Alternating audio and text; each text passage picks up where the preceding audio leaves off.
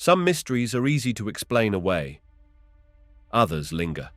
They sit buried in deserts, carved into mountains, hidden in patterns too large to see from the ground.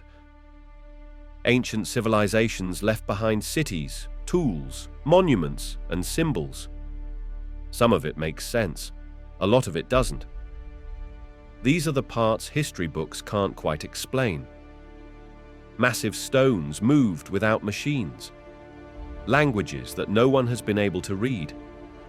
Rituals that seem impossible to understand. The more we find, the more we realize how much we don't know. It's not just about missing records or lost artifacts. It's about the gaps in our understanding of what humans were capable of thousands of years ago. Every time something strange is uncovered, the same questions come up. How did they do this? Why did they do this? And who were they really? The Indus Valley civilization flourished in South Asia for many centuries before fading from view in a way that still puzzles archaeologists and historians. It developed along the Indus River and its tributaries in what is now Pakistan and northwest India. Scholars often compare its complexity to that of ancient Egypt and Mesopotamia. The precise timeline of its origins remains debated, but many experts believe that settled life in this region began around the 5th millennium BCE, eventually culminating in large urban centers by the 3rd millennium BCE. These urban hubs were carefully planned, featuring intricate drainage systems, standardized weights and measures, and a script that remains undeciphered. The sudden disappearance of these cities, often referred to as Harappa and Mohenjo-Daro in modern times, still sparks debate about how such an advanced culture could seemingly vanish. Excavations at Harappa and Mohenjo-Daro uncovered evidence of well-laid streets, uniform bricks, and advanced water management. This was impressive for a civilization that existed thousands of years ago, indicating a high level of organization and planning. Archaeologists have also found artifacts such as seals featuring intricate animal motifs and possibly script-like markings. These findings suggest trade links with Mesopotamia and possibly other distant regions. Despite the many clues, there is still no consensus about the language or writing system of the Indus Valley people. Scholars have tried to decode the symbols on the seals, but no one can say for sure how they functioned.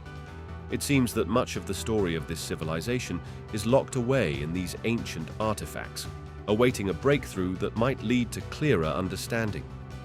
Some researchers argue that environmental shifts played a big role in the decline of the Indus Valley civilization. They point to the drying up of the Saraswati River, which is sometimes identified with a now-defunct river system in northwest India. If that river's course changed or it dried up entirely, the people living along it would have been forced to move. Others propose that floods or changes in monsoon patterns disrupted agriculture, leading to a breakdown in the urban centers. There is also the possibility that epidemics or diseases swept through the population, although archaeological data supporting this idea remains limited. Yet another theory suggests a gradual weakening rather than a sudden collapse, with people dispersing to smaller settlements as trade routes shifted or new powers rose in surrounding regions. The absence of large-scale warfare or obvious destruction layers in the archaeological record challenges the notion that an invading force caused the collapse.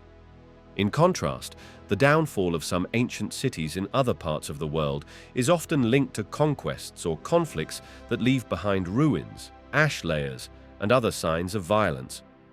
Harappa and Mohenjo-Daro do not show widespread evidence of a final, cataclysmic event. Most of the structures appear to have fallen into disrepair slowly. The fact that so many homes and buildings were abandoned, yet left largely intact, raises questions about whether people left in a structured manner rather than fleeing in panic. One point that continues to intrigue experts is the high level of uniformity across the region. The bricks used in the buildings have consistent dimensions. Seals found at various sites exhibit similar artistic styles. This suggests a centralized or widely shared cultural tradition, Yet there is little evidence of palaces, temples, or monumental architecture that might indicate a ruling elite. The egalitarian nature of these cities implies a societal structure that did not rely heavily on grand displays of power. Some scholars see this as a clue that the Indus Valley civilization may have organized itself in a way unlike the more hierarchical societies of Mesopotamia or Egypt. While it is tempting to idealize this as a peaceful civilization, the truth could be more complicated. The lack of deciphered texts means there is still a vast unknown aspect of how their society functioned. Speculation about lost technology and advanced knowledge sometimes emerges, especially in popular media. People point to the well-planned city grids and advanced sewage systems, marveling at the apparent sophistication. It is clear that the Indus Valley people excelled at urban planning. However, it is also possible that similar levels of practical knowledge existed in other parts of the ancient world, but were lost to time or have not been preserved in the archaeological record. The Indus script, which is often found on small seals, has captivated researchers for decades. Several attempts to translate it have been made, but none are widely accepted. The meaning of these symbols remains an enigma, making it harder to form a complete picture of what happened in the final chapters of this civilization's story. Although much has been uncovered, each new piece of data seems to deepen the mystery rather than solve it. Some believe that with modern technology, including satellite imagery and advanced dating methods, clues will surface that could tie together the puzzle of what drove people to abandon these urban centers. Others think that the final answer will always be partly speculative, since the lack of written records leaves only fragments of evidence. Whatever the reasons for the Indus Valley civilization's disappearance, its achievements in city planning, trade, and crafts have left a legacy that resonates through the ages. Sites like Harappa and Mohenjo-Daro continue to be excavated, and every discovery sparks debates that push the conversation forward. Despite the time that has passed since its demise, this civilization still has the power to fascinate, reminding the modern world that progress is not always a straight line, and that even the most advanced societies can vanish if conditions turn against them. Atlantis has captured the human imagination for centuries as a powerful and advanced civilization that sank beneath the waves, never to be seen again. The story comes primarily from the works of the Greek philosopher Plato, who wrote about Atlantis in his dialogues titled Timaeus and Critias. According to those accounts, Atlantis was located beyond the Pillars of Hercules, often identified with the Strait of Gibraltar. This legendary society was said to be highly sophisticated and wealthy, ruling over a vast domain until it fell out of favor with the gods and was destroyed in a cataclysmic event. Despite countless theories, books, and even expeditions, no conclusive evidence of Atlantis has ever been found, leaving the question of whether it ever truly existed still open to debate. Plato described Atlantis as a powerful naval force that had once attempted to conquer the known world. The Atlanteans were said to possess advanced technology, or at least a remarkable level of organization for the time. His account portrayed them as proud and morally corrupt in their later days, leading to their downfall. Some take Plato's story as a moral or philosophical allegory, illustrating the dangers of hubris. Others interpret it as a real historical event, suspecting that Atlantis might be hidden under the ocean or buried somewhere beneath layers of sediment. These differing perspectives have fueled centuries of speculation. Over the years, many places have been proposed as the real Atlantis. Some researchers look to the Greek island of Santorini, once known as Thera, which experienced a massive volcanic eruption in the 2nd millennium BCE. That catastrophe devastated local populations and caused a tsunami, which might have inspired the legend of a sunken land. Others point to areas in the Atlantic Ocean, such as the Azores or the submerged island of Spartel near the Strait of Gibraltar. There are also theories linking Atlantis to the Caribbean, Antarctica, or even the Sahara Desert. Each idea tends to focus on certain geological or cultural clues, but none have achieved universal acceptance. The story of Atlantis took on new life during the late 19th and early 20th centuries with the rise of modern archaeology and the popularity of esoteric movements. Figures like Ignatius Donnelly wrote influential works arguing that Atlantis was a real place from which all civilization sprang. Later writers introduced ideas of ancient astronauts and advanced technology, turning Atlantis into a cornerstone of fringe theories. However, mainstream archaeologists and historians remain unconvinced, generally viewing Plato's account as a fictional narrative rather than a historical record. One reason Atlantis holds such appeal is the idea of a lost golden age. People throughout time have been drawn to myths of a perfected society that fell from grace. Atlantis, as portrayed by Plato, ticked all the right boxes. It was prosperous, technologically advanced, and eventually punished for its arrogance. Whether it represents a genuine folk memory of a real disaster or simply a moral lesson written by one of history's greatest philosophers, the tale continues to resonate. Modern novels, films, and television shows often feature Atlantis as a backdrop, reflecting the enduring fascination with the possibility of an advanced civilization hidden under the sea. Yet the scientific community often points out that finding the remains of Atlantis, if it existed, would involve underwater archaeology on a massive scale. The ocean floors hold many secrets, but they are difficult to explore thoroughly, even with modern equipment. Some megalithic ruins discovered off various coasts occasionally spark excitement, but these finds rarely match the scale or characteristics of Plato's descriptions. Over time, claims of having found Atlantis surface in news headlines, only to be debunked or questioned. The cyclical nature of these announcements further underscores how the legend continues to fuel both serious study and sensational stories. Plato's dialogues give some details about Atlantis, describing it as a vast island with concentric rings of land and water, lavish temples, and advanced engineering. These descriptions have led to imaginative reconstructions. Artists produce images of grand architecture and sophisticated infrastructure, while storytellers weave tales of Atlantean crystals or psychic powers. In some cases, these modern embellishments stray far from Plato's original text, yet they keep the myth alive in popular culture. Skeptics argue that the entire account was a tool used by Plato to illustrate philosophical points about governance and virtue. They highlight that Atlantis fits neatly into the pattern of a cautionary tale rather than a straightforward historical document. Nevertheless, the question persists. Could there be a kernel of truth in the story? Some argue that Plato might have based his description on real events passed down through generations, possibly distorted over time. Natural disasters like tsunamis, volcanic eruptions, and earthquakes have certainly obliterated coastal communities throughout history. One could speculate that an ancient event of that nature formed the basis for the Atlantis legend. Without solid archaeological evidence, though, it is nearly impossible to prove or disprove this hypothesis.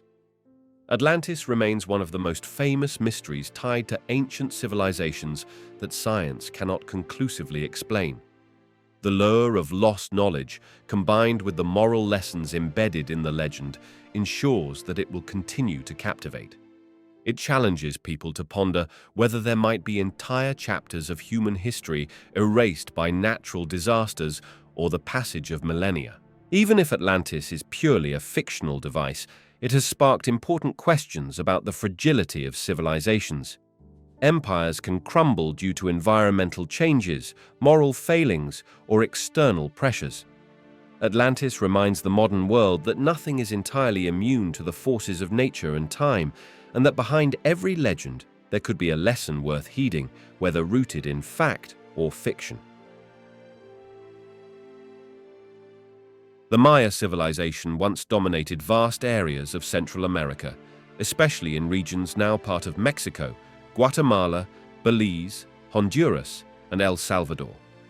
Their cities boasted magnificent pyramids, palaces, and ceremonial centers.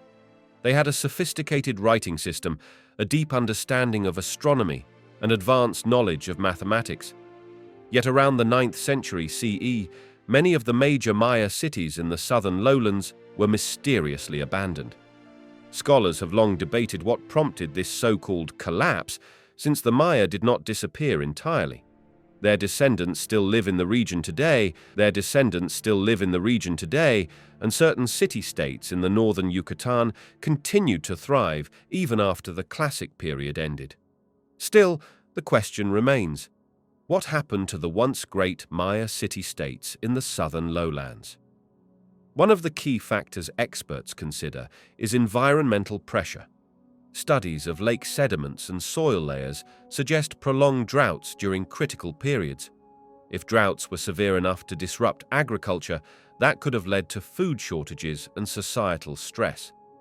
The Maya population in some areas may have grown larger than the local environment could sustainably support, making the society vulnerable to shifts in climate. Over time, farming methods like slash and burn could have exhausted soil fertility, adding more strain. Water was paramount for the Maya, who built reservoirs and other water management systems. A sustained lack of rainfall would have crippled these urban centers. Warfare is another piece of the puzzle. Maya inscriptions depict conflicts between city-states, and evidence of fortifications suggests that warfare played a growing role in later periods. Rising hostility may have disrupted trade routes and alliances, causing political fragmentation. Rival kingdoms might have spent resources on conflict rather than on maintaining infrastructure or supporting farmers. If cities were locked in cycles of conflict, it would be harder for them to respond collectively to environmental challenges. Some sites show signs of destruction or abrupt abandonment, which might indicate invasions or internal strife. However, it is unlikely that warfare alone caused the entire civilization's decline. More likely, it acted in concert with other stresses. Social and political factors also come into play. The Maya world was composed of various city-states, each ruled by a king who claimed divine or semi-divine status. The stability of these polities depended partly on the ruler's ability to maintain favor with the gods and the people. If droughts, famine, or military defeats began piling up, it would undermine the perceived legitimacy of the king and the religious system. Elites who could not cope with multiple crises might lose their grip on power, triggering revolts or prompting people to migrate elsewhere. Monument building, a hallmark of royal authority, seemed to decline in many areas during this time. A fascinating dimension of the Maya collapse is the role of cultural and religious practices. The Maya engaged in rituals aimed at appeasing deities associated with rain, fertility, and agriculture. When the rains failed to come, the people might have questioned whether the rituals were being performed correctly or whether the kings had lost the gods' favor. Archaeologists have found signs of desperate behavior in some places, including increased sacrificial practices. This indicates a spiritual crisis that mirrored the social and environmental upheavals. People might have packed up and left if they felt their leaders could no longer guarantee divine favor or stability. Despite the dramatic decline of many cities in the southern lowlands, the Maya story did not end there. Northern cities like Chichen Itza rose to prominence in the centuries following the Classic period collapse. Maya culture adapted and persisted, albeit in new forms and under different political arrangements. The arrival of the Spanish in the 16th century introduced diseases and colonization, further altering the trajectory of the Maya peoples. Yet, the legacy of the ancient Maya continues through their descendants, who still speak Maya languages and maintain cultural traditions.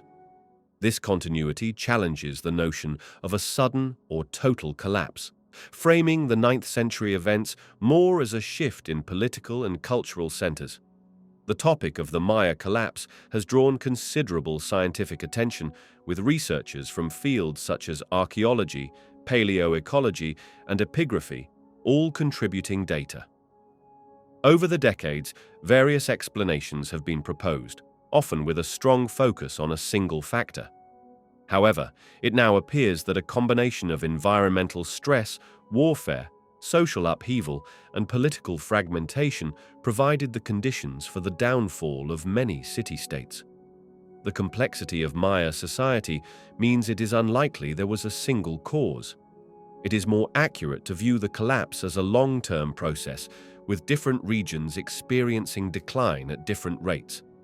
Today, visitors marvel at the ruins of once thriving Maya cities like Tikal, Palenque, and Copan. Towering pyramids rise above the jungle canopy, hinting at the greatness that once was.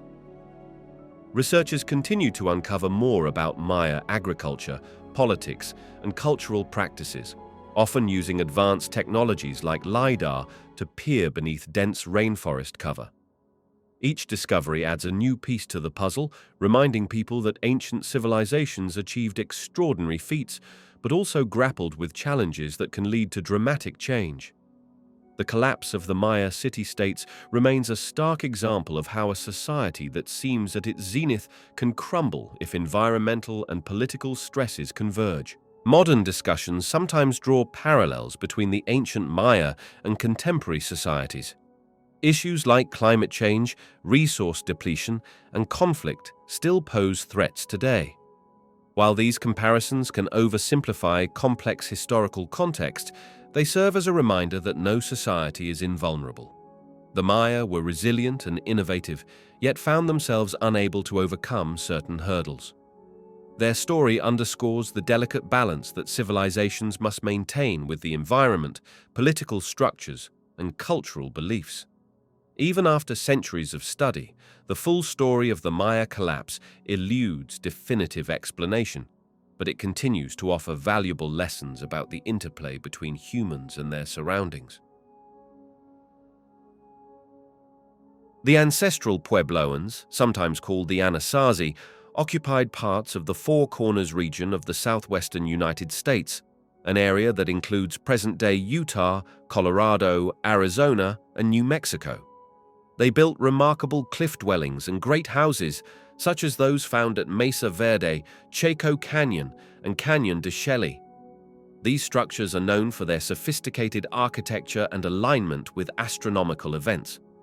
The society flourished for centuries, yet by around the 13th century CE, many of these iconic sites were abandoned. Researchers have long questioned what drove large numbers of people to leave the region, setting the stage for another enduring puzzle of ancient civilization. One theory focuses on environmental changes, particularly drought. Tree ring analysis has shown evidence of prolonged periods of minimal rainfall in the southwestern United States during the late 13th century. Without sufficient water, agricultural communities would struggle, as maize and other staple crops require reliable irrigation and rainfall. Scarcity of resources might have led to food shortages, making the region less hospitable. As environmental stress increased, people could have found it more practical to relocate to areas with more consistent rainfall or to join larger communities with better agricultural infrastructure. This gradual migration would explain why large complexes were left behind. Warfare and social conflict have also been suggested as contributing factors. Some archaeological sites show signs of fortification, which implies that defensive measures were taken against possible raids or conflicts. There is evidence that certain cliff dwellings were constructed in deliberately hard-to-reach places, presumably for protection. Stress from conflict, whether internal or external, could have made living in these areas untenable. If tensions rose among different groups, or if competition over resources intensified, migration might have been a natural outcome. Historians and archaeologists sometimes disagree on the scale of such conflict, since direct evidence can be limited. However, the presence of defensive architecture suggests it was a concern. Another angle relates to the social and religious structure of ancestral Puebloan society. Chaco Canyon, for instance, appears to have been a major ceremonial and administrative center. Some scholars argue that religious traditions and social hierarchies evolved over time, possibly prompting relocations to new ceremonial hubs. Major cultural shifts could lead communities to abandon old sites and build new centers that better aligned with changing spiritual practices. Oral traditions among modern Pueblo peoples sometimes describe migrations that occurred for religious or cosmic reasons. While such accounts may be difficult to confirm through archaeology alone, they offer valuable perspectives on how spiritual beliefs might have influenced decisions to move. A key piece of the puzzle is the widespread nature of the abandonment. The phenomenon was not limited to a single canyon or pueblo. Some interpret this as a sign of regional crises, possibly driven by environmental fluctuations that affected the entire area. Others suggest a more complex web of social transformations, alliances, and decisions to seek better opportunities elsewhere. Over time, descendants of the ancestral Puebloans established communities along the Rio Grande and in areas of Arizona, where modern Pueblo tribes such as the Hopi and the Zuni reside today. This continuity demonstrates that the culture did not vanish altogether, but rather shifted its location and adapted to new conditions. Archaeologists continue to uncover new information through improved excavation techniques, climate modeling, and the study of artifacts. Examination of household debris, for instance, can offer insights into diet and resource availability over time. Analysis of pottery styles can track cultural influences and trade networks, showing how different areas were connected. These details help form a picture of a society that was highly adaptable and interconnected. However, definitive answers about why certain communities chose to leave remain elusive. The question of whether the exodus was triggered primarily by drought, conflict, religious factors, or a combination of all three still fuels debate. The architecture left behind provides a window into the ingenuity of the ancestral Puebloans. The cliff dwellings in Mesa Verde, perched beneath natural overhangs, offered both shelter and defense. These structures often took advantage of solar orientation, capturing sunlight in winter while remaining shaded during the hot summers. At Chaco Canyon, the great houses like Pueblo Bonito included numerous rooms, some of which may have been used for storage, ceremonies, or living quarters. The alignment of certain buildings with solar and lunar events reflects a deep understanding of astronomy. It is clear that the people invested considerable effort in constructing these sites, which makes the eventual abandonment all the more striking.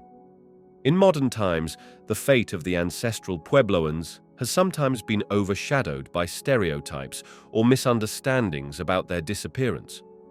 The term Anasazi, once commonly used, originates from a Navajo word that has been interpreted in various ways, sometimes negatively. Out of respect, many now prefer ancestral Puebloans.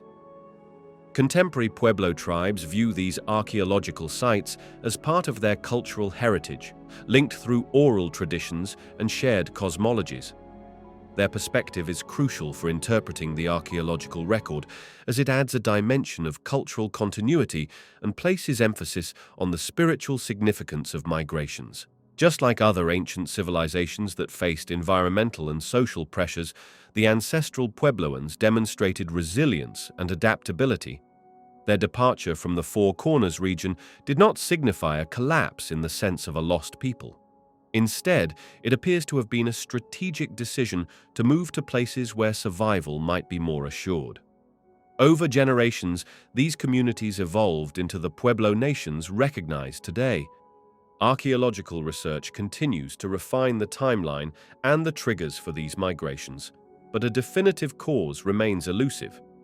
What is clear is that the story involves a series of complex choices shaped by climate, conflict, and cultural evolution.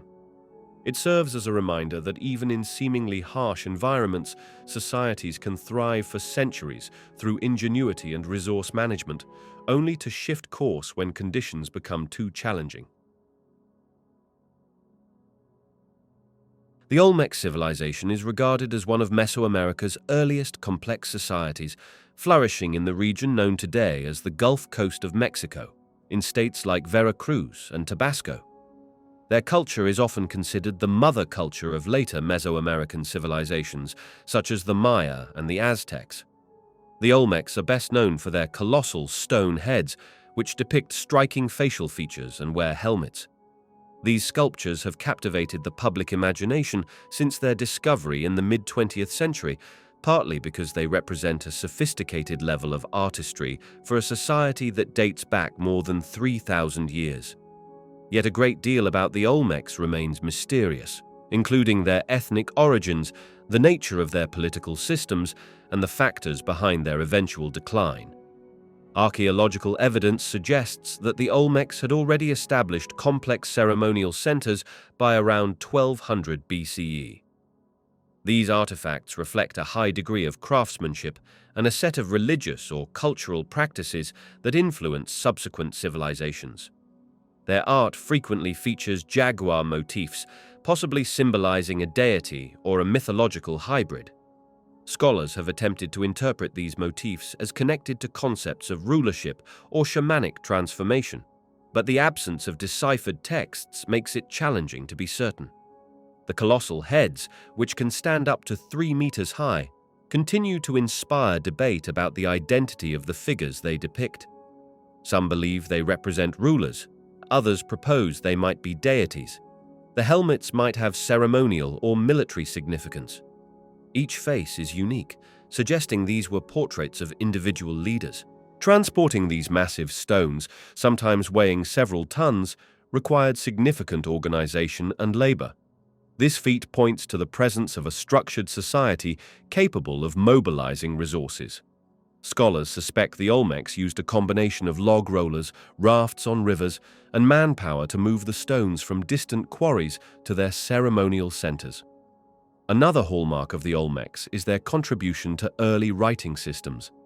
Small inscriptions found on certain artifacts hint at a script that may predate the Maya writing system. Some experts argue that these inscriptions constitute a fully developed writing form, while others see them as only symbols or emblems. If they did have a writing system, it would further solidify their position as a foundational culture in Mesoamerica. Unfortunately, the texts are too limited for a comprehensive decipherment, leaving gaps in understanding their language, governance, and mythology. The lack of extensive written records contrasts with the Maya, who left behind numerous stelae, codices, and inscriptions. The environment in which the Olmecs lived consisted of tropical lowlands with swamps and rivers. They likely relied on agriculture for their sustenance, cultivating maize and other crops. Evidence suggests they also engaged in trade, exchanging goods like obsidian, jade, and rubber with communities in the highlands and along the coast. This trade network would have allowed them to acquire exotic materials and spread their cultural influence. The idea that they held widespread sway is backed by the presence of Olmec-style art found in regions far from the core Gulf Coast area, suggesting a broad cultural reach.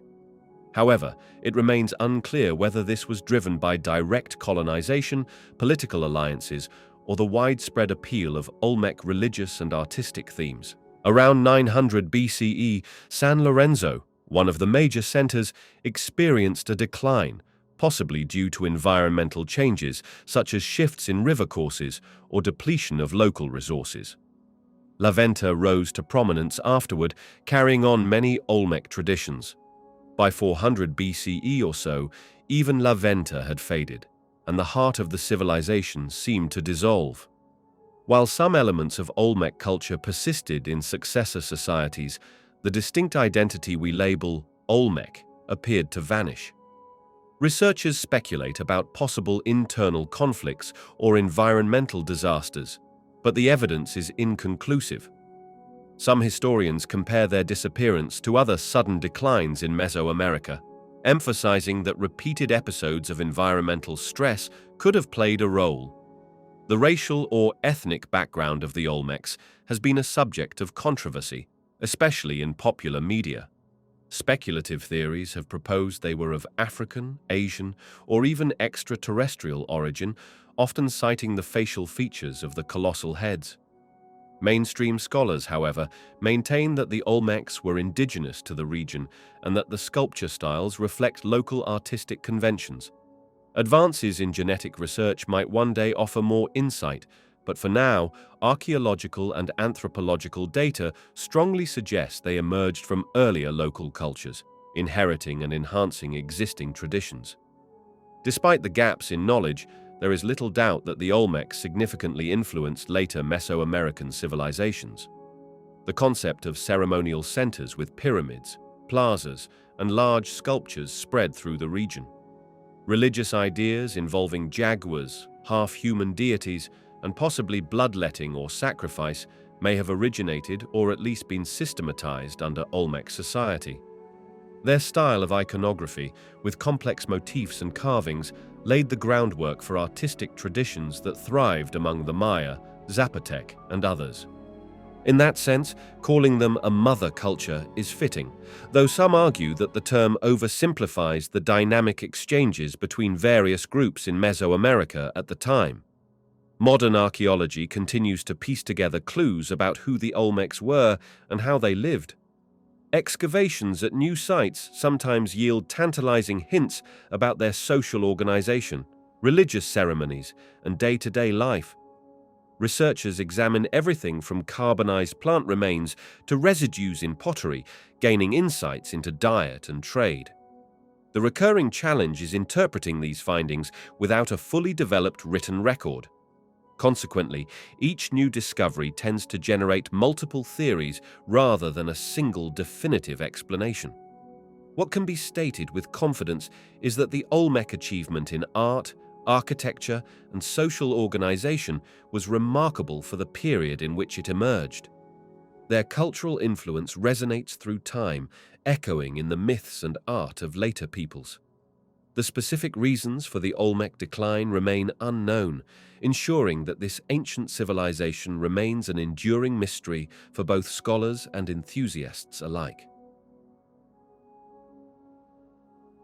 Great Zimbabwe is an archaeological site located in the southeastern hills of what is now modern-day Zimbabwe. It was the capital of the Kingdom of Zimbabwe during the Late Iron Age, flourishing between the 11th and 15th centuries CE. The name Zimbabwe derives from a Shona term meaning houses of stone, and the structures at Great Zimbabwe are indeed impressive. Massive stone walls built without the use of mortar. At its height, this site was a hub of trade, reaching as far as the Swahili coast and possibly linking into a network that stretched across the Indian Ocean.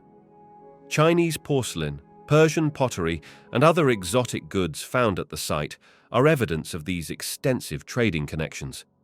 Yet by the mid-15th century, Great Zimbabwe began to decline, and the city was eventually abandoned. Historians and archaeologists still debate the exact causes of this decline. One of the most discussed factors is environmental strain, particularly overgrazing and deforestation. The area surrounding Great Zimbabwe had to support a growing population. Agriculture and cattle herding were central to the economy. Cattle were a symbol of wealth and played a role in social and political structures. As herds expanded, the local grasslands might have been depleted, making it harder to sustain large populations. Over time, soil exhaustion could have led to poor harvests.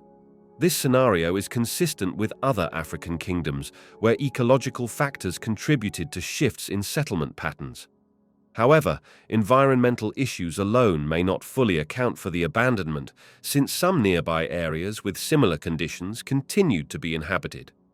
Trade dynamics likely played a significant role as well. Great Zimbabwe's rulers profited from controlling the gold trade, which was in high demand along the Swahili coast and beyond. Gold and ivory exports could bring in luxury goods like glass beads and ceramics, bolstering the city's wealth and status. If trade routes changed or new mining regions emerged, the city's economic base might have diminished. Political rivals or alternative trade centers might have become more attractive to long-distance merchants. A decline in the gold trade, whether due to exhaustion of local mines or competition, could undermine the city's economic foundations. Political and social factors also warrant consideration. The rulers of Great Zimbabwe used the impressive stone architecture to reinforce their authority, likely keeping the elite separated from commoners. The massive walls, some towering over 10 meters high, encircle living spaces and may have served ceremonial or symbolic purposes. If internal power struggles emerged, the ruling class might have found it harder to maintain loyalty and order. Additionally, climate shifts or disease outbreaks could erode faith in the leadership, prompting people to seek better opportunities or stability elsewhere. Oral traditions in the region refer to migrations and the rise of new powers, such as the Mutapa and Torwa states, suggesting that political realignments were part of the story. European explorers and colonial authorities once doubted that local African populations could have built such monumental structures, leading to biased theories about outside builders. Modern scholarship has debunked these claims, affirming that Great Zimbabwe was indeed constructed by indigenous Bantu-speaking peoples. This shift in understanding, backed by archaeological evidence, has allowed for a more accurate exploration of the site's history. Yet, with the site's extensive ruins and limited written records, plenty of questions remain about how the society functioned and what led to its eventual decline. Excavations have uncovered remnants of everyday life, including pottery and metalwork, revealing a community with skilled artisans and diverse economic activities. The layout of the city includes different enclosures and sections: the hill complex, the great enclosure, and the valley enclosures. Each area may have had distinct purposes, perhaps separating royalty, priests, or other social groups. The architecture demonstrates advanced stone masonry skills, with walls that curve and employ precise fitting of granite blocks. No mortar was needed because the stones were cut to fit snugly against each other. This style underscores the level of engineering knowledge present in the kingdom. In its prime, Great Zimbabwe likely housed thousands of residents, a testament to its significance in the region. When looking at the timeline of Great Zimbabwe's decline, it seems to coincide with broader regional changes. Trade routes along the Swahili coast were in flux, and competing powers were emerging. Some scholars suggest that once resources such as gold became scarce or difficult to extract, the city could no longer maintain its wealth. Alternatively, people might have discovered richer deposits elsewhere, drawing miners and merchants away. This theory posits a gradual rather than abrupt abandonment. Over time, the city lost its economic edge and political clout, causing migration to more prosperous areas. Mysteries still surround the cultural and religious aspects of Great Zimbabwe. Archaeologists have uncovered soapstone carvings of birds known as the Zimbabwe birds, which likely held spiritual or political significance. These carvings became national symbols in modern Zimbabwe, reflecting the importance of the site's heritage. Without written texts from the time, interpretations rely on oral histories, ethnographic analogies, and the artifacts themselves. Researchers continue to examine patterns of trade goods, livestock remains, and architectural changes to piece together a more comprehensive narrative. Today, Great Zimbabwe is recognized as a UNESCO World Heritage Site, drawing visitors interested in its imposing walls and the story they represent. Ongoing conservation efforts aim to preserve the structures for future generations. Scholars from different disciplines collaborate to paint a clearer picture of how the city evolved over centuries, from a small settlement to a bustling center of commerce and influence. Still, the puzzle of why it declined remains only partly solved. The best guess is a combination of economic, environmental, and political factors that over time made the city less viable for its inhabitants. Great Zimbabwe stands as a remarkable testament to the architectural and organizational skills of the people who built it. Its story challenges outdated notions about the capabilities of pre-colonial African societies and sparks admiration for the achievements realized here. While the decline might not have been as catastrophic or sudden as some other ancient collapses, it nonetheless highlights how a thriving urban center can lose prominence. Shifting trade networks, resource depletion, or competition from emerging states can tip the balance, illustrating the fragile interplay between environment, economy, and leadership. The exact blend of these elements in the downfall of Great Zimbabwe remains open to interpretation, but its legacy as a powerful and sophisticated African kingdom endures. In the late Bronze Age, around the 12th century BCE, a series of upheavals shook the civilizations of the eastern Mediterranean. Major powers like the Hittites, Egyptians, and Mycenaeans faced waves of destruction and conflict that disrupted trade networks and toppled long-standing cities. Amid this turmoil, records from ancient Egypt refer to a confederation of raiders and migrants collectively known as the Sea Peoples. Pharaoh Ramses III claimed victories against these groups in inscriptions at the temple of Medinet Habu, depicting them with distinctive headdresses and describing them as coming from the islands. The sudden appearance and equally sudden disappearance of the Sea Peoples remain a subject of ongoing debate, sparking countless theories about their origins and motives. Some historians link them to the collapse of Mycenaean Greece.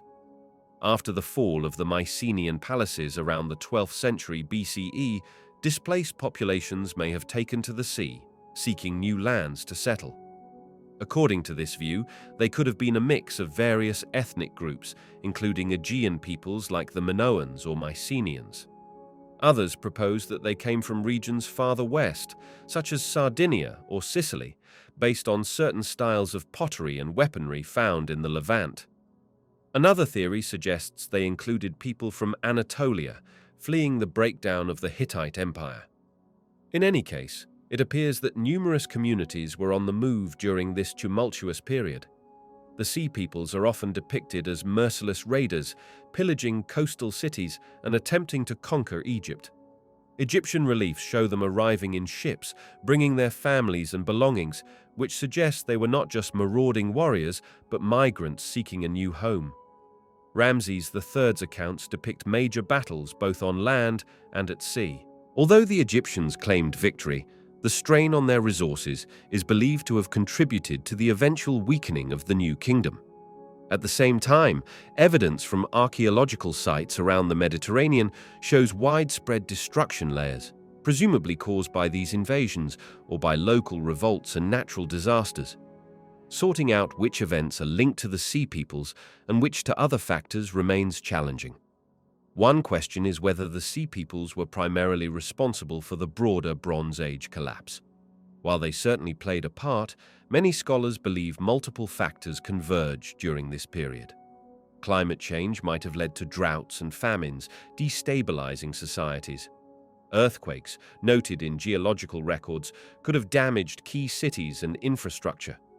Internal rebellions might have arisen among peoples tired of oppressive systems, and shifting trade routes could have undermined local economies. The Sea Peoples may have capitalized on these vulnerabilities rather than being the sole cause of the entire crisis. Their movements likely intersected with other migrations, forming a complex mosaic of displacement across the region. The identities of the various groups that compose the Sea Peoples also remain a puzzle. Egyptian texts mention names like the Peliset, Shekelesh, Denian, and Cheka, among others. Scholars have connected the Peliset with the Philistines of the Bible, suggesting they settled in the southern Levant. The Shekelesh might link to Sicily, the Denian to the Danaans of Greek mythology, and so on. These correlations are tentative, reliant on linguistic comparisons and scattered references. The Sea Peoples are thus seen by some researchers as a loose coalition of tribes, each with different backgrounds, who found themselves united by the common goal of seeking new territories. The archaeological record offers a few hints. Mycenaean-style pottery appears in places where the Sea Peoples are said to have traveled. Some burials display a mixture of cultural practices, possibly indicating the blending of different populations. Coastal cities in the Levant show destruction, followed by reconstruction that features new architectural styles. However, the data can be contradictory or ambiguous. Deciphering which part of the material culture belongs to local developments and which arrived with foreign groups is not always straightforward. Even the well-documented sites can be difficult to interpret, given the potential for trade and cultural exchange that had existed for centuries prior. Modern interpretations often highlight that terms like Sea Peoples might be an Egyptian catch-all label for various groups. This approach recognizes that ancient inscriptions often oversimplified complex events. Pharaohs touted victories to legitimize their rule, focusing on vanquishing foreign threats and uniting Egypt under a common cause. The concept of a mass invasion by a single entity known as the Sea Peoples may partially stem from Egyptian propaganda, even if it contained kernels of truth. Over time, historians pieced together references in other documents and found enough similarities to keep the theory of large-scale migrations alive. Still, the story of the Sea Peoples is likely more nuanced than the Egyptian records alone can convey. The aftermath of the Sea Peoples' incursions had long-lasting consequences. The Hittite Empire in Anatolia crumbled, Mycenaean palace culture in Greece was extinguished, and city-states in the Levant had to rebuild. Some of the Sea Peoples, such as those identified as Philistines, integrated into local societies, leaving behind artifacts that show cultural blending. This transitional period paved the way for the Iron Age, as old networks and power structures gave way to new cultural and political entities. For instance, the Phoenicians eventually rose to prominence in the Levant, establishing trade routes across the Mediterranean, and Greek city-states began to form their own distinct civilizations after a period of relative isolation known as the Greek Dark Age. Even today, the story of the Sea Peoples stirs debate among scholars, amateur historians, and enthusiasts. New archaeological discoveries periodically reshape theories about their origin, identity, and impact. Advances in methods like DNA analysis might one day offer more definitive insights if suitable skeletal remains are found. Until then, the Sea Peoples remain emblematic of a chaotic era when multiple factors converge to transform the ancient world. Their fleeting appearance in recorded history, combined with the dramatic outcomes, ensures that they maintain a place among the greatest enigmas of antiquity. As with many ancient mysteries, the gaps in knowledge invite speculation, but they also encourage ongoing research that deepens understanding of how entire regions can be reshaped by migrations, conflict, and shifting alliances. The Sea Peoples ultimately underscore the fragility of complex societies in the face of sudden change. Whether they were desperate migrants or opportunistic raiders, or most likely a combination of both, their movements contributed to the downfall of mighty kingdoms and the redrawing of political maps. They serve as a reminder that history is filled with pivotal moments when populations move en masse, whether driven by climate, conflict, or the search for better opportunities. The story of the Sea Peoples, while incomplete, is a vivid illustration of how a series of local and regional events can coalesce into a transformative period, leaving behind more questions than answers in the archaeological and historical record. The Etruscans were an influential ancient people who inhabited the region of modern-day Tuscany in Italy, centuries before the rise of the Roman Empire. Their civilization flourished from around the 8th century BCE to about the 3rd century BCE, leaving behind impressive architecture, intricate tombs, and a mysterious language that continues to intrigue scholars. Although many aspects of Etruscan culture have been studied and debated, there is still no definitive answer to the question of where exactly they came from. Ancient Greek and Roman writers offered conflicting theories, leaving the matter of Etruscan origins open to speculation and continued research. Some historians have suggested that the Etruscans migrated to the Italian peninsula from the Near East, possibly from a region that is now part of modern Turkey. Others argue that they descended from the native Villanovan culture, which thrived in the same area centuries earlier. Linguistic evidence both supports and challenges each hypothesis, complicating efforts to trace their precise place of origin. Compounding the mystery are references by the ancient Greek historian Herodotus, who claimed the Etruscans came from Lydia. Meanwhile, the Roman historian Livy suggested they were indigenous to Italy. These conflicting accounts leave much room for interpretation. The Etruscans' distinctive language is perhaps the biggest piece of evidence that might hold the key to their roots. Unlike Latin and Greek, which both belong to the Indo-European language family, Etruscan stands apart. It is considered a language isolate, though it shares some elements with languages spoken in the Eastern Mediterranean. The fact that Etruscan does not easily fit into a well-known language family has fueled the theory that they came from outside the region.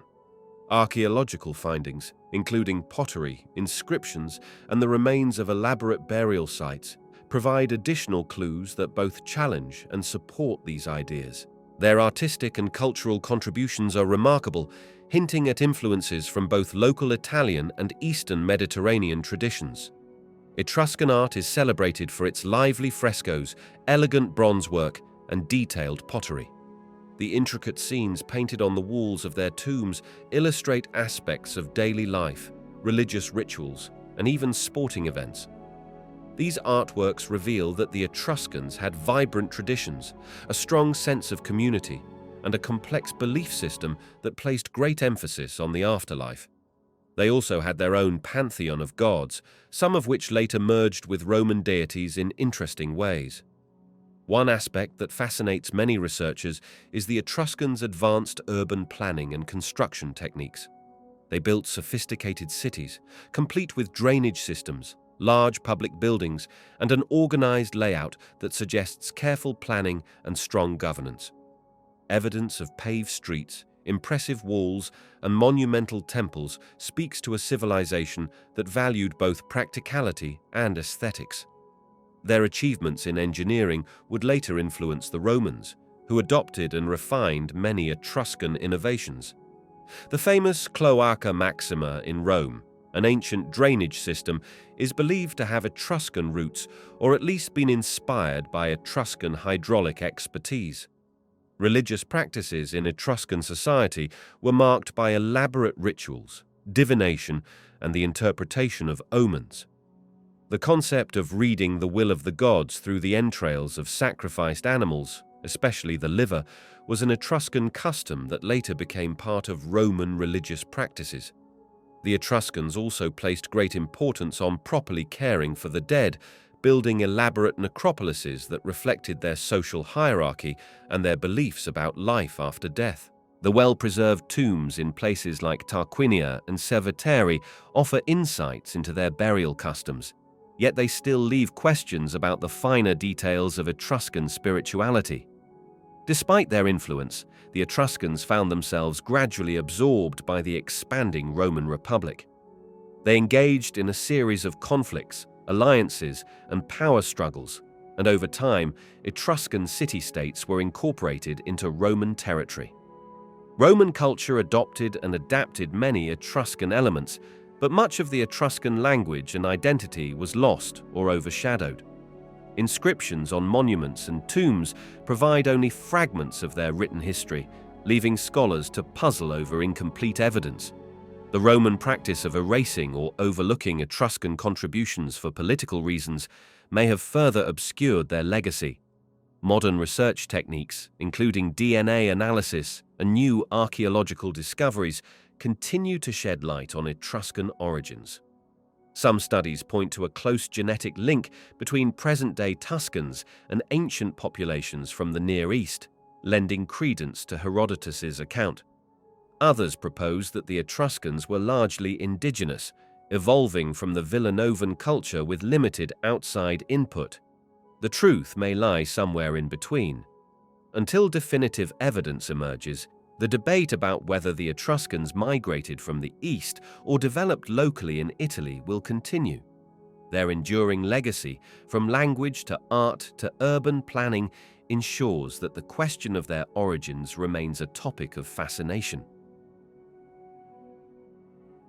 Nan Madol is an ancient site located off the eastern coast of the island of Pohnpei in Micronesia, consisting of a series of man-made islets connected by canals.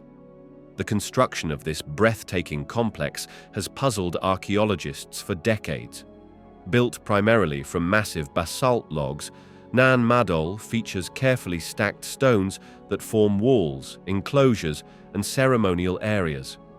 The question of how its creators transported and positioned such large stone columns is still open to debate. Oral traditions suggest that magic or supernatural forces may have been involved, but most researchers look for practical explanations rooted in engineering skill.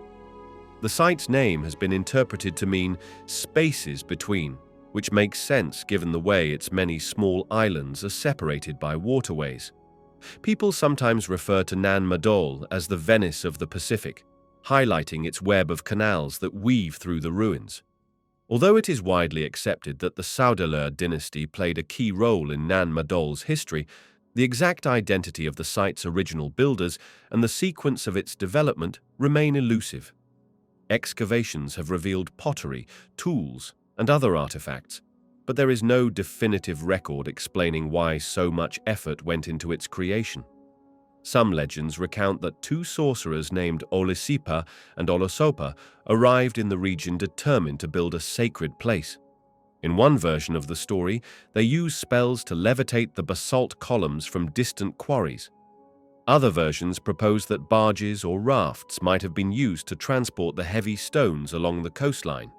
The basalt itself likely came from a quarry on the opposite side of Pohnpei, meaning it had to be moved across challenging terrain or by sea. Questions linger about why the builders chose such a remote spot with difficult construction conditions. Nan Madol was once the ceremonial and political center of the Saudeleur dynasty, which established a theocratic government that ruled Pohnpei for centuries.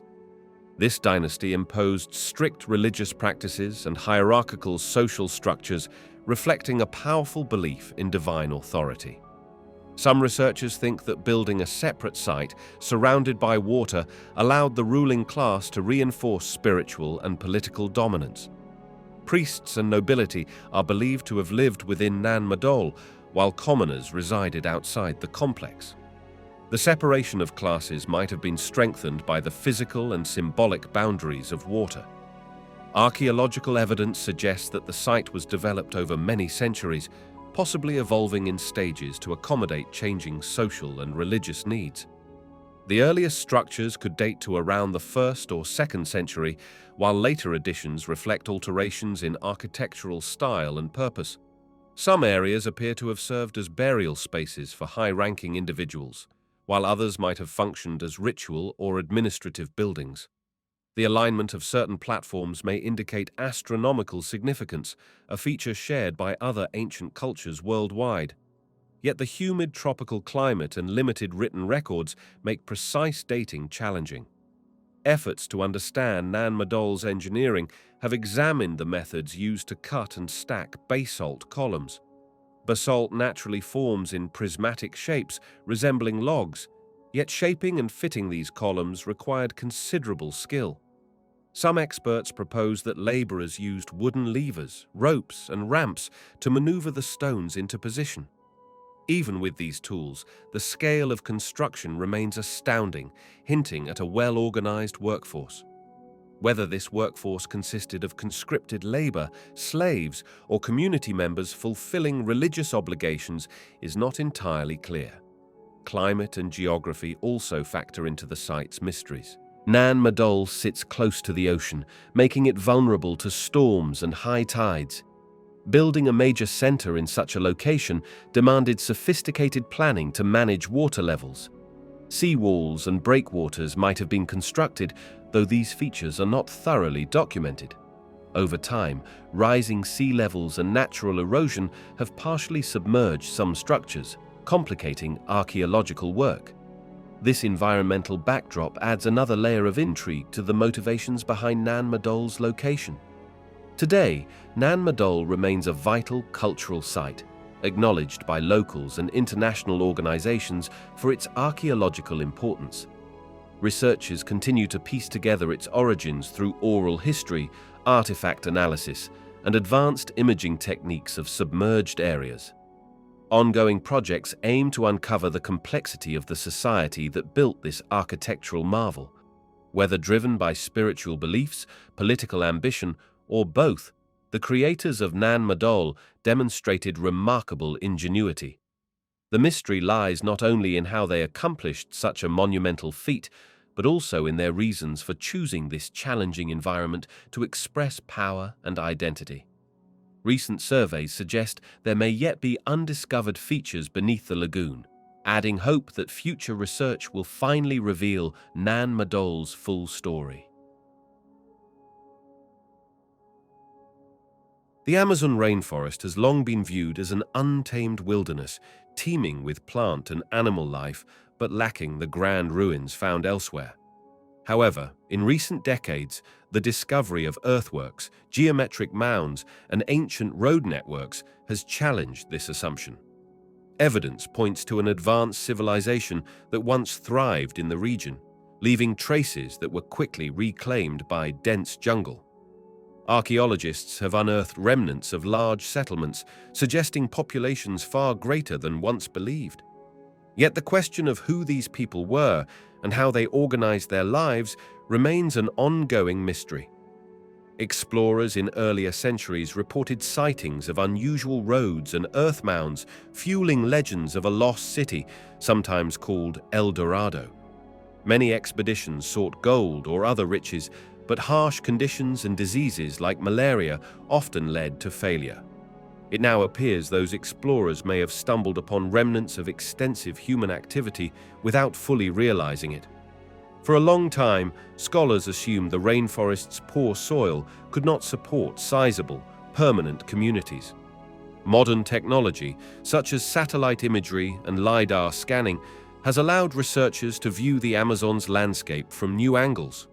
From above, massive geometric shapes become visible, revealing man-made structures that were hidden by thick foliage.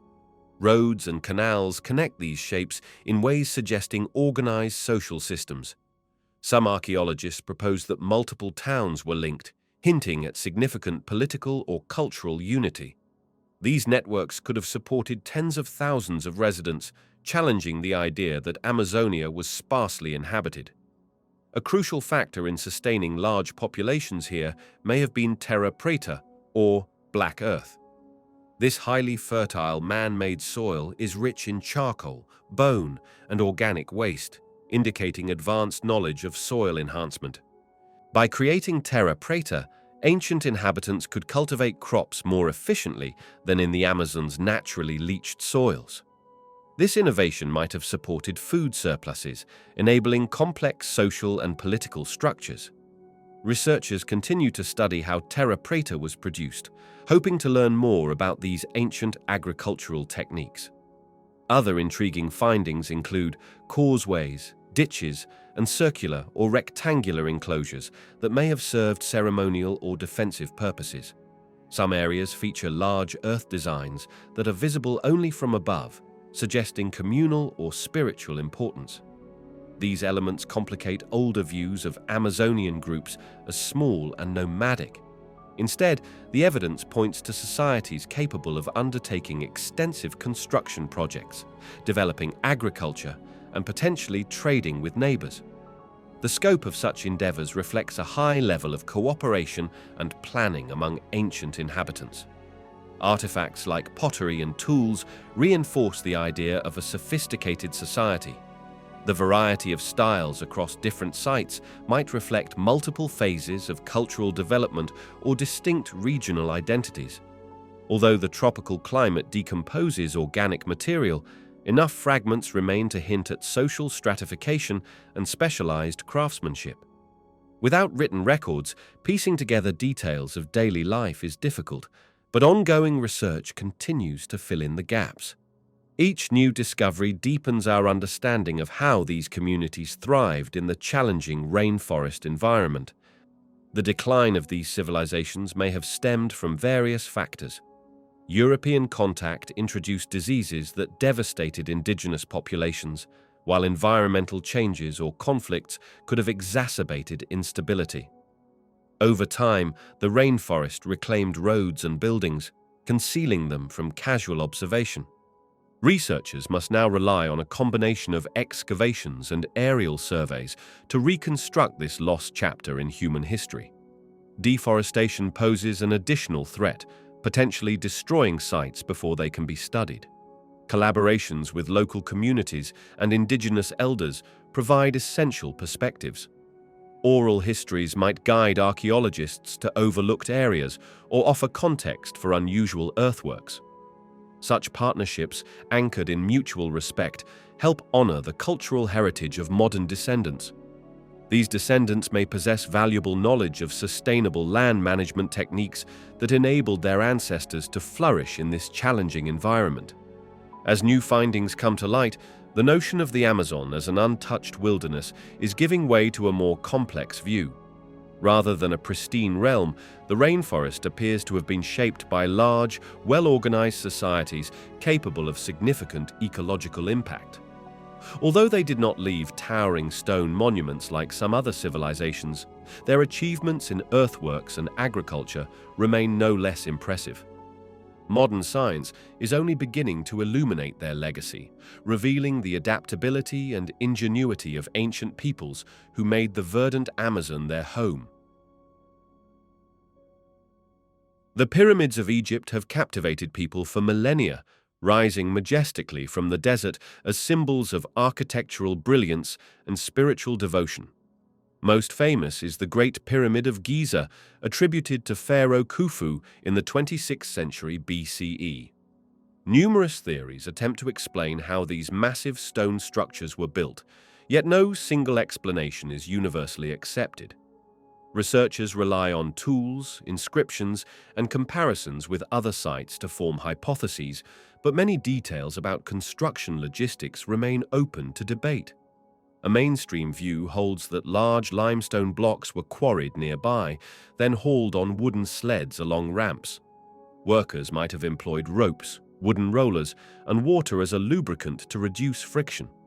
Whether these ramps spiraled around the structure, extended straight up one face, or combined both approaches remains a subject of ongoing investigation. Some propose that interior ramps, concealed within the pyramid's core, played a role. Though direct evidence is scarce, partial traces and structural anomalies hint at hidden ramp systems. The labor force required for such a project was massive. Contrary to popular depictions of slaves, modern scholarship suggests a workforce of skilled laborers, seasonal farmers, and conscripted citizens fulfilling a labor tax. Excavations around Giza reveal housing for these workers and evidence of large-scale provisioning. The sheer volume of food, bread, beer, and meat needed to sustain them implies a high level of organization. Laborers likely viewed their toil as a sacred duty that helped guarantee the pharaoh's passage into the afterlife, reinforcing social and religious cohesion. Exacting measurements were crucial to the pyramid's alignment. The Great Pyramid's sides closely match the cardinal directions, an achievement that would have required careful observations of celestial bodies. Some experts propose that water-filled trenches or channels ensured a perfectly level base. Copper chisels, stone tools, and wooden mallets shaped the limestone blocks, a laborious process that demanded precision. Minor miscalculations in angle or height could have undermined the structure's integrity, underscoring the Egyptians' engineering prowess. Lifting the heavy blocks remains another puzzle. If ramps were the primary method, they needed continuous modification as the pyramid's height increased. This might have doubled the workload as workers expanded or dismantled sections of the ramp. Alternate ideas like primitive cranes, pulleys, or counterweights lack direct archaeological support, though smaller-scale lifting devices might have been used. Artifacts such as rope impressions and sledges confirm that manual hauling, aided by leverage, played a critical role. The interior layout adds complexity. Passageways, burial chambers, and ventilation shafts had to be integrated during construction rather than added afterward. The king's chamber in the Great Pyramid contains granite blocks brought from Aswan, located many miles south along the Nile. Writings like the Diary of Mera detail shipments of limestone and other materials, offering a glimpse of the massive logistical efforts involved. These records highlight a robust system for quarrying, transporting, and assembling resources. Religious belief underpinned this colossal enterprise. Pyramids served as tombs to protect the pharaoh's remains and guide his spirit into the realm of the gods. Their monumental size reflected royal power and divine status, reinforcing social hierarchies. Workers may have felt pride in supporting their ruler's eternal journey, aligning personal duty with spiritual reward. The pyramid's distinctive shape, rising to a peak, symbolically connected Earth with the heavens. Recent technologies have shed new light on these ancient structures. Thermal scans revealed temperature anomalies suggesting hidden chambers or construction methods. Studies using cosmic ray muons sometimes indicate voids within the pyramid's core, while certain theories about extraterrestrial assistance or lost advanced technology capture public imagination. Egyptologists emphasize that time, resources, and a well-orchestrated labor force can account for these feats. The progress from earlier forms, like Djoser's step pyramid at Saqqara, illustrates a learning curve as builders refine their techniques over generations. Although the focus often falls on the Great Pyramid, the entire Giza Plateau and other sites hold additional clues. Observing shifts in pyramid design over centuries reveals changes in architectural style, religious beliefs, and state administration. Many details remain murky, but each discovery enriches the story. Today, the pyramids stand as testament to the achievements of a civilization that harnessed cooperation, practical knowledge, and unwavering faith to create structures that continue to awe and inspire, reminding the modern world of humanity's deep wellspring of ingenuity. Stonehenge, a prehistoric monument on England's Salisbury Plain, is one of the world's most iconic archaeological sites. Its massive standing stones, placed in concentric circles, inspire questions about who built it, how they moved such heavy stones, and what purpose it served.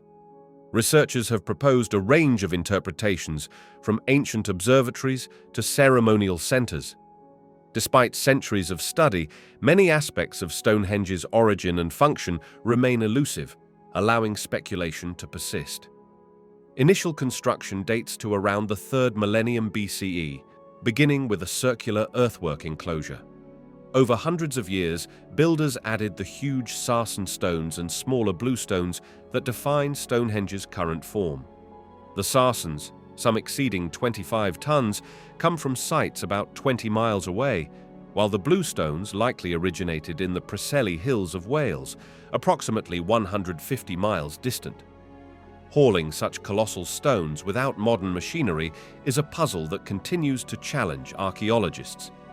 Theories include rolling the stones on wooden logs or floating them along rivers and coastlines. Building spanned multiple generations, possibly with changing purposes or cultural values over time. The monument's alignment with solar events, like the sunrise on the summer solstice, suggests an astronomical dimension. This alignment might have helped Neolithic people track seasonal cycles vital for agriculture. Others see Stonehenge as a site of sun worship or a communal gathering place for ritual activity connected to life, death, and spiritual renewal. One theory links the bluestones to healing practices. Local folklore attributes curative properties to stones from the Preseli Hills. Some scholars think people traveled to Stonehenge seeking remedies, with the placement of the bluestones holding symbolic importance. While direct evidence for such practices is limited, it highlights the monument's potential role as a hub of spiritual or medical significance. Skeptics note that solid proof is lacking and competing explanations abound. Ongoing excavations and technologies like ground-penetrating radar reveal more about Stonehenge's context. A nearby site, Durrington Walls, appears to have housed a substantial settlement contemporaneous with Stonehenge's major construction phases. Findings of feasting and other activities at Durrington Walls imply that Stonehenge was part of a broader cultural landscape rather than a solitary monument. Processional avenues connect the two sites, reinforcing the idea that Stonehenge played a central role in a network of ceremonial or social events. Human burials at Stonehenge offer insight into its significance. Cremated remains of about 60 individuals have been discovered, suggesting a cemetery function in earlier stages. Some argue this indicates ancestor worship or exclusive burials for elites, underscoring Stonehenge's sacred character. Others see it as an expression of communal rituals that united groups under shared beliefs. Either way, the presence of human remains, combined with animal bones from feasting, underscores the monument's importance in the ritual life of its builders. The precision involved in erecting Stonehenge continues to fascinate. Many sarsen stones exhibit subtle carvings and joints, implying advanced masonry skills for a prehistoric society. Experimental archaeology shows that ropes, wooden frames, and enough cooperative effort could stand these stones upright, though the precise sequence of raising them is still debated. While fringe theories suggest extraterrestrial intervention or mystical energies, mainstream research focuses on the cultural and technological capabilities of the Neolithic era. The debate about Stonehenge's origins and function remains unresolved. New excavations and studies at related sites hint that it was part of a larger ceremonial complex that evolved over centuries. The stones themselves testify to the resourcefulness and determination of the people who shaped them, a testament to humankind's long-standing desire to commune with the cosmos and commemorate pivotal moments.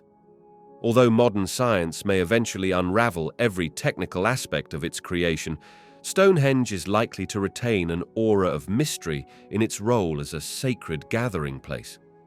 This enduring intrigue continues to draw visitors from around the globe, connecting the present with a distant past that still resonates. Easter Island, or Rapa Nui, is famous for its towering stone statues called moai.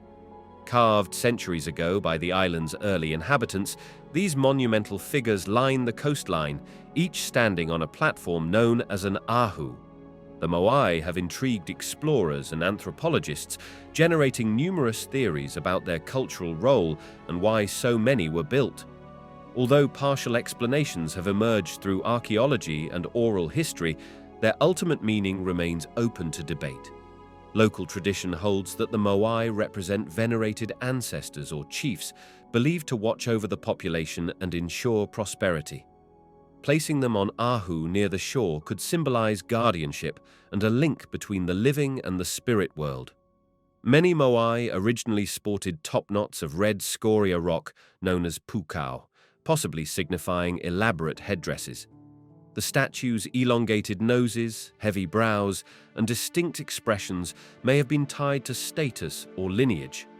However, Easter Island's lack of written records leaves gaps in researchers' understanding of these figures' complete significance.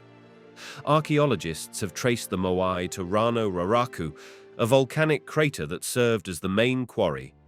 Hundreds of partially finished statues remain there, as if production stopped suddenly. Excavations reveal tools, basalt picks, used to carve the statues directly from the rock face. The largest moai measure over 30 feet in height and weigh multiple tons, demonstrating the carver's extraordinary expertise. Evidence of temporary camps at Rano Raraku suggests a structured effort, with workers supported by reliable food and water supplies while they chiseled the statues. Transporting the moai to coastal ahu sites is another conundrum. Some suggest wooden logs served as rollers, while others propose a walking method, using ropes and a side-to-side rocking motion. Replicas moved via such experiments lend weight to the walking theory, yet no definitive record confirms which technique the Rapa Nui people employed. Whatever the method, the immense labor of moving and erecting these statues underscores their deep cultural significance. The sudden halt in moai production remains a puzzle. One explanation centers on ecological collapse triggered by deforestation. The island's palm forests vanished over time, possibly through excessive use of wood for moving statues, building canoes, and fueling fires. With no trees, soil erosion and declining crop yields may have precipitated social upheaval. Other theories point to European contact, introduced diseases, and slave raids as factors in the island's decline. The precise timeline and causes remain contested, highlighting how multiple pressures could have converged to change life on Easter Island. Mana, a concept of spiritual power residing in people and objects, is often discussed in relation to the moai. Some believe these statues were imbued with mana, offering protection and blessings to the community. Positioned around the coastline, they might have served as symbols of clan territories or spiritual guardians. Over time, resource scarcity or conflict could have eroded belief in the Moai's power, leading to statue toppling and internal strife. Broken or toppled Moai hint at a shift from reverence to discord, though the historical record is incomplete. Recent digs reveal that many Moai extend far below ground level, dispelling the myth that they are merely heads. Carvings and petroglyphs adorn the buried sections, indicating additional ceremonial or symbolic dimensions. Today, local Rapa Nui people collaborate with researchers, striving to respect the spiritual meaning of the statues while enhancing scholarly knowledge. These collaborations underscore that the Moai are not just historical curiosities, but remain culturally significant to the island's present-day descendants. Anthropologists propose that carving, transporting, and raising the Moai was a communal endeavor that promoted social unity. Clan leaders or chiefs may have competed to create larger statues, displaying both devotion and political influence. This rivalry likely drove innovation, but might also have contributed to ecological strain as resources were depleted. Eventually, the detrimental effects may have overtaken the benefits, prompting fundamental changes in religious or social frameworks. Despite modern studies and improved technologies, essential questions persist. Why did some Moai remain incomplete at the quarry? Did they primarily function as spiritual channels to ancestral spirits, or were they tied to political authority? How did the islanders manage to sustain the resources needed for such vast undertakings, and what specific factors led to their abrupt cessation?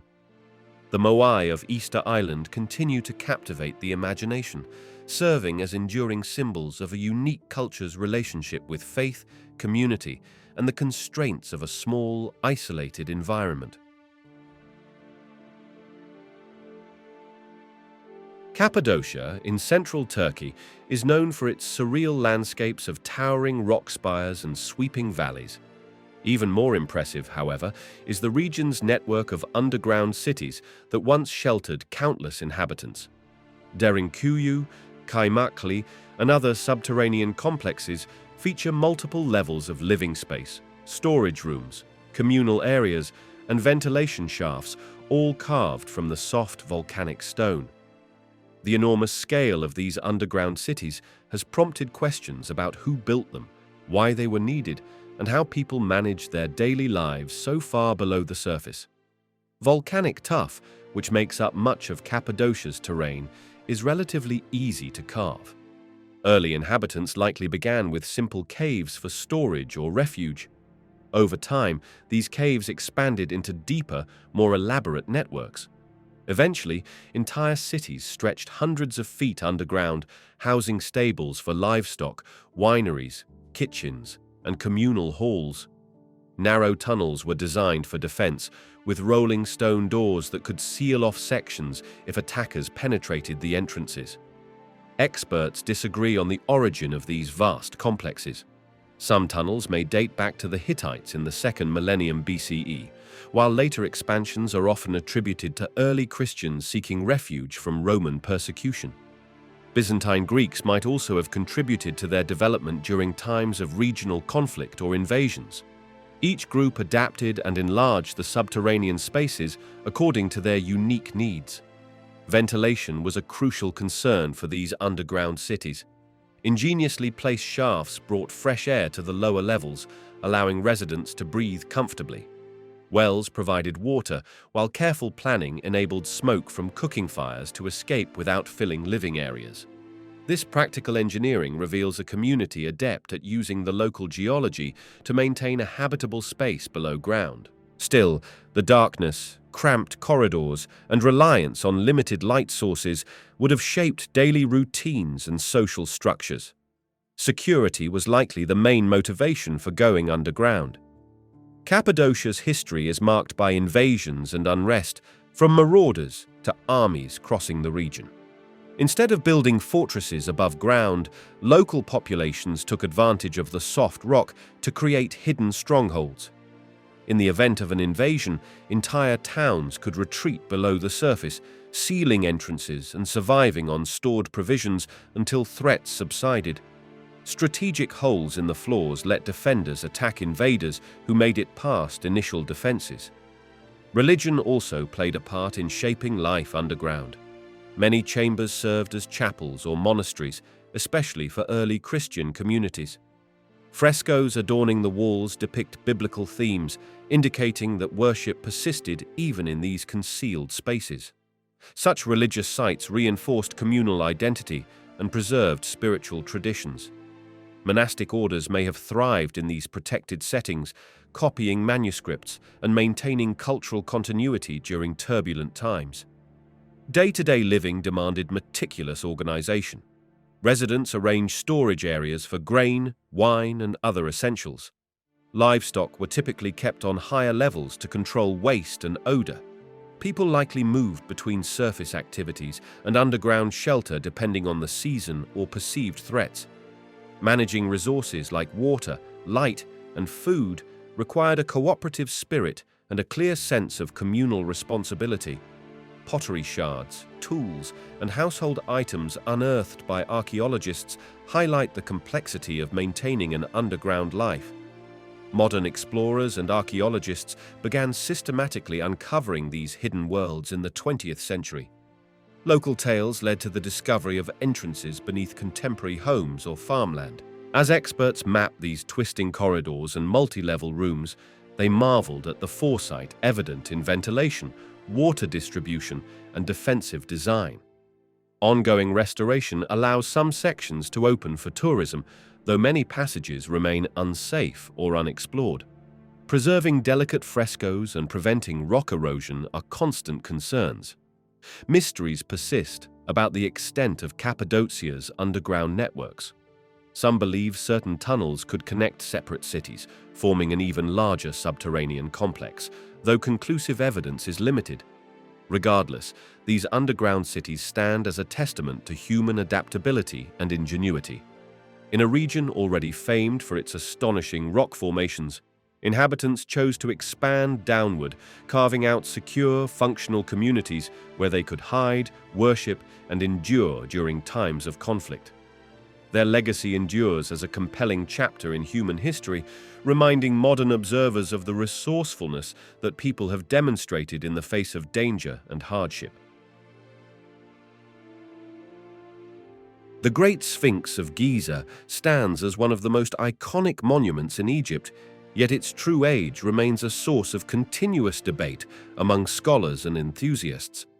Many mainstream Egyptologists believe it was constructed during the reign of the pharaoh Khafra, placing its creation at around 2500 BC.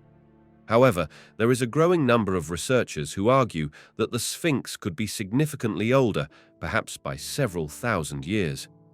Some point to weathering patterns on the monument's body and surrounding enclosure as evidence that this massive statue endured heavy rainfall, which was more common in the region during a much earlier period.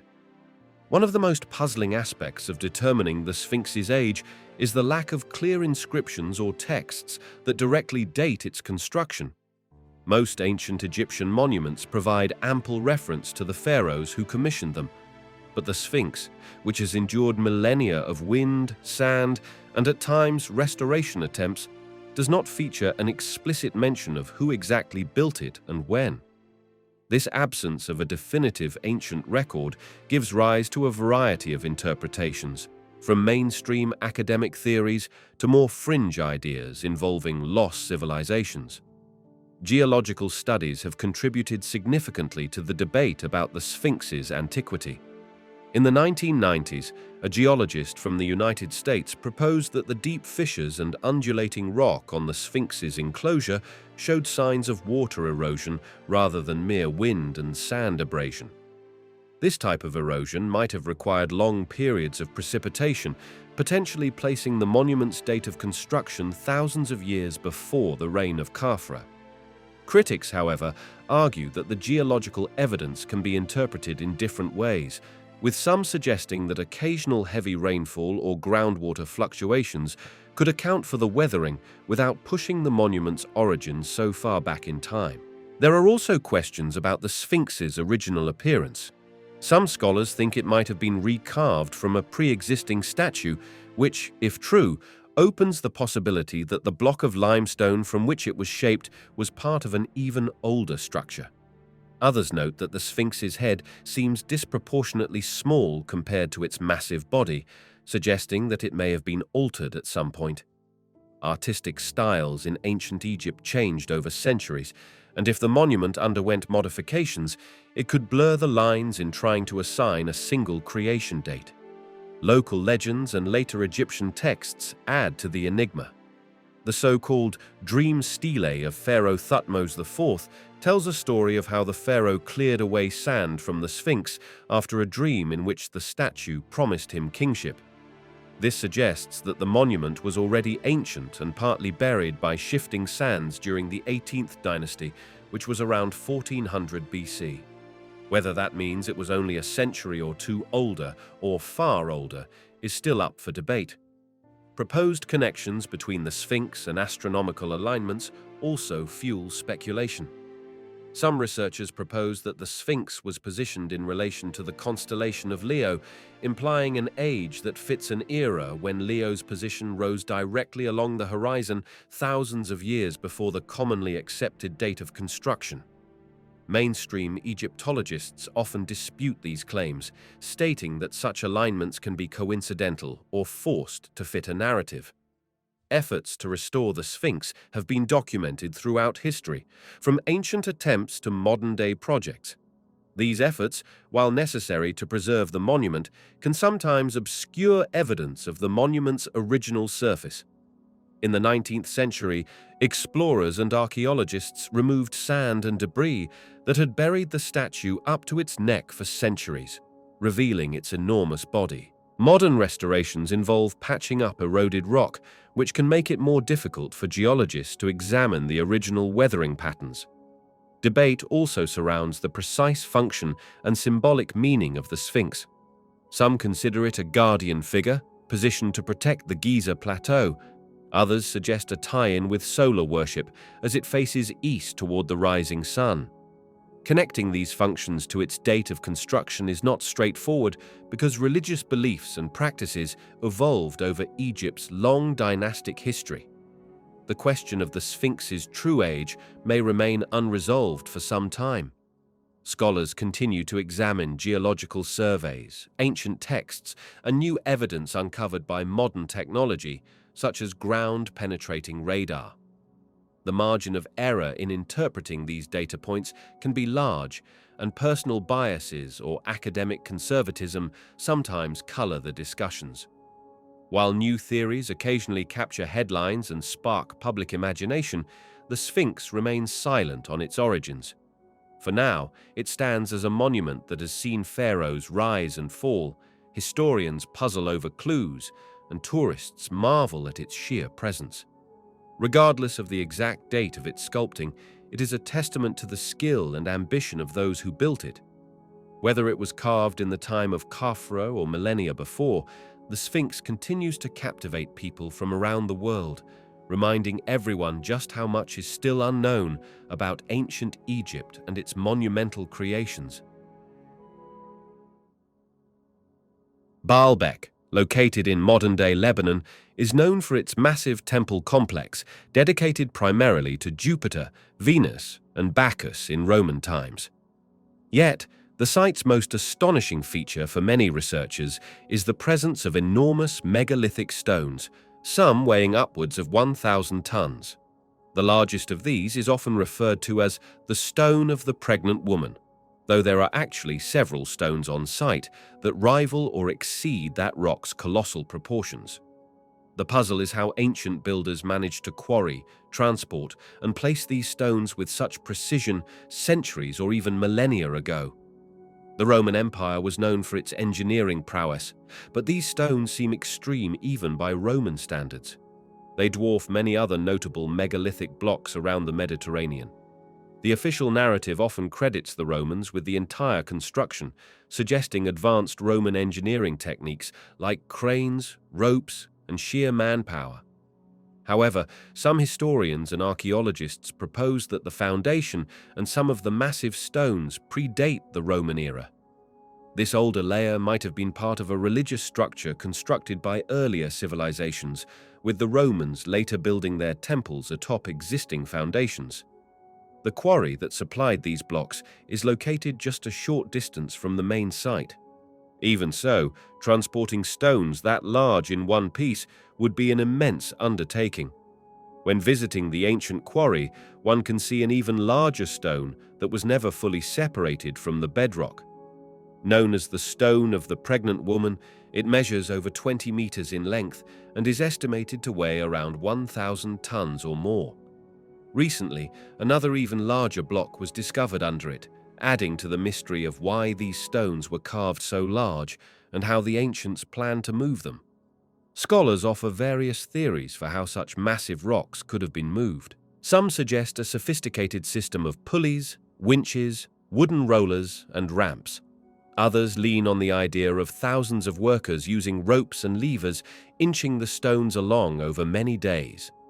Experimental archaeology shows that large blocks can indeed be moved by human power alone, given enough time and a stable system. But the exact techniques used at Baalbek remain speculative. Critics point out that the precision with which these blocks were set into place suggests a high level of engineering expertise, raising the question of whether more advanced tools or unknown methods were involved.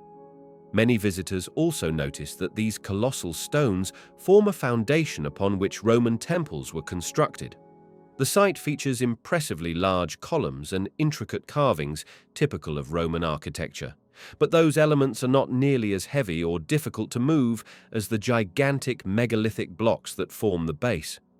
This layering of different construction phases, possibly spanning multiple civilizations, creates a complex archaeological puzzle.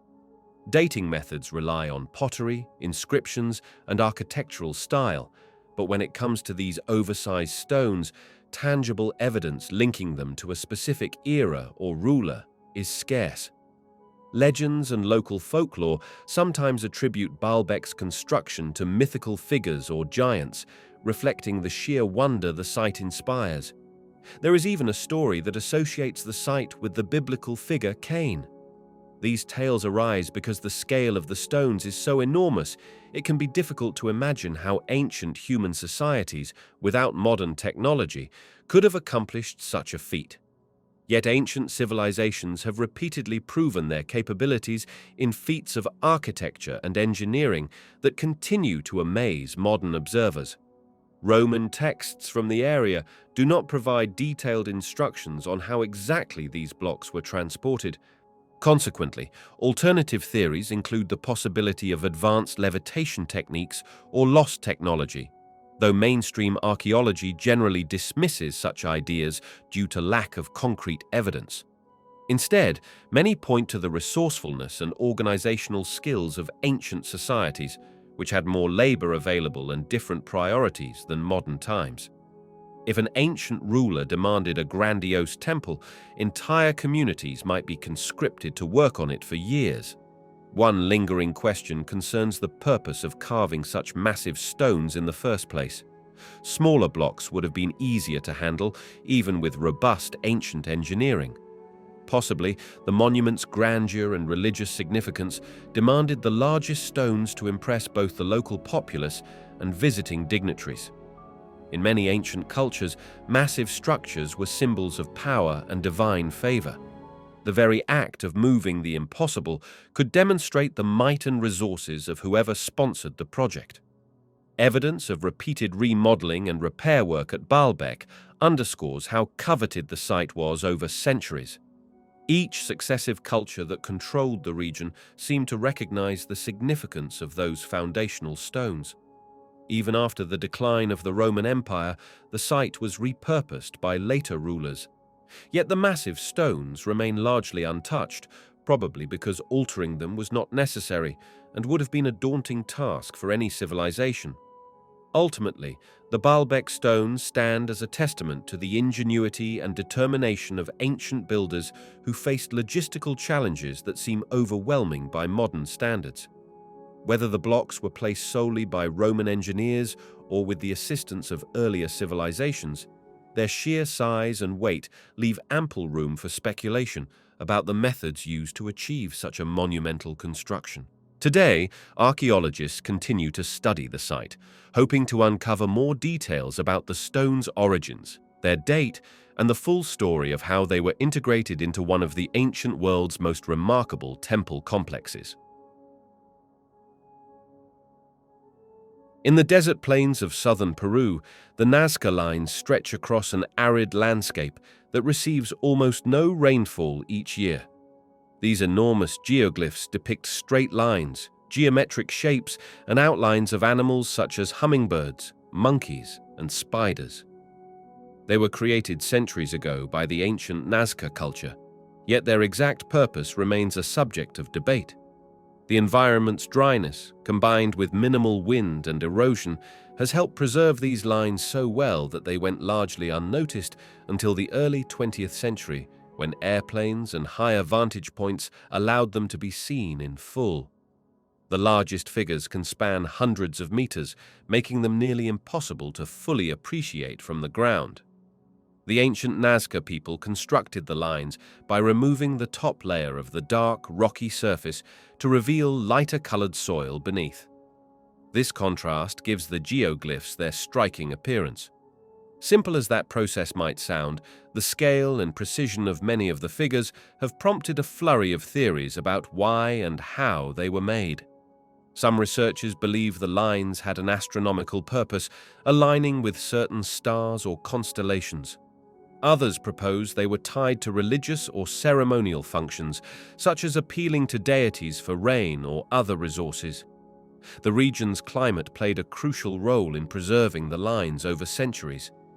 The Nazca Desert is one of the driest regions on Earth, with little wind or rain to disturb the pebbles that outline the shapes. Even footprints can last a surprisingly long time here. This unique preservation environment is also what makes it difficult to precisely date when the lines were constructed, though most experts place their origin between 200 BC and 600 AD, roughly aligning with the timeline of the Nazca culture's peak. Some of the shapes are purely geometric, consisting of triangles, trapezoids, and straight lines that run for kilometers. Others depict animals like a giant hummingbird or spider, and a few even resemble human figures. These more complex shapes are often cited as evidence of ritual or spiritual significance. Archaeologists have discovered remnants of wooden stakes used by the Nazca to help them create the lines. By marking out straight paths and using string, it appears they were able to map out large designs with a fair degree of accuracy. One of the most popular theories suggests these geoglyphs formed part of a giant astronomical calendar, helping the Nazca track important celestial events like solstices or equinoxes. However, detailed studies have shown that not all lines or figures align neatly with such events, which makes it unlikely they served exclusively as an observatory. Another viewpoint is that the lines were linked to water rituals. This is plausible because water was a scarce resource in the area, and ceremonies that invoked gods or spirits for rain would have held crucial importance for the Nazca people's survival. Other more fringe ideas include the notion that ancient astronauts played a part, citing the fact that the lines are best seen from above. Mainstream archaeology discounts such claims, pointing to the evidence of wooden stakes and the cultural practices of the Nazca. The idea that the lines are runways for spacecraft is not supported by the archaeological or cultural context. Yet the intrigue of the line's scale and the seemingly hidden vantage point that reveals their full shapes continue to spark the imagination of many. Over the decades, conservation efforts have become increasingly important because modern threats like illegal mining, road expansions, and tourism can damage the fragile lines. Instances of people driving across the desert or trucks inadvertently cutting through the geoglyphs have led to international outcry. The Peruvian government, along with various organizations, has imposed strict regulations and protective measures to ensure that this UNESCO World Heritage Site remains intact. Even today, new geoglyphs are discovered periodically thanks to better aerial imagery and satellite technology. Researchers sometimes find smaller lines or faint shapes that were previously overlooked. These discoveries add more layers to the mystery of the site, revealing the Nazca people's extensive work over many generations. Tracing the lines from the ground, it becomes evident that the construction process was systematic and required planning, yet not necessarily advanced mathematics or cartography beyond what was available to the Nazca culture. Debate continues about the exact symbolism of the animals and shapes. The hummingbird, for example, might represent fertility or transformation.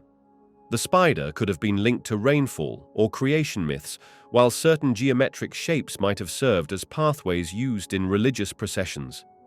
The arid setting does not lend itself to easy excavations, and the Nazca culture did not leave extensive written records. As a result, scholars rely heavily on pottery, burial sites, and comparative studies of similar iconography in other Andean cultures. In the end, the Nazca lines inspire wonder because they are so large yet so delicate, formed by the simplest of methods in one of the harshest deserts on the planet. Whether they were part of vast religious ceremonies, astronomical markers, or representations of the Nazca people's worldview, they remind us of humanity's enduring desire to connect with higher powers or cosmic forces. Even with modern technology, the lines invite a sense of mystery and humility, highlighting how much remains to be learned about the beliefs and customs of the ancient peoples who created them. Puma Punku, part of the Tiwanaku complex in modern-day Bolivia, is widely recognized for its remarkable stonework that puzzles many archaeologists and engineers. The site features massive blocks of andesite and red sandstone, some weighing multiple tons. Even more striking are the precise cuts, right angles, and interlocking shapes that give the impression that advanced machinery might have been used to create them. Located in the high-altitude Andean plateau near Lake Titicaca, Puma Punku may date as far back as 500 AD or earlier, serving as a ceremonial center for the Tiwanaku civilization. Yet, the exact methods they used to shape and transport these stones remain subjects of debate. The Tiwanaku people did not have written records in a form that survives today, so most conclusions about their technology and society come from archaeological evidence. Many of the blocks at Puma Punku show extremely clean lines, circular drill holes, and intricate grooves that fit together in ways reminiscent of puzzle pieces. Observers often note the uniformity of the cuts and question whether chisels or other simple tools could achieve such an effect. Some suggest that the Tiwanaku used copper or bronze tools along with abrasive materials like sand and quartz. Others believe they might have harnessed some lost advanced technique, especially when considering the sheer volume of rock that had to be removed. Transporting these multi-ton stones to the site is another enigma. The nearest quarries for andesite are located several kilometers away, and the sandstone quarry is roughly 10 kilometers distant. Though this may not sound incredibly far, the altitude, terrain, and the weight of the blocks complicate the process significantly. Experimental archaeology suggests that large stones can be moved using wooden rollers, sledges, ropes, and significant manpower. But the efficiency and exact method remain unclear for Puma Punku. Moreover, the alignment of certain stones, placed without mortar yet fitting so snugly together, indicates a high level of planning and measurement. The precision suggests that each block was cut to interlock with another in a pre-designed arrangement. This approach resembles a form of modular architecture where standardized pieces fit in multiple configurations. Some see this as a sign of advanced planning, possibly involving measurement systems that remain unknown. Archaeologists have discovered some tools at Tiwanaku sites, though definitive evidence of the specific tools used for cutting and shaping these monolithic blocks has yet to be established. The dryness of the region can also complicate efforts to date the site accurately, though radiocarbon tests on organic material near the structures point to a range around the 1st millennium AD. Despite the mind-boggling craftsmanship, Puma Punku and the broader Tiwanaku complex are not as internationally famous as Machu Picchu or other Andean sites, partially because they do not boast towering structures still in use. Instead, much of what remains is broken or collapsed, giving researchers only a partial glimpse of its original grandeur. The Spanish chroniclers who arrived in the 16th century wrote that Puma Punku was already in ruins, which means its original builders had either abandoned it or seen their society transform long before Spanish contact. Modern and traditional beliefs add cultural context to Puma Punku's significance. Indigenous communities in the region regard Tiwanaku as a sacred place, tied to the legend of Viracocha, a deity thought to have created the world. Some of the symbols and carvings at Puma Punku may have had religious importance, aligning with cosmic or natural cycles. However, a lack of decipherable written language or detailed inscriptions has led to extensive speculation rather than definitive answers. Alternative theories often point to possible extraterrestrial influence or the use of advanced lost technology. Most scholars remain skeptical, seeing these claims as lacking credible evidence.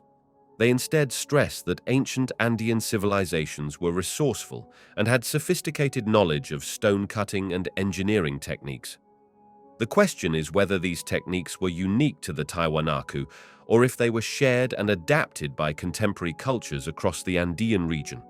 One factor that might help explain the precision is the possibility of using repeated measurements and templates. If artisans had a master template or a system of measuring angles and lines, they could replicate shapes across multiple blocks. Some scientists have tested ancient rock-cutting methods using materials that would have been available to the Tiwanaku. Results show that with enough patience and the right kind of abrasive, it is feasible to create clean edges. The scale at Puma Punku, however, demands consistent effort and a highly organized workforce. In recent years, ground-penetrating radar and satellite imagery have helped map parts of the buried structures around Tiwanaku. These techniques sometimes reveal more about how the site was laid out. As layers are uncovered, new clues might emerge about how the architecture evolved over centuries.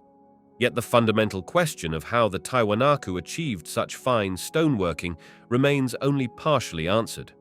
That uncertainty continues to attract visitors and researchers who marvel at the site's intricate details. Puma Punku's precise stonework endures as a testament to the capabilities of an ancient civilization that thrived in a challenging environment. Its builders had to contend with high altitude, scarce wood for fuel or rollers, and a climate that could be harsh. Still, they erected structures with astonishing symmetry, tight-fitting joints, and a durability that allowed some aspects of the site to remain visible long after the civilization faded. Whether it was achieved through advanced tools or simple methods applied with great skill and coordination, Puma Punku highlights the remarkable achievements of the human spirit in ancient times. The Kailasa Temple at Ellora in India is a monumental feat of ancient rock-cut architecture, carved directly from a hillside of solid stone. Dedicated to Lord Shiva, it is part of the Ellora Caves complex, which contains Buddhist, Hindu, and Jain temples and monasteries built between roughly 600 and 1000 AD. Among all these impressive structures, the Kailasa Temple stands out for both its size and the intricacy of its carvings. The temple is believed to have been commissioned by the Rashtrakuta king Krishna I, although construction likely spanned multiple reigns. Unlike many other temples that are built by stacking stone blocks, the Kailasa Temple was hewn from the top down. Artisans started at the top of the rock and gradually excavated their way downward, removing an estimated 200,000 tons of basalt in the process. That number has led many to wonder how long it took to complete and what kind of technology or tools were employed. Traditional accounts say it was completed in a relatively short time, but modern scholars suggest it might have been under construction for generations. given the sheer volume of stone that had to be removed and the detailed sculptures that adorn every corner. What makes the temple extraordinary, apart from its scale, is the precision and detail of the carvings. Intricate panels depict scenes from Hindu epics like the Ramayana and Mahabharata. Massive stone elephants flank some of the pillars and courtyards, while the ceilings feature elaborate designs. The main shrine stands in the center, connected by a bridge to a gate-like entrance carved out of the rock. From top to bottom, everything is part of a single piece of stone, making it a unified masterpiece rather than a collection of assembled parts. Construction likely involved a combination of chisels, hammers, and possibly some form of rudimentary drilling. Skilled workers may have used guidelines or reference points to ensure symmetrical cutting. One theory is that large portions of the rock were removed in slabs, leaving behind the desired shape. Then teams of carvers refined the surfaces, adding the decorative elements. Even with a well-organized workforce, the level of artistry and the sheer amount of material excavated remain remarkable for the era in which it was created. Legends surround the temple's creation. One popular tale suggests it was built in just 18 days, a claim that historians find impossible given the scale of work. Another story revolves around a queen who vowed to fast until a temple was erected for Lord Shiva. Her king, anxious about her well-being, ordered his best architect to complete it quickly. While these narratives are more poetic than literal, they highlight the awe people have felt for this temple for centuries. Local folklore often merges with historical fact to create compelling mythologies around such grand structures. Religious devotion likely fueled much of the effort that went into Kailasa's construction. The artisans were creating a sacred space intended to honor the divine, so the quality of workmanship was considered a spiritual duty. The temple's design includes a towering vimana or spire, though since the entire structure is rock-cut, the spire is not a separate piece, but a continuation of the stone. This architectural style ensures that every element of the temple harmonizes with the rest. The temple complex at Ellora is a UNESCO World Heritage Site, attracting visitors from all over the globe. Even those with a casual interest in architecture find themselves astonished by how a single rock was transformed into such an elaborate temple. Photographs do not fully convey the scale and the experience of standing within these carved courtyards, surrounded by towering walls and pillars that are all one continuous piece of stone. Historians are still analyzing everything from tool marks to layout planning, aiming to piece together the exact methods used by the artisans. Kailasa Temple also stands as a symbol of religious pluralism in the region's history. Ellora caves overall serve as a testament to centuries when Hindu, Buddhist, and Jain communities coexisted and even thrived in proximity. The close placement of these monuments highlights cultural and religious exchange, and the artists and architects may have shared techniques or learned from each other. The differences in style and iconography among the caves are a reflection of the diverse faith traditions in medieval India. Today, conservation is a key concern. The rock is susceptible to weathering, and the high-foot traffic of tourism can cause wear over time. Authorities manage the flow of visitors and conduct periodic restoration and cleaning to maintain the sculptures. Due to environmental factors, experts must carefully consider how to protect the integrity of the carvings without compromising their historical authenticity. The temple is an active place of worship for many devotees, so balancing preservation with religious and tourist activities is an ongoing challenge. The Kailasa Temple encapsulates the ambition and skill of its creators, who turned a cliff face into a monumental tribute to their faith. It stands as a reminder that human craftsmanship, when guided by a vision and supported by communal effort, can produce wonders that transcend time. The temple continues to inspire awe among those who study its construction, worship within its walls, or simply stand in its shadow, marveling at the sheer ingenuity required to carve an entire world into a single, unbroken piece of stone. Scattered across the small Mediterranean islands of Malta and Gozo are some of the oldest freestanding stone structures in the world. These megalithic temples, including sites like Hagar Shim, Mnajdra, and Gantija, predate even the pyramids of Egypt and Stonehenge by several centuries. Estimated to have been built between 3600 BC and 2500 BC, they represent a remarkable period of prehistoric innovation and cultural development. Yet, many questions remain about why they were built, how their builders organized the labor, and what caused the collapse of this megalithic temple-building tradition. The temples themselves vary in layout, but often feature a series of semicircular rooms connected by corridors, forming complexes that were possibly used for ritual or communal gatherings. These curved chambers are sometimes described as apses, giving the structures a unique architectural style that some associate with the shape of the human body or the womb. Archaeologists have found altars, pottery fragments, and figurines that suggest some form of fertility cult or goddess worship might have been practiced within these walls. Yet, no written records from that era exist to confirm the exact details. Building these monuments with massive limestone blocks, some weighing several tons, would have required careful planning and a coordinated workforce. The islands themselves are not large, so the quarrying and transport of stones likely took place over relatively short distances. Ancient builders might have used rolling or sliding techniques, possibly aided by wooden beams or ropes.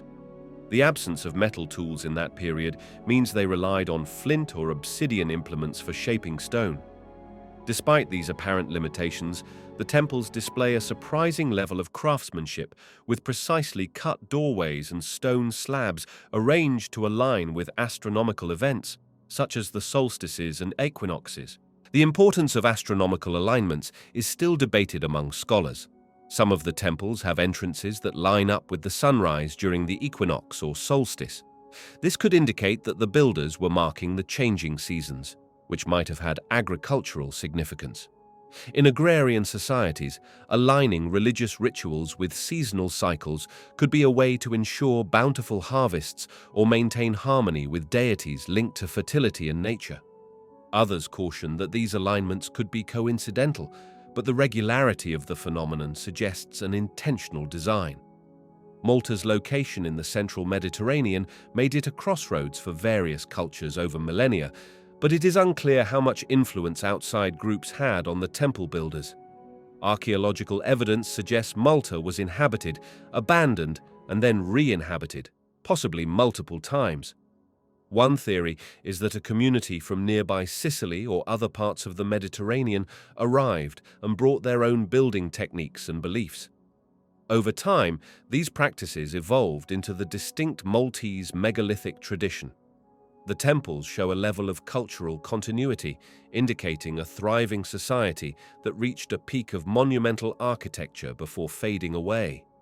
The decline of this temple-building era around 2500 BC remains a puzzle. Some researchers point to environmental changes such as deforestation or depletion of resources, which might have strained the local population. Others suggest a possible outbreak of disease or social upheaval. Pottery styles and burial practices from later periods differ significantly from those associated with the temple culture, implying new people or new customs took hold on the islands. Once these structures were abandoned, they lay hidden or partially buried for centuries until rediscovery and excavation in modern times. In recent decades, advanced techniques like ground-penetrating radar and laser scanning have helped archaeologists understand the temple layouts in greater detail. Restoration projects aim to preserve the temples, some of which have been covered by protective shelters to shield them from the elements. Because they are made of limestone, a relatively soft rock, weathering and erosion pose a significant threat to the structures. Tourism can also be a double-edged sword, bringing funds for conservation, but sometimes causing wear on the fragile stones.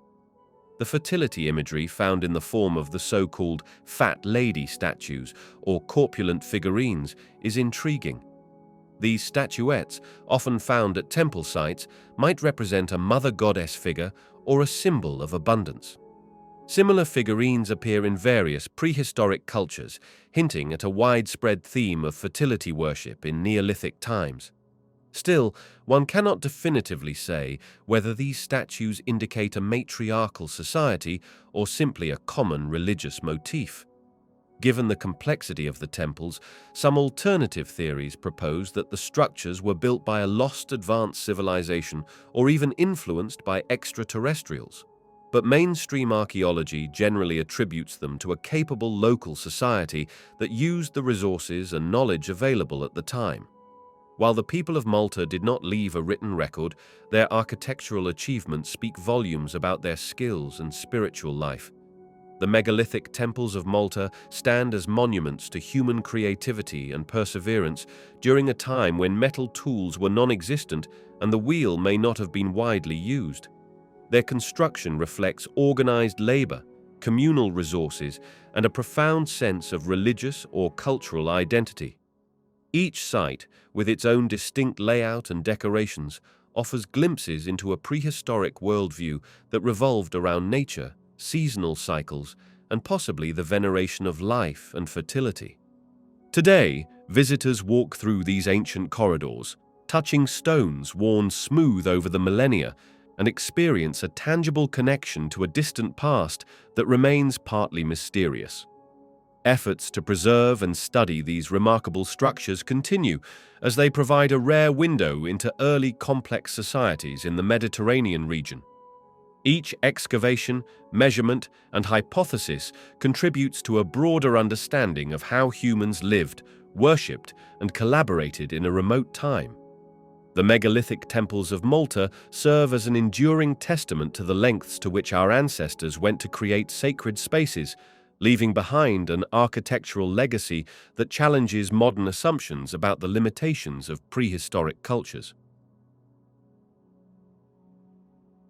Discovered in 1901 by sponge divers off the coast of the Greek island Antikythera, the Antikythera mechanism is often called the world's first analog computer. This curious artifact was found among the wreckage of a Roman-era cargo ship believed to have sunk in the 1st century BC. Corroded and encrusted after centuries underwater, it initially appeared to be no more than a lump of metal.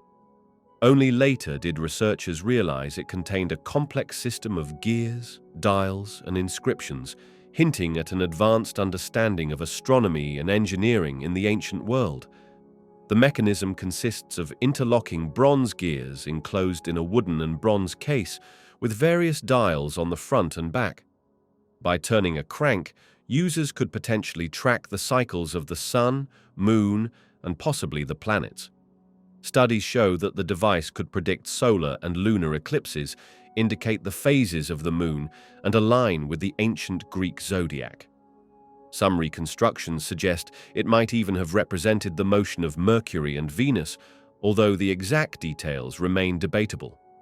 The high level of precision in the gears, some with more than 200 teeth, challenges assumptions about the technological capabilities of the time. Although it was discovered in the early 20th century, the mechanism was not fully appreciated until later. Initial examinations found fragments of gear trains and inscriptions, but the significance took decades to unravel.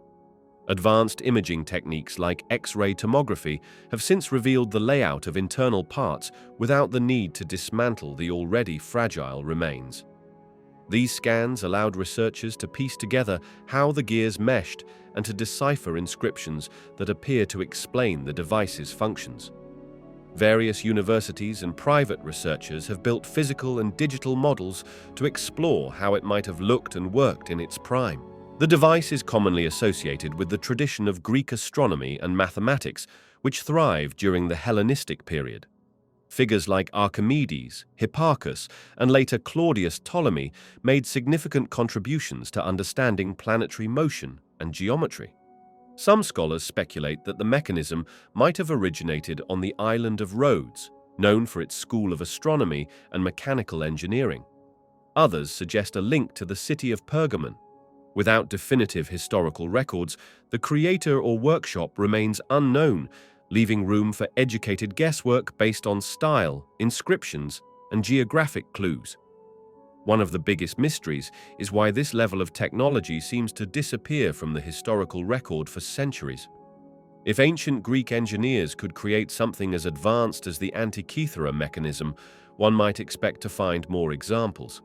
Yet no similarly complex devices have been discovered from that era, implying it might have been either exceptionally rare or specific to a small circle of experts.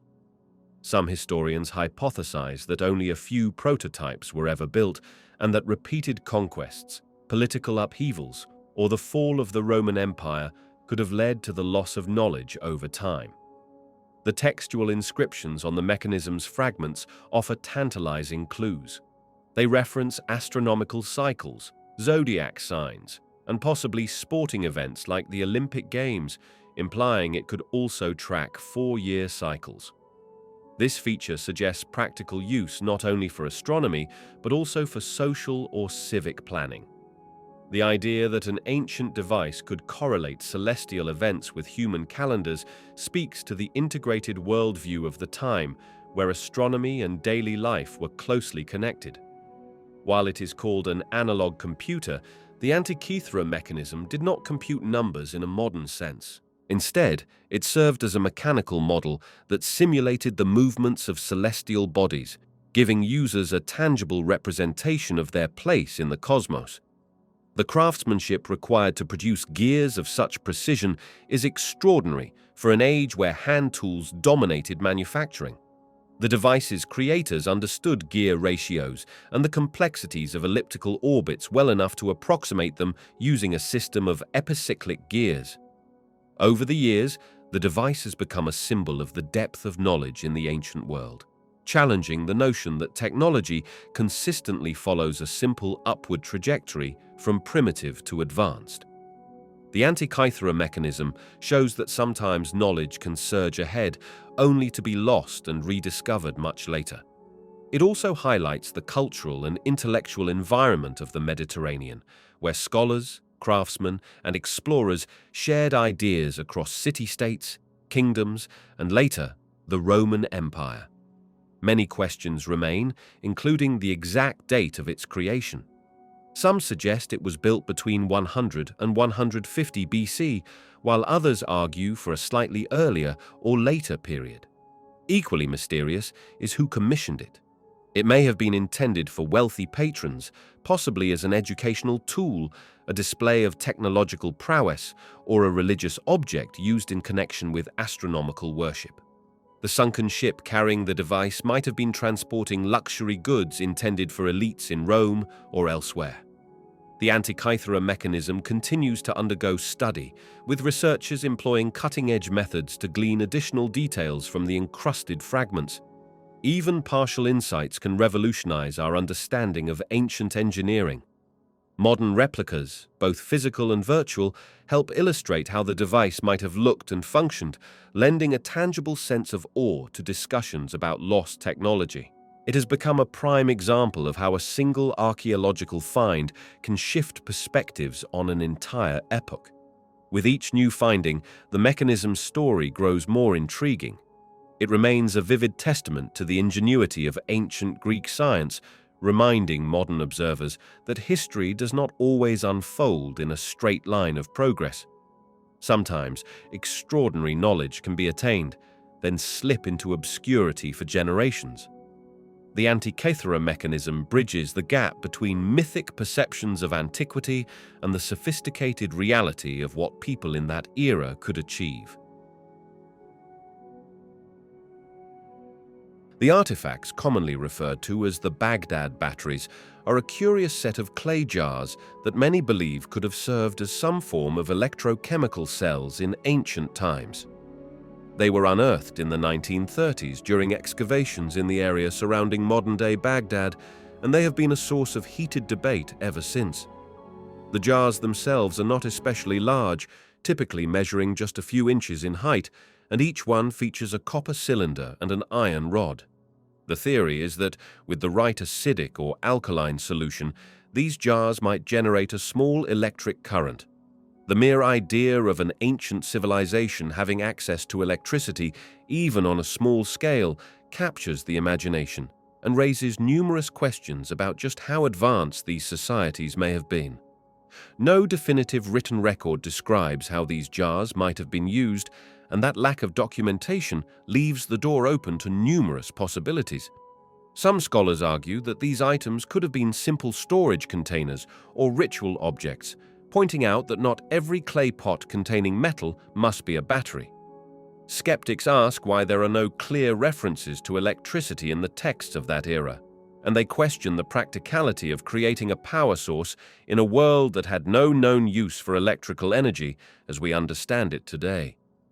There is also the question of what such a minor current could have accomplished.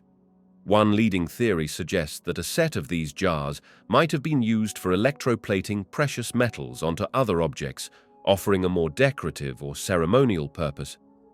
Others suggest a use in healing or spiritual practices, perhaps to create mild sensations that might have been interpreted as divine or magical energy. But these possibilities remain purely speculative. Curiosity about the Baghdad batteries surged in the mid-20th century, when a variety of experiments were conducted to see if these jars could, in fact, produce electricity. Researchers and hobbyists alike have replicated the design using replicas filled with different solutions such as vinegar or grape juice. These replicas were sometimes able to generate a voltage of a bit over 1 volt, which was enough to illuminate small bulbs or power tiny devices. This experimental success fueled the popular notion that the ancient world might have harnessed electricity for certain specialized uses. However, none of these experiments definitively prove that the original artifacts were used in this way, only that they could have been, if that was indeed the intention of their makers. One central issue remains the question of why there are so few of these supposed batteries and why there is no corroborating evidence of widespread use.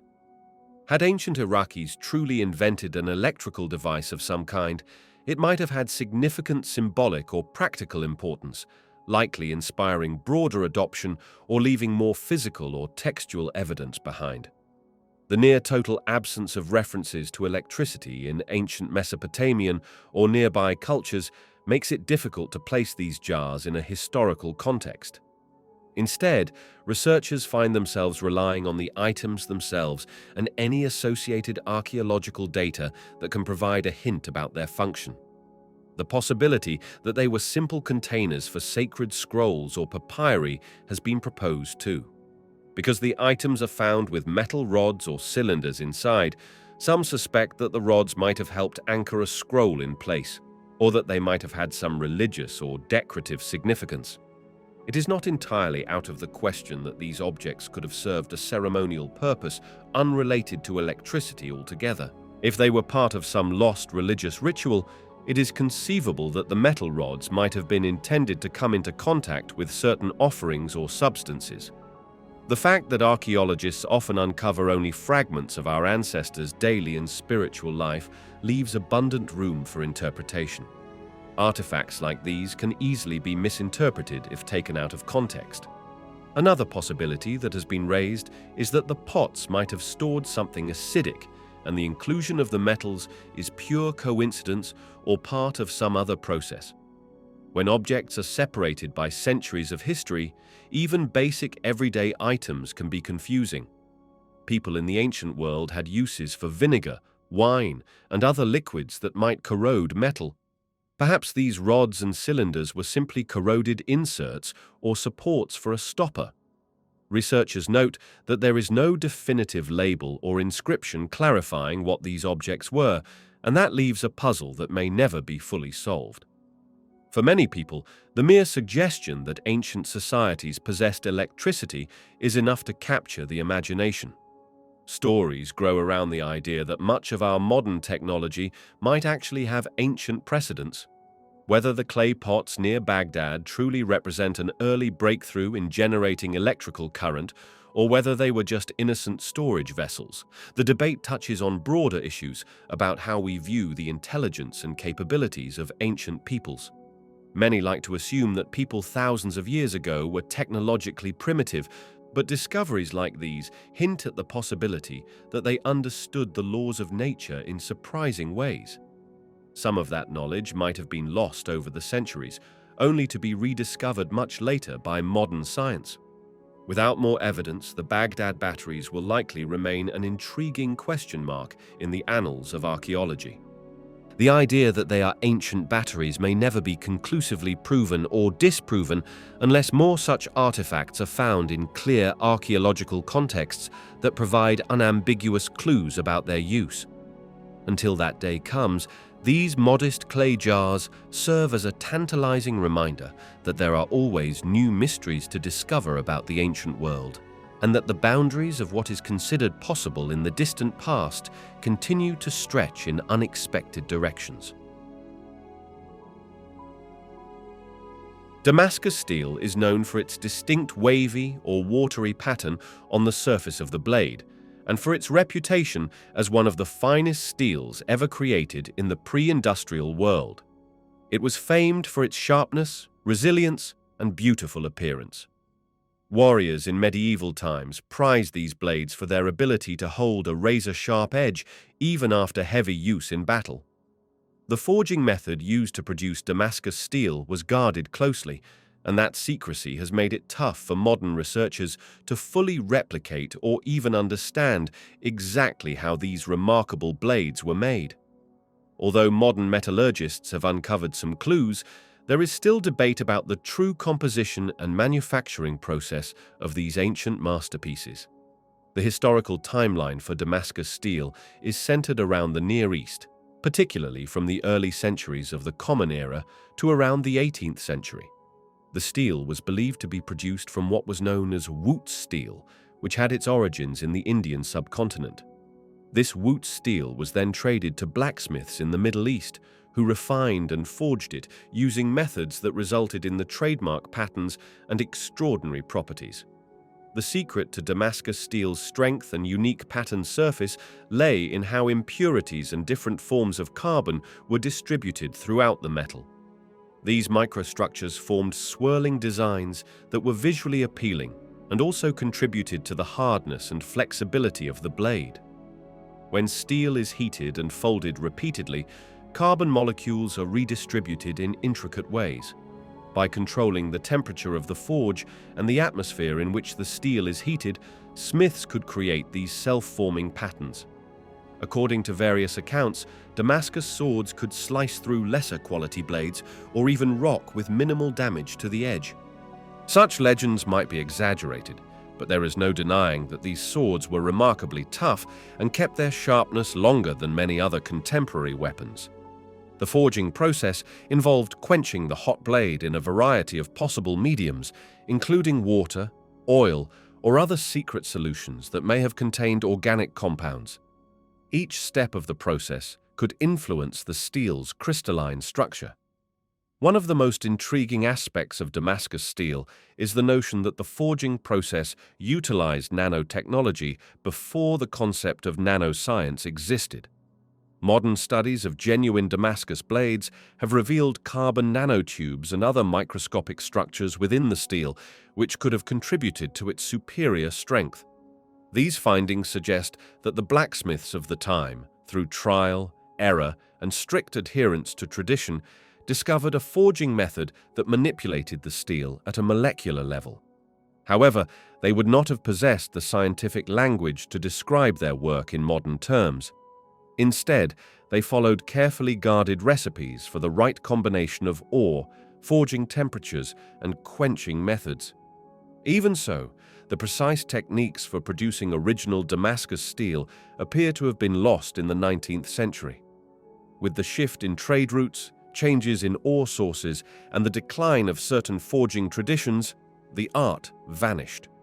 Modern metallurgists have been experimenting with ways to recreate Damascus steel by using wootz-like materials and forging processes that are thought to mimic historical methods. Some have produced steel with patterns and properties reminiscent of the ancient blades, but whether these modern reproductions exactly match the quality and characteristics of original Damascus steel remains a matter of debate. The name Damascus steel itself has sometimes caused confusion. In modern times, many blacksmiths create Damascus-style blades that have a swirl or wave pattern, but these are often made by layering or pattern welding different types of steel. While visually striking, these contemporary pattern-welded steels do not necessarily replicate the microstructure that gave classical Damascus steel its legendary qualities. They may be strong, but they do not necessarily share the unique chemical composition of the original Wootz-based metal. This has led to endless discussions over what qualifies as true Damascus steel and how best to define the term in the modern world. Despite centuries of study and fascination, there are still many unanswered questions about Damascus steel. Researchers puzzle over whether the raw material from certain Indian mines had unique impurities that gave the final product its special characteristics. They debate whether blacksmiths use specific flora or fauna in the forging or quenching process that contributed to these microscopic structures. The forging temperature itself would need to be carefully maintained to create the distinctive layering. There might have been a cultural or even spiritual dimension to the forging methods, as local myths often attributed magical properties to these legendary swords. Without detailed written records or direct lines of apprenticeship from ancient times, modern experts can only speculate. The topic of Damascus steel offers a window into the advanced metallurgical understanding of the ancient world. While it is simple to romanticize the past, discoveries like this hint that artisans had a practical grasp of methods that would later be described in scientific terms. The fact that modern technology can barely replicate, let alone surpass, the ancient forging methods is a reminder that progress is not always linear. Knowledge can be lost and rediscovered. Scholars continue to test new theories, taking microscopic samples of surviving blades, analyzing the carbon content and distribution, and searching for evidence that might confirm any of the many hypotheses about how Damascus steel was formed. For anyone who appreciates the blend of art and science, Damascus steel stands as a testament to how ancient craftspeople combined intuition, experience, and tradition to create objects of breathtaking beauty and durability. Even if the exact recipes remain elusive, the surviving swords serve as a living chapter of history. They remind today's society that breakthroughs in technology can arise from painstaking experimentation, that advanced processes can be discovered long before they are understood in scientific language, and that the echoes of those discoveries can still astound people centuries later. As the quest to replicate Damascus steel continues, it also reinforces the notion that there might still be hidden innovations waiting in other corners of the ancient world, lost arts that modern society is only beginning to appreciate. Roman concrete has astonished engineers and architects for centuries due to its remarkable durability and longevity. Structures such as the Pantheon, with its massive unreinforced concrete dome, and the enduring aqueducts that still traverse the landscape of Europe, show just how advanced Roman engineering truly was. Modern concrete formulas, while strong, can deteriorate within a matter of decades when exposed to harsh conditions. In contrast, many Roman structures have withstood 2 millennia of earthquakes, floods, and weathering. Researchers have spent years analyzing samples of ancient Roman concrete to figure out how it was made and what makes it so resilient. The most notable component in Roman concrete is volcanic ash, often sourced from regions around the Bay of Naples. Mixed with lime, water, and various aggregates, this ash undergoes chemical reactions that contribute to the concrete's unique properties. When it comes into contact with seawater, something remarkable happens.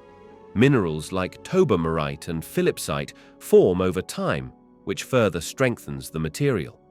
Essentially, Roman concrete can heal over centuries by crystallizing new minerals within its matrix, making it more robust as it ages instead of weaker.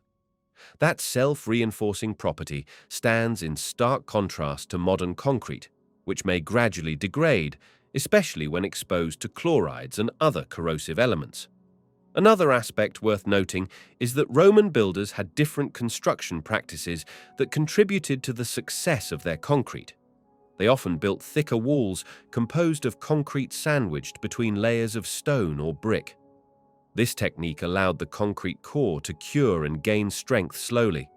The dome of the Pantheon, for instance, was constructed with gradually lighter aggregates near the top to reduce weight. The structural engineers of ancient Rome were masters at balancing form and function, utilizing the materials at their disposal in ingenious ways to create monuments that stand to this day. Their methods included layering, the use of wooden frameworks for shaping, and careful proportioning of lime and ash. One might wonder how such knowledge could have been lost or overshadowed in later centuries. After the fall of the Roman Empire, many of these engineering principles fell out of widespread use, and Europe entered a period where grand building projects were not as common. Monuments from the classical world remained, but the details of how they were constructed often did not survive in a clear, codified form. Medieval builders had their own techniques, and the Industrial Age ushered in a reliance on newly developed forms of concrete using Portland cement. Only in the modern era did scientists begin to look closely at samples of Roman concrete, employing microscopy and advanced chemical analysis to uncover its secrets. The challenge remains to replicate Roman concrete in a way that is both feasible and cost-effective for modern construction. Some researchers suggest that adopting some of the old recipes could reduce the environmental impact of the construction industry. Modern cement production releases significant carbon dioxide into the atmosphere, while Roman methods that use volcanic ash might help reduce that footprint. There are projects attempting to emulate Roman concrete by using pozzolanic materials, which are substances that can react with calcium hydroxide to form strong compounds. Engineers are also studying how to replicate the self-healing properties seen in Roman marine structures. Yet, scaling this up for widespread modern use is not a simple task. It involves sourcing the right types of ash, altering existing production lines, and convincing an industry built around standardized materials to try new methods. Despite the complexities of implementation, the potential benefits are enormous. A longer-lasting concrete would result in fewer repairs and replacements, saving time and resources. Structures along coastlines, such as piers or breakwaters, could benefit from a material that thrives in saltwater conditions. Historical perspective also plays a part here, as preserving ancient techniques can enrich our cultural heritage. By understanding and possibly adopting aspects of Roman concrete technology, present-day society can both learn from the past and push construction methods forward. Over the years, researchers have uncovered more details about the crystallization process that happens when Roman concrete is exposed to seawater. It appears that the presence of volcanic ash allows the material to form aluminum tobermarite and other rare minerals within the cracks that develop over time, effectively sealing them off. This natural reinforcement process is akin to a built-in maintenance system that extends the life of the concrete. Traditional modern concrete, by contrast, often suffers from corrosion of the steel rebar inside and from chemical processes that can degrade its integrity. This difference highlights the significance of avoiding embedded metal components in Roman structures, which eliminated a major source of long-term structural weakness. The lingering question is why such effective technology was not passed down more clearly or adopted elsewhere. Some hypothesize that the widespread availability of raw materials unique to certain regions around Rome played a role. Builders outside those regions lacked access to the same types of ash. Over time, as trade routes changed and empires fell, the specialized knowledge might have dwindled. There could also have been a sense of mystery or prestige surrounding the building methods and a reliance on skilled labor that had no interest in divulging trade secrets. The result was that the full story of Roman concrete was partially lost and is only being gradually pieced together again. Roman concrete remains a testament to the ingenuity and ambition of the ancient world. It stands as a reminder that civilizations of the past not only achieved feats of architecture and engineering, but did so with technologies that can sometimes outperform modern equivalents. By studying what they did, scientists and engineers gain not just historical insight, but also practical strategies for improving current methods. It is a fascinating crossover between archaeology and modern construction science, one that continues to yield new discoveries. The centuries may separate present-day society from ancient Rome, but the concrete structures that survive across Europe remind everyone that greatness in design is not solely a modern invention. Indeed, the durability of Roman concrete continues to humble and inspire those who are determined to craft buildings that will endure for future generations. Egyptian civilization made remarkable contributions in the realm of medicine, and the evidence lies in medical papyri, mummy examinations, and the surgical tools that have been found in tombs and temples. These artifacts show that Egyptian doctors were not merely guesswork practitioners. They had a keen understanding of anatomy, disease, and treatment procedures that still surprise modern researchers. The variety of surgical implements discovered includes scalpels, probes, forceps, hooks, and even specialized instruments that resemble today's obstetric tools. Their designs indicate that they were tailored for precise medical procedures, suggesting a level of skill and knowledge not often associated with such an ancient society. Much of what is known about Egyptian medical practices comes from texts like the Edwin Smith Papyrus, which dates back to around the 17th century before the Common Era, though it is believed to be a copy of an even older source. This document outlines surgical procedures, diagnoses, and treatments in a format that is surprisingly methodical. It details how to handle wounds, fractures, and even some internal ailments. While some aspects of their medicine were intertwined with religious rituals, like using incantations or appealing to deities for healing, there was also a purely practical side that involved direct observation and treatment of injuries.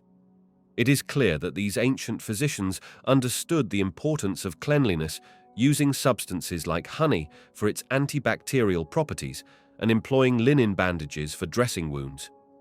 The surgical tools themselves were typically made of bronze or other metals, sometimes carefully sharpened or polished. Their shapes reveal that each was intended for a particular function, whether that was cutting, cauterizing, or manipulating internal organs. Excavations at sites such as the Temple of Komombo, dedicated in part to Sobek, have unearthed sets of instruments that hint at sophisticated medical practices. Some tools appear to have been used in mummification, a process that itself required a deep understanding of the human body. Yet, the presence of similar instruments in medical contexts suggests that Egyptians also performed surgical interventions on the living. Researchers debate how frequently major surgeries occurred, but it is not far-fetched to assume that simple procedures like draining abscesses or setting broken bones were relatively common. Another remarkable aspect of Egyptian medicine is the specialization that seems to have existed. There were general physicians, but also those who focused on eyes, teeth, or other specific parts of the body. Whether they called themselves surgeons in the way the term is understood today is unclear, but they likely had practitioners who excelled at dealing with trauma wounds, possibly due to warfare or labor injuries. Ancient texts mention that the pharaoh's court often included specialized doctors who could handle different medical conditions. This degree of specialization underscores how advanced their system of healthcare might have been. The surgical tools also reflect the Egyptians' beliefs about the body and the afterlife. For instance, certain hooks were used to remove the brain during mummification through the nasal cavity, a procedure that required considerable skill. While this was performed for religious or funerary reasons, it nonetheless taught practitioners about cranial anatomy. In a culture where preserving the body was integral to one's afterlife journey, it is no surprise that they developed sophisticated techniques for bodily manipulation. This knowledge would have naturally translated to some forms of medical or surgical intervention for the living as well. It is essential to note that while the Egyptians excelled in certain areas, their medical knowledge was bound by the limitations of their time. They lacked the modern understanding of germs and relied on trial and error for many treatments. Yet, they did recognize the importance of cleanliness and had a range of antiseptic substances at their disposal, from wine and vinegar to resins and honey. The presence of specialized instruments suggests that certain procedures were attempted repeatedly and refined over time. The durability of these metal tools and their occasional mention in surviving texts allows modern researchers a glimpse of just how advanced these practices might have been. Debate continues about how widespread complex surgeries would have been.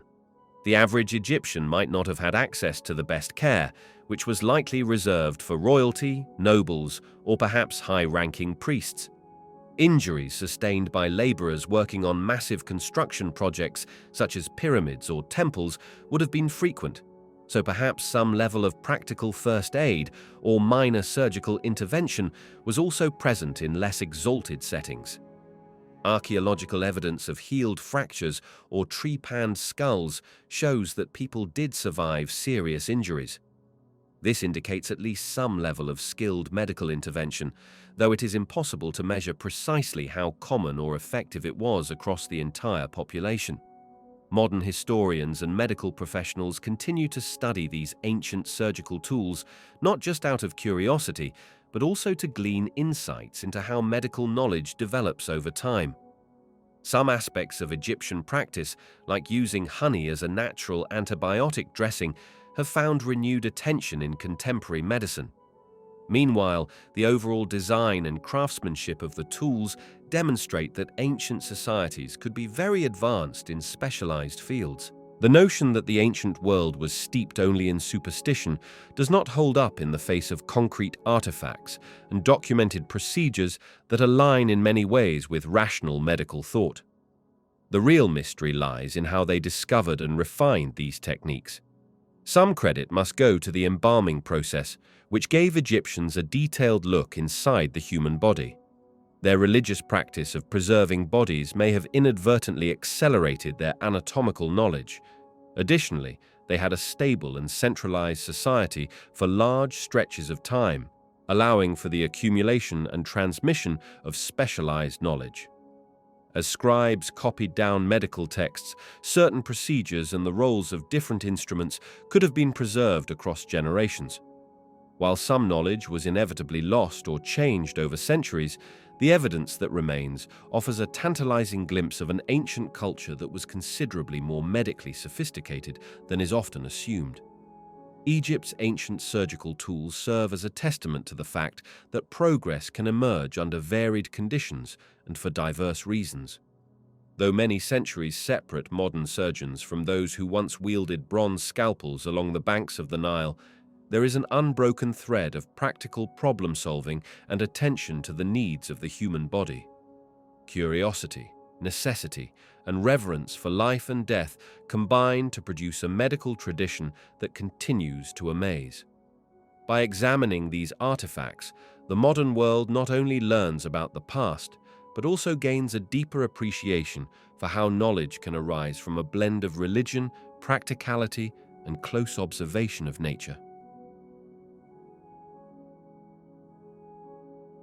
Greek fire was an incendiary weapon used primarily by the Byzantine Empire. It remains shrouded in mystery because its exact chemical composition was a well-guarded state secret that has been lost to history.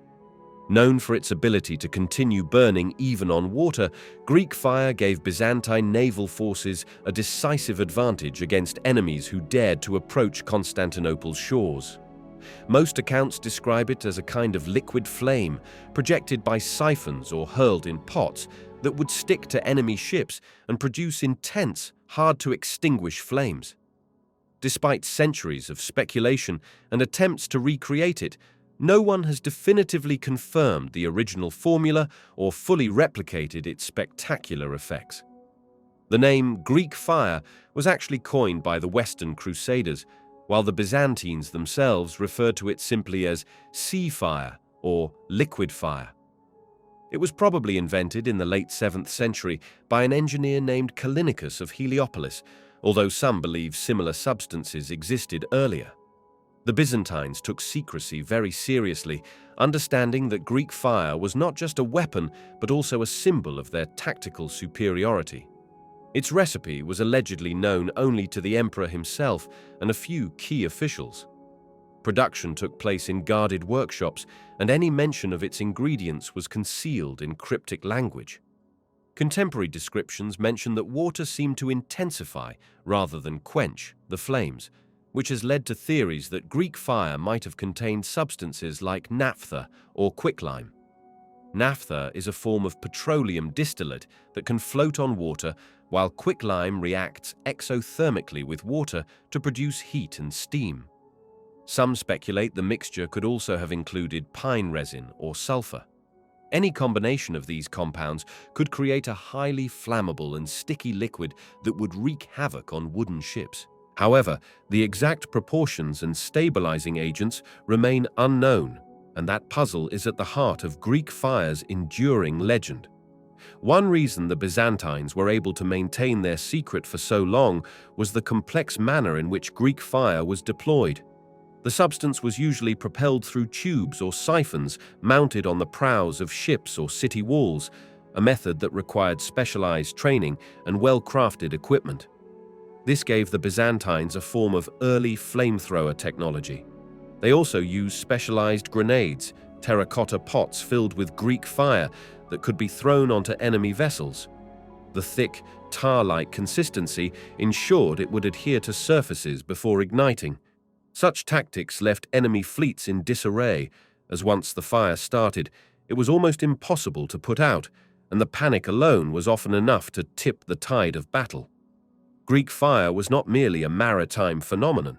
Some historical accounts suggest that it was also used in land battles, particularly in sieges, where it could be poured over ramparts or propelled onto siege towers. However, its greatest fame rests in its naval application, where it helped protect the Byzantine Empire's capital from multiple assaults. The empire's strategic use of Greek fire contributed to its resilience for many centuries, even as other parts of the former Roman Empire fell to invaders. The psychological impact of facing a weapon that burned on water cannot be overstated. Enemies had to approach Byzantine waters with extreme caution, knowing that a single volley of Greek fire could sink an entire fleet. Over time, the formula for Greek fire was either forgotten or lost as the Byzantine Empire declined. Some historians think it may have evolved and changed hands within the empire, losing its potency as pieces of knowledge were dropped or substituted. Others suggest that the necessary ingredients became scarce, or that the small circle of specialists died out without passing on the complete process. Several medieval and early modern attempts to recreate Greek fire were made, often resulting in a different but somewhat related substance, more akin to regular incendiaries that still could be doused with water. None of these attempts have fully captured the legendary qualities described in Byzantine chronicles. Modern researchers have proposed various reconstructions, with some pointing to a petroleum-based concoction thickened with resins, combined with chemicals that react violently with water. Laboratory simulations can come close, but the exact synergy required to produce a self-igniting and water-resistant flame remains elusive. Some have argued that the magic might have been more about the method of delivery and intimidation factor than any truly unique chemistry. The bright, fearsome flame that was difficult to extinguish could have been enough to create the impression of a superweapon. Still, contemporary reports from those on the receiving end emphasize its potency and almost supernatural nature. The mystery of Greek fire is part of a larger conversation about ancient and medieval weapons that seem advanced beyond their time. The Byzantines, inheriting Greek and Roman knowledge, were formidable innovators. They combined chemistry, engineering, and military strategy to create a weapon that, even by modern standards, would be terrifying in combat. The fact that Greek fire's secrets were so closely guarded suggests that the empire recognized its invaluable role in protecting Constantinople from various incursions, including those by Arab fleets and later by Slavic and even Western European forces. Historians continue to delve into primary sources, military manuals, official decrees, and eyewitness accounts to piece together clues about how Greek fire was made. The accounts often contain contradictions or confusing terminology, reflecting either deliberate obfuscation or a lack of chemical understanding by the writers. Byzantine chroniclers might have used metaphors and allegorical language when describing the weapon, complicating modern efforts to parse out literal truths.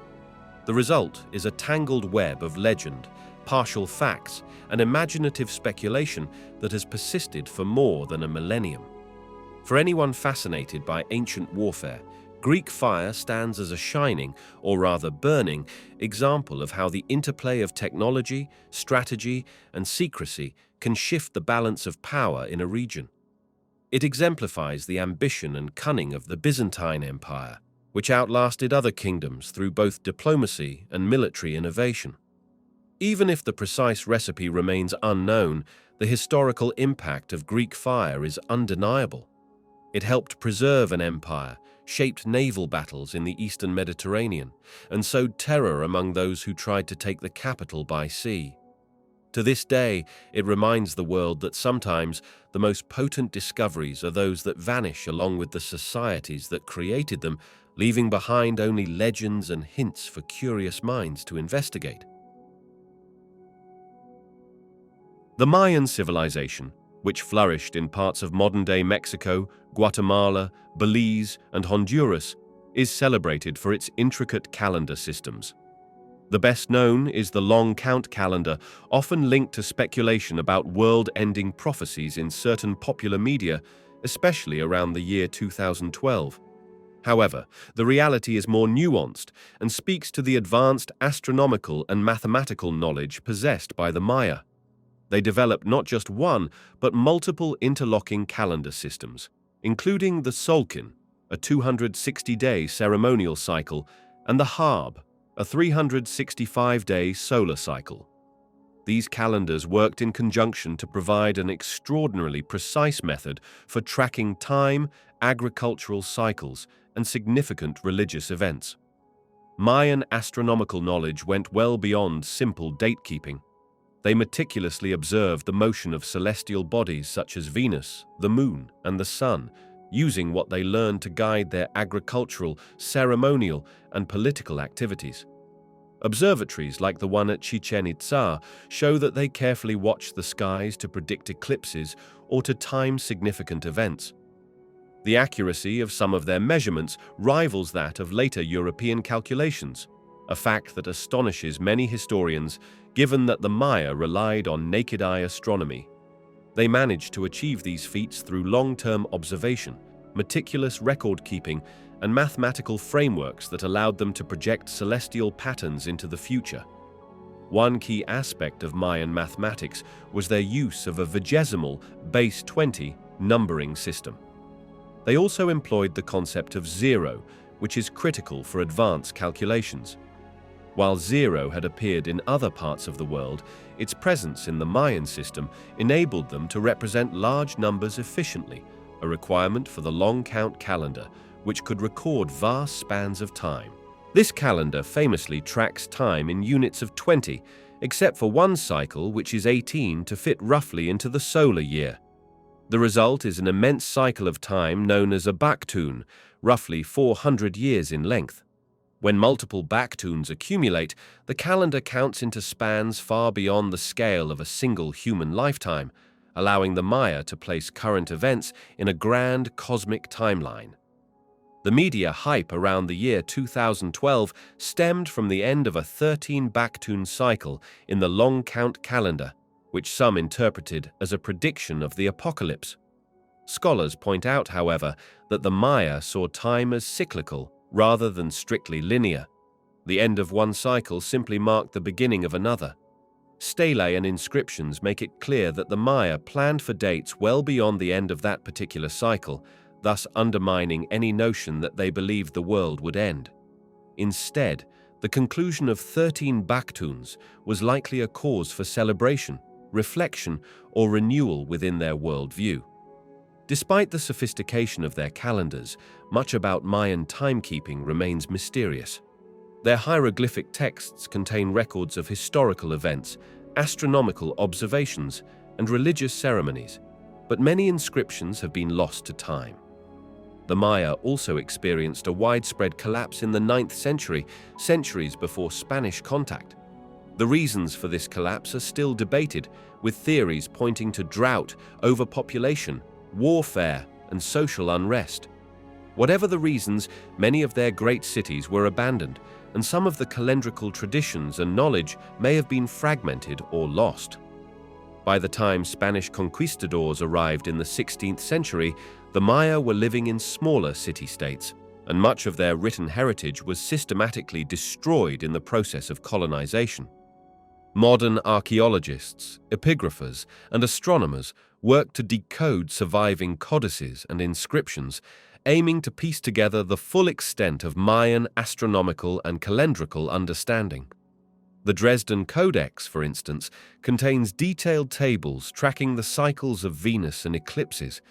These were used not only for practical reasons, such as scheduling planting seasons, but also for religious ceremonies that depended on precise cosmic alignments. For the Maya, time was intimately connected with cosmic order and spiritual forces.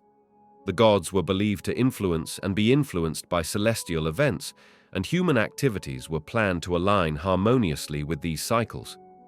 The level of detail in Mayan calendrical systems suggests a culture deeply attuned to the rhythms of nature and the cosmos. Each date carried layers of significance, from the Tzolk'in's day names and numbers that could determine personal destiny or the auspiciousness of particular activities, to the Hab's months that guided agricultural tasks.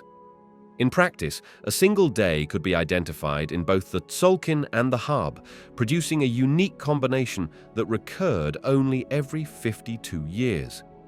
This 52-year span, often referred to as a calendar round, was another significant cycle for the Maya. Another often overlooked aspect of Mayan astronomy is the alignment of their ceremonial centers and pyramids with celestial events.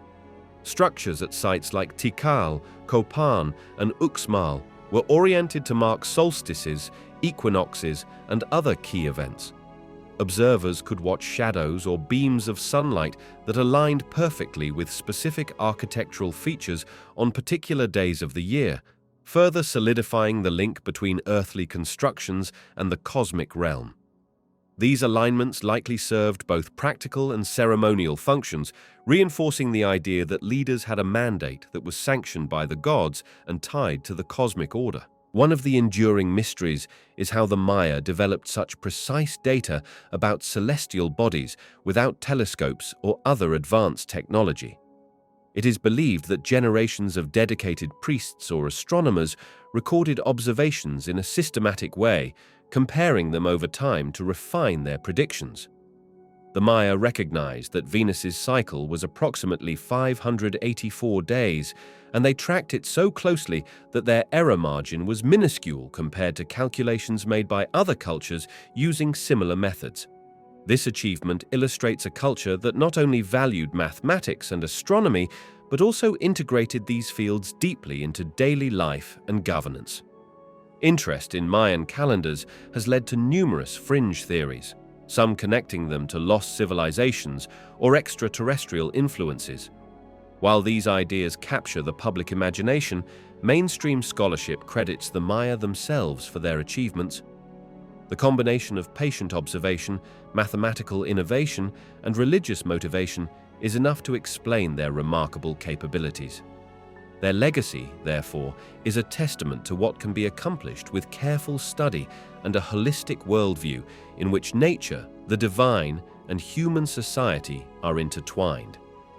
Even today, some modern Maya communities retain traces of these ancient calendrical traditions.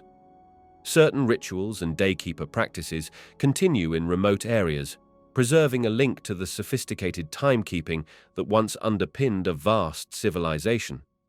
Researchers sometimes consult these living traditions to gain clues about how the ancient Maya interpreted the complex mathematics of their calendars. Although much remains to be discovered, one thing is clear.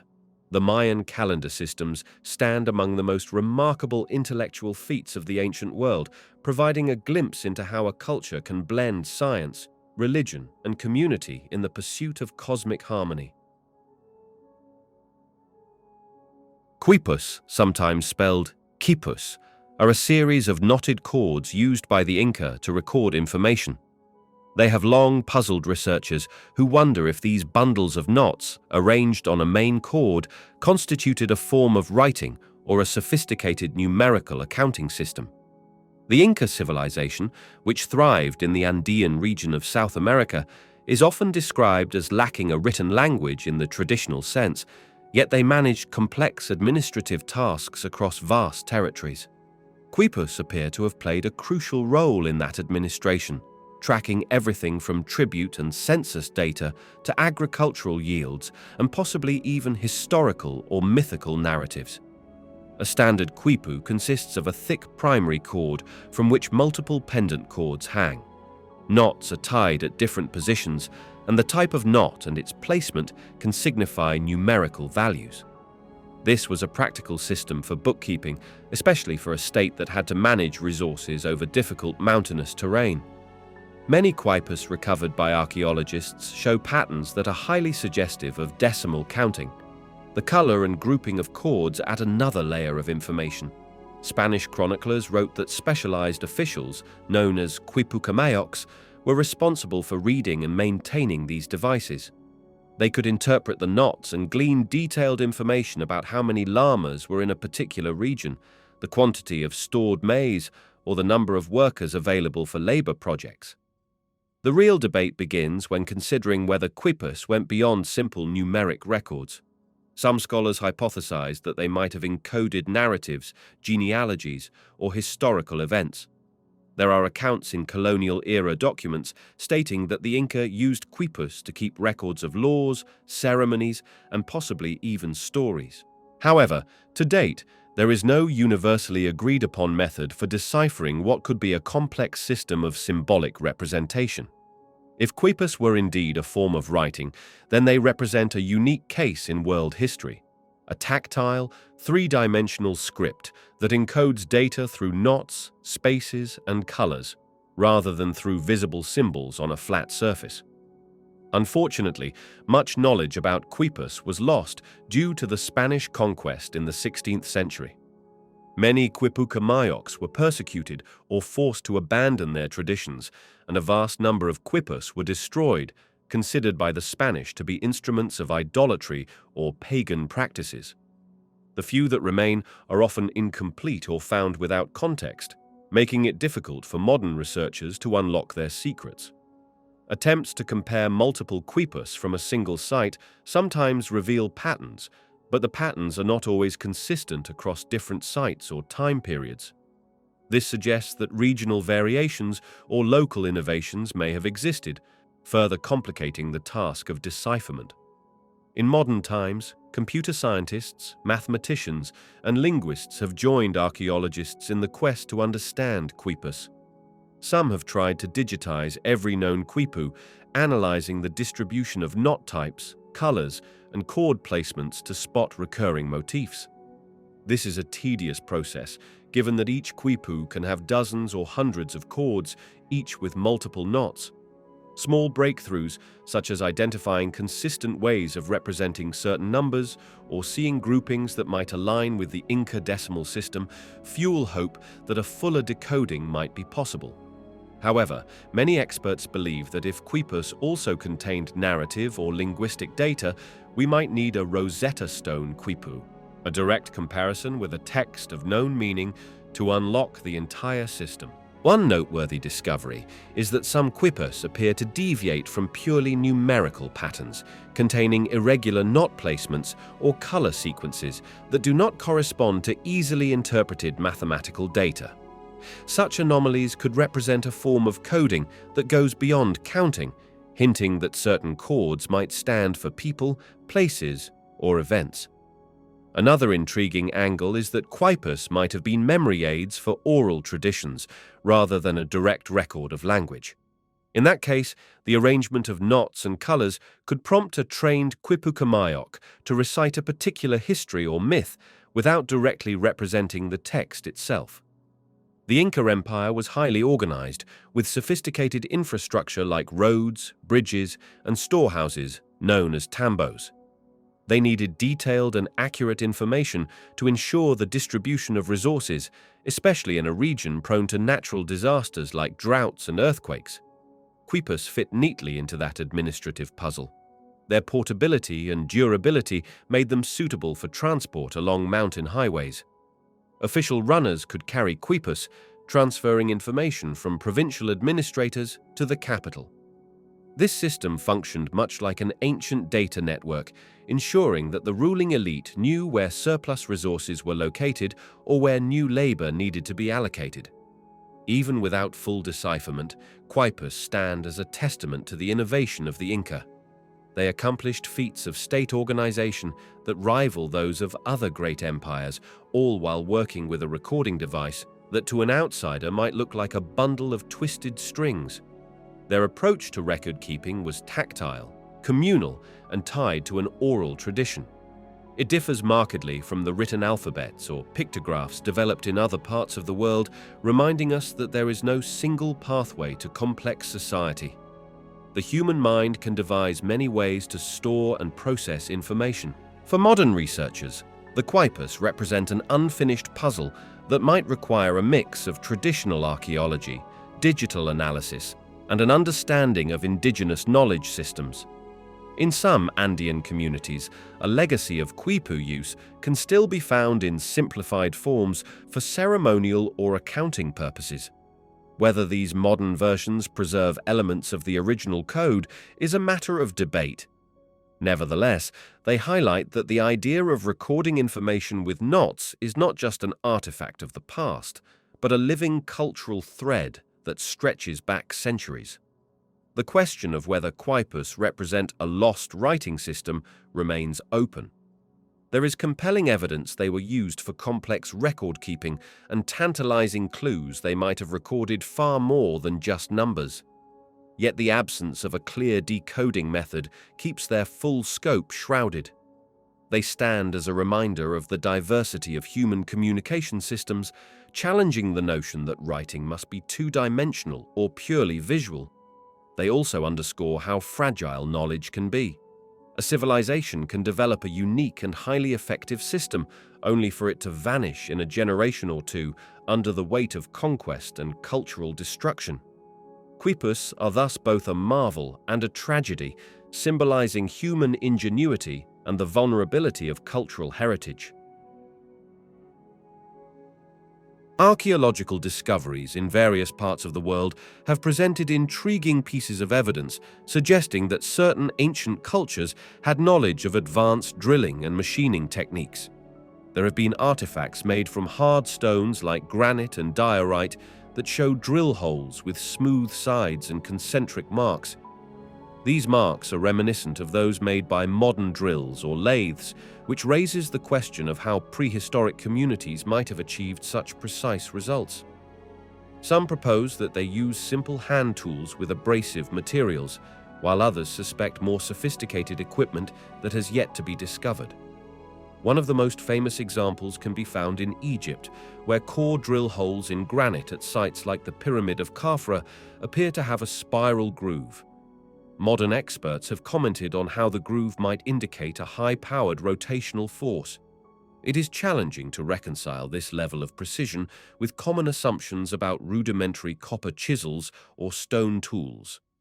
Historical texts and depictions sometimes show the use of copper saws and tubular drills with sand as an abrasive, but it remains unclear whether such methods alone could have created the surfaces visible today.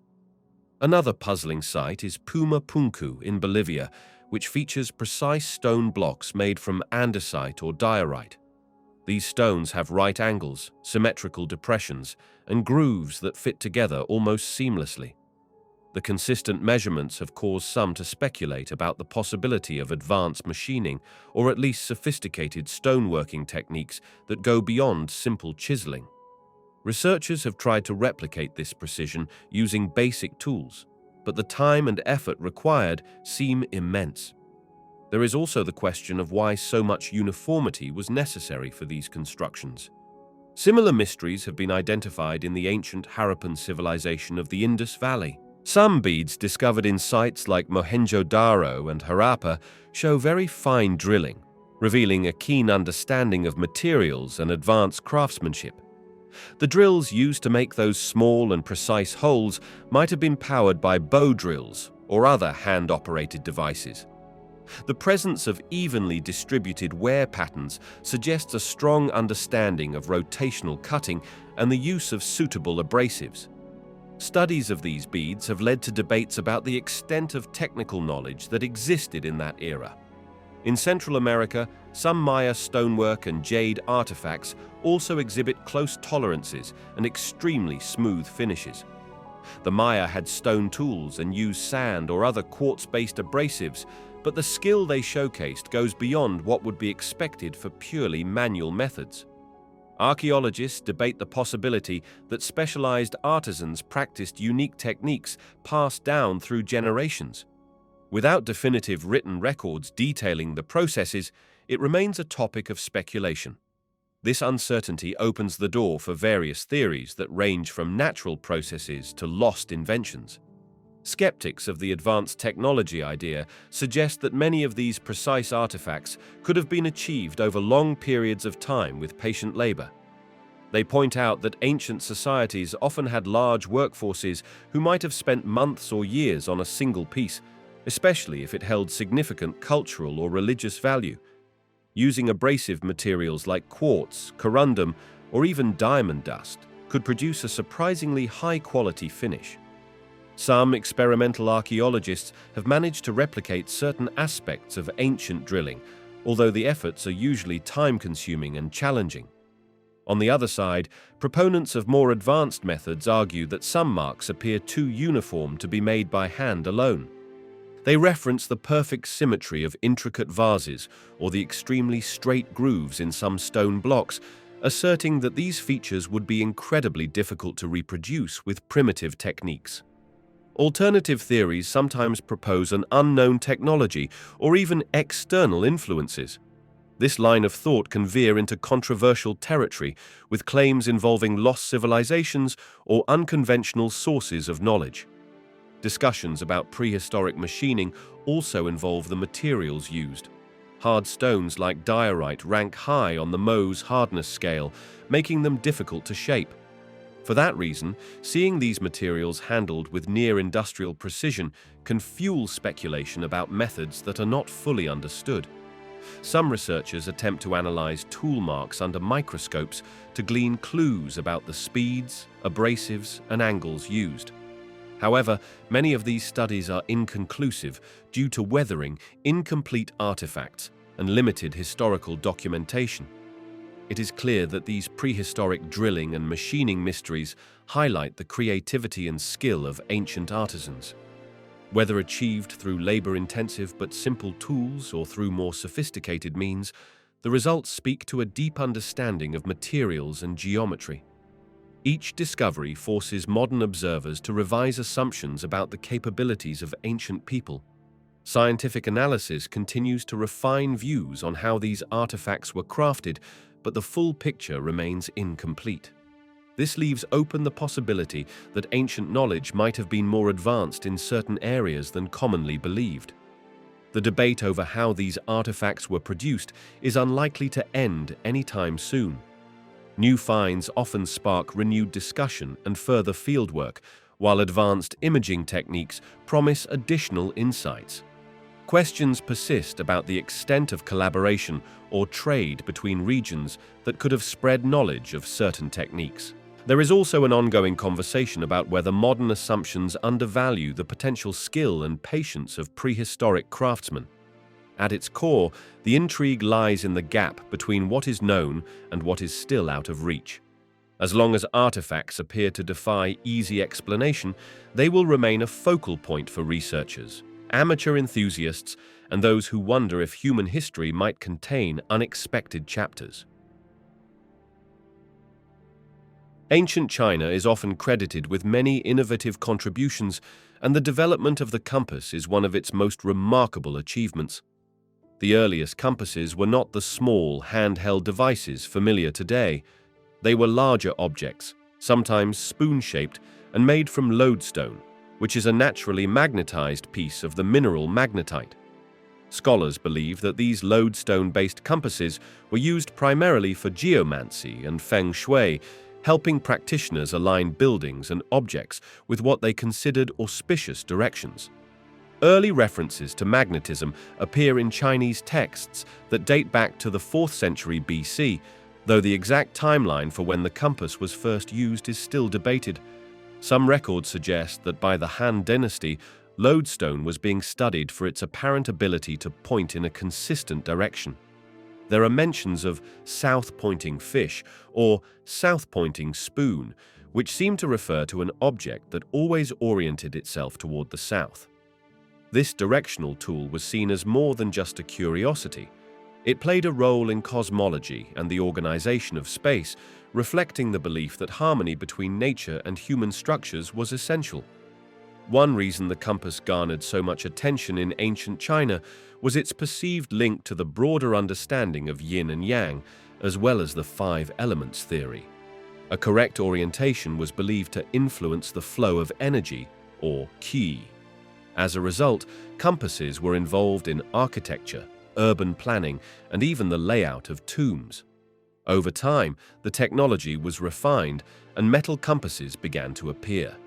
Instead of just a lodestone spoon, iron needles could be magnetized by stroking them with lodestone, creating a more portable and reliable pointer. It is important to note that the ancient Chinese did not necessarily use the compass for open sea navigation in the earliest periods. Some historians suggest that compasses were more commonly employed on land for feng shui and other divinatory purposes. However, maritime exploration eventually benefited from this technology. By the Song dynasty, around the 11th century, there is evidence of seafaring ships using south-pointing needles. Sailors took advantage of the compass to navigate in poor weather conditions or when landmarks were out of sight. This marked a significant shift in the application of magnetism from purely spiritual or philosophical contexts to practical travel. Another intriguing aspect of magnetism in ancient China revolves around the idea of magnetic declination, which is the angle between geographic north and magnetic north. Records indicate that some Chinese scholars might have noticed variations in a compass's direction depending on where they stood. However, the concept was not fully understood or systematically studied at that time. The main focus remained on the marvel of an object that reliably aligned itself with the Earth's magnetic field. The knowledge of magnetism and the compass eventually spread to other parts of the world. There are theories about the Silk Road routes serving as a conduit for this information, although the exact path of technological transmission remains uncertain. Some believe that Arabic or Persian travelers may have encountered the concept of the compass in China and then shared it with Europeans. Others think that separate discoveries might have taken place independently in different regions, as the properties of lodestone were not an exclusive secret. The evolution of the compass in China also sparked discussions about its potential influence on navigation tactics and even military strategy. If armies understood how to position themselves accurately, they might gain an advantage.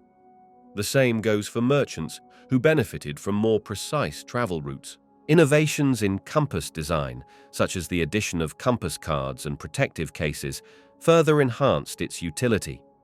These improvements allowed for easier reading, better durability, and eventually integration into maritime instruments like the steering of ships and the planning of trade routes. Despite its practical uses, the compass retained an element of mystique.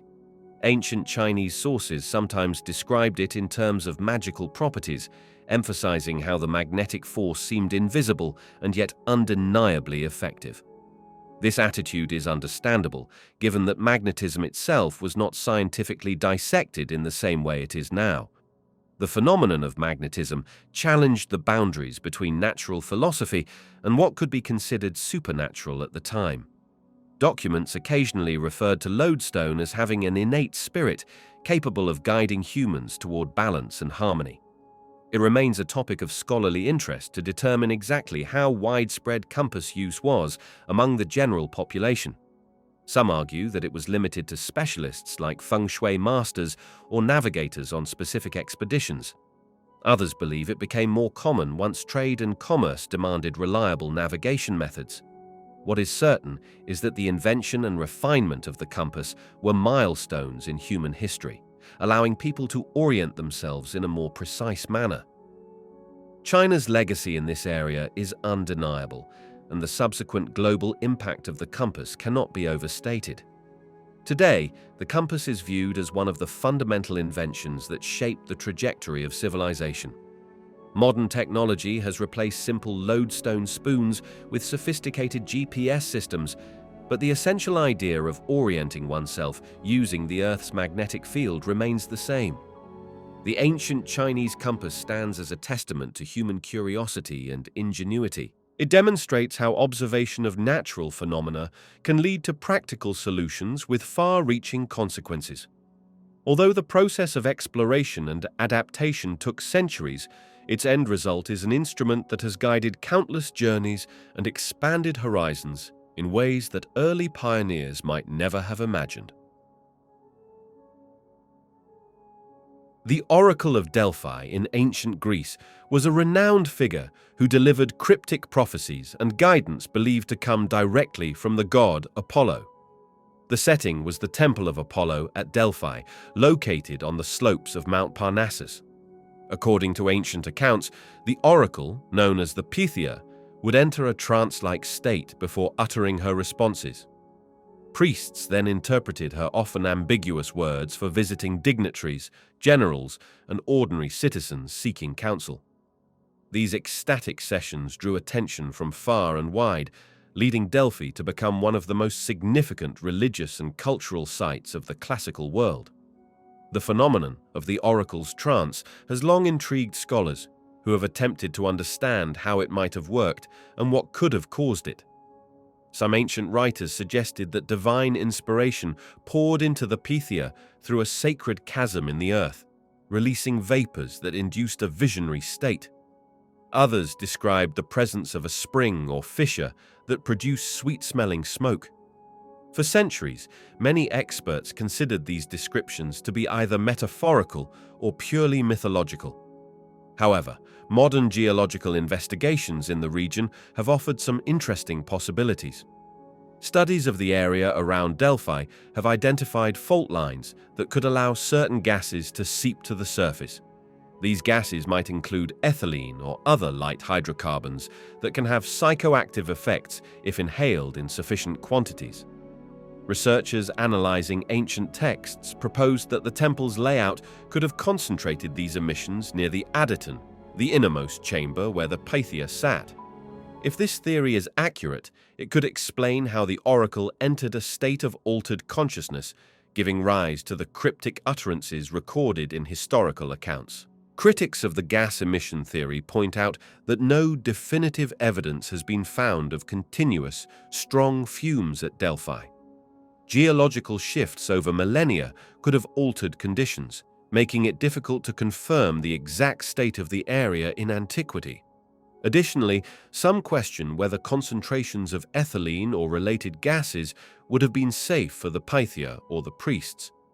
There is also the possibility that the oracle's trance was achieved through other means, such as rhythmic chanting, meditation, or even ingestion of substances that have not been identified. Ancient descriptions sometimes mention the Pythia chewing on bay leaves, which were sacred to Apollo. While bay leaves are not typically considered hallucinogenic, they might have played a symbolic or ritualistic role in the oracle's preparation. Other factors, including the psychological atmosphere of the temple, the physical environment, and cultural expectations, could have contributed to the trance state. It is possible that a combination of mild intoxication, heightened emotional arousal, and social reinforcement produced the extraordinary prophetic experiences described in the texts. Despite the debates over the exact cause, what remains clear is that the Pythia's pronouncements carried immense weight in ancient Greek society. City-states planned wars, arranged treaties, and made crucial political decisions after consulting Delphi. The oracle's prestige was so high that offerings and tributes from across the Greek world, and even beyond, flooded the sanctuary. This wealth of gifts turned Delphi into a showcase of art and architecture, featuring treasures like the Siphnian treasury and a grand theatre for festivals. The cryptic nature of the oracle's statements often required significant interpretation. For instance, a famous story involves King Croesus of Lydia, who was told that if he waged war against Persia, he would destroy a mighty empire. It turned out that the empire he destroyed was his own. These ambiguous predictions made the oracle both revered and feared, as people recognized that guidance could lead to unexpected outcomes. This aspect has prompted comparisons to fortune-telling traditions in other cultures, where prophecies are deliberately vague to allow for multiple interpretations. Over time, the influence of Delphi began to wane, especially as the political landscape of Greece shifted and the power of the city-states declined. The rise of Christianity led to the gradual abandonment of pagan sanctuaries, and the oracle eventually ceased to operate. Nevertheless, the legacy of the Pythia's trance states remained in literature, philosophy, and historical records. Her oracles were quoted by famous figures like Socrates and later by the Romans, further cementing the site's reputation as a source of divine wisdom. Modern researchers continue to explore the intersection of religion, geology, and psychology to gain insights into what might have happened in the Delphic sanctuary. Some see the oracle as an early example of an altered state of consciousness used for communal decision-making. Others view it as a mix of theatrics, cultural tradition, and genuine belief that conferred legitimacy on her pronouncements. There is also an ongoing interest in how such phenomena could have shaped social and political structures in the ancient world. While there is no consensus on the exact mechanism behind the oracle of Delphi's trance states, the lingering mystery captivates archaeologists, historians, and enthusiasts alike. The image of a solitary priestess inhaling sacred vapors and speaking cryptic truths has endured for centuries, symbolizing both the power of faith and the human quest for knowledge. Delphi remains an iconic place that encourages visitors and scholars to question the boundaries between natural and supernatural, rational and mystical. Whether the trance was caused by geological processes, cultural rituals, or a blend of factors, it stands as a testament to the complexity of ancient spiritual practices and the enduring fascination they hold. Human sacrifice, while disturbing to modern sensibilities, has been a part of various ancient cultures around the world. It often served religious, political, or social functions, reflecting beliefs about appeasing deities, ensuring agricultural fertility, or maintaining cosmic balance. The practice appeared in diverse regions such as Mesoamerica, the Near East, and parts of Europe and Africa.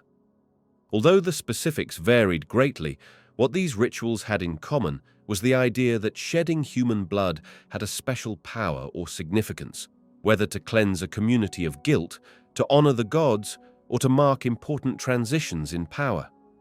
In Mesoamerica, civilizations like the Aztecs and Maya famously conducted ritual sacrifices at grand temples.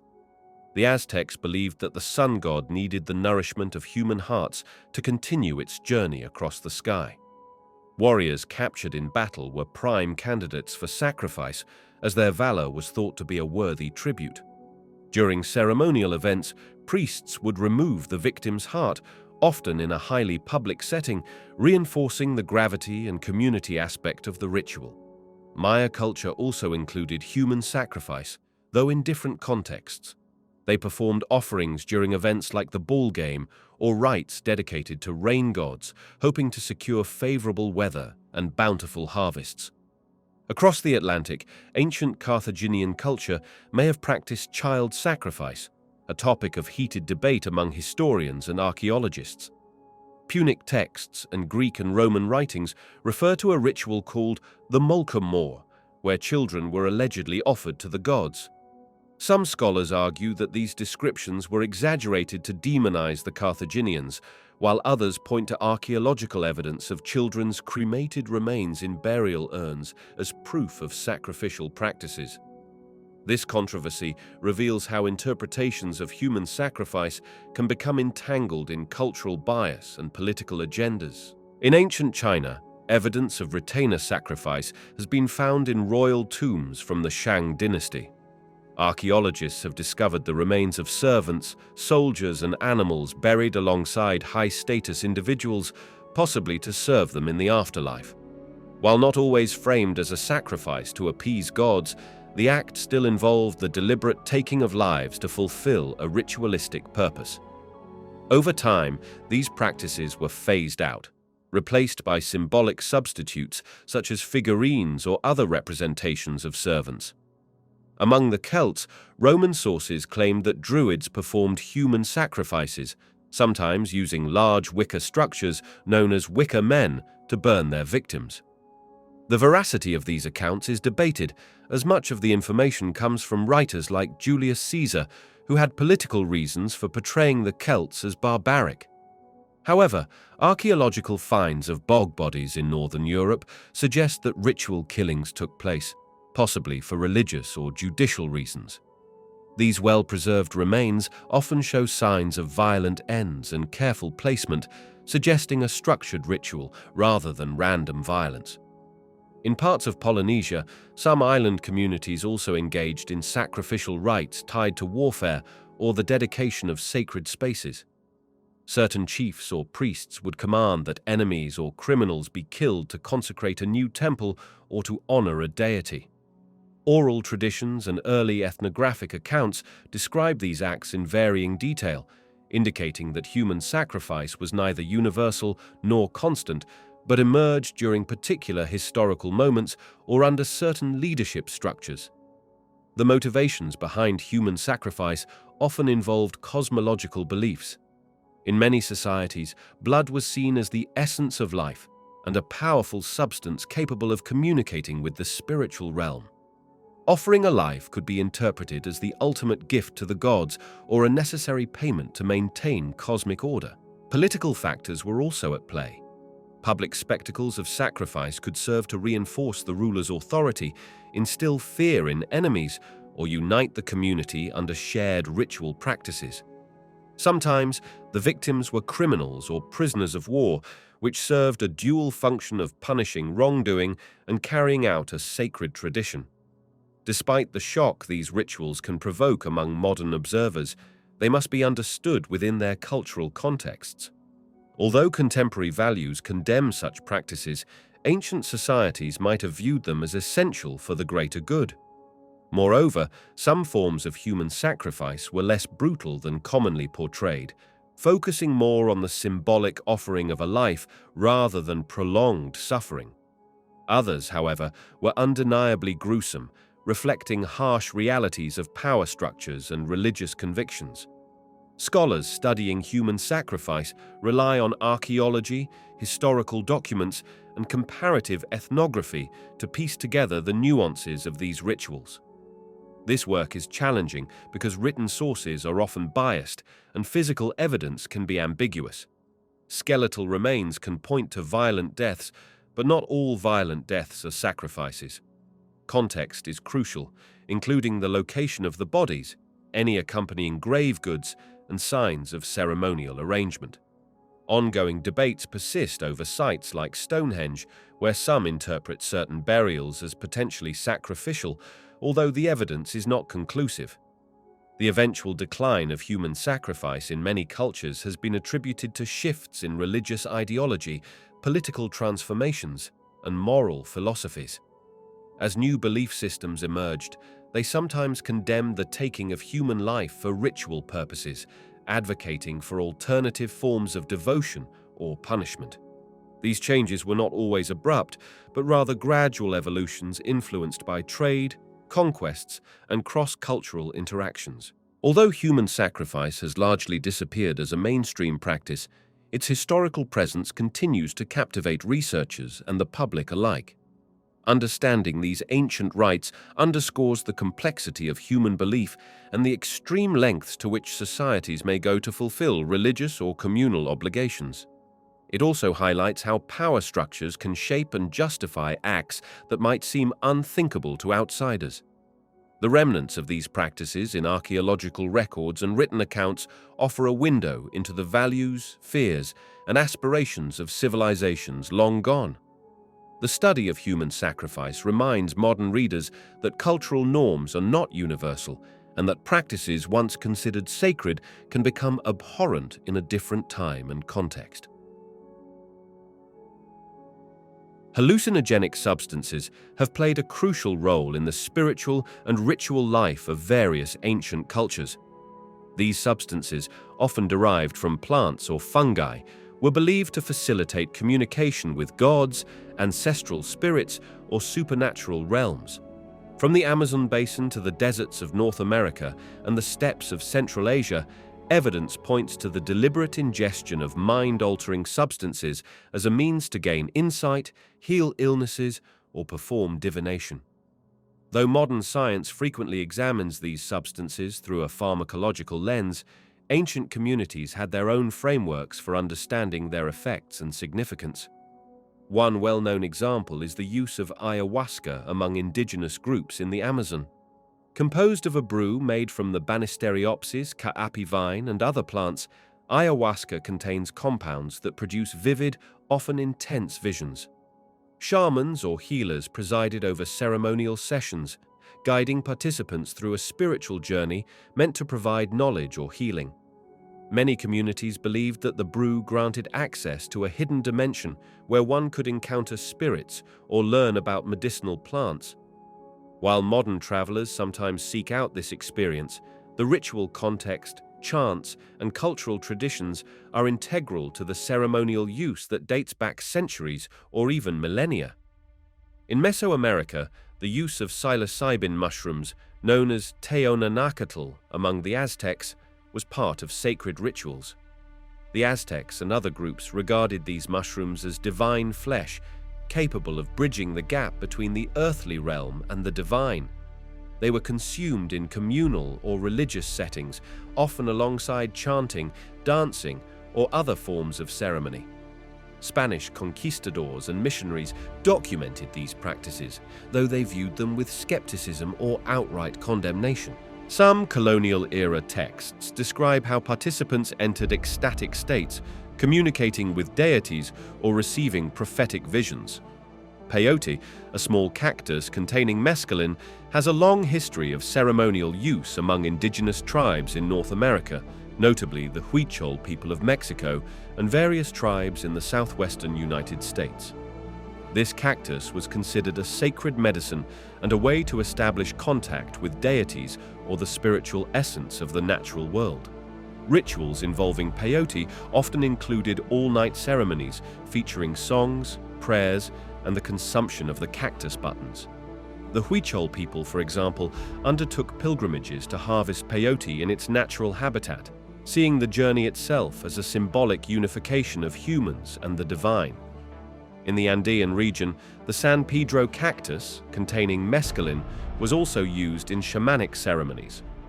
Archaeological evidence, including pottery and artwork, suggests that this practice dates back to the first millennium BC, particularly among the Chavin culture. The Chavin iconography often depicts figures holding or consuming San Pedro, implying that it played a key role in their religious life. Modern shamans in the Andes continue to use this cactus in healing rituals, stressing continuity with the traditions of their ancestors. Ancient Greece had its own mystery religions, notably the Eleusinian mysteries, which some scholars believe involved a Kykean beverage containing psychoactive substances. While the exact recipe remains unknown, the ceremony was said to provide initiates with profound spiritual revelations, often interpreted as a symbolic death and rebirth. The secrecy surrounding these rituals was strictly enforced, so details are scarce. However, participants who experienced the Eleusinian mysteries spoke of a transformative event that reshaped their understanding of life, death, and the afterlife. In Central Asia, evidence points to the use of cannabis and ephedra in ritual contexts. Archaeological finds in the Tarim Basin and other regions have uncovered residues of these plants in burial sites, suggesting they were burned or ingested during funerary rites or ceremonies aimed at communing with the spirit world.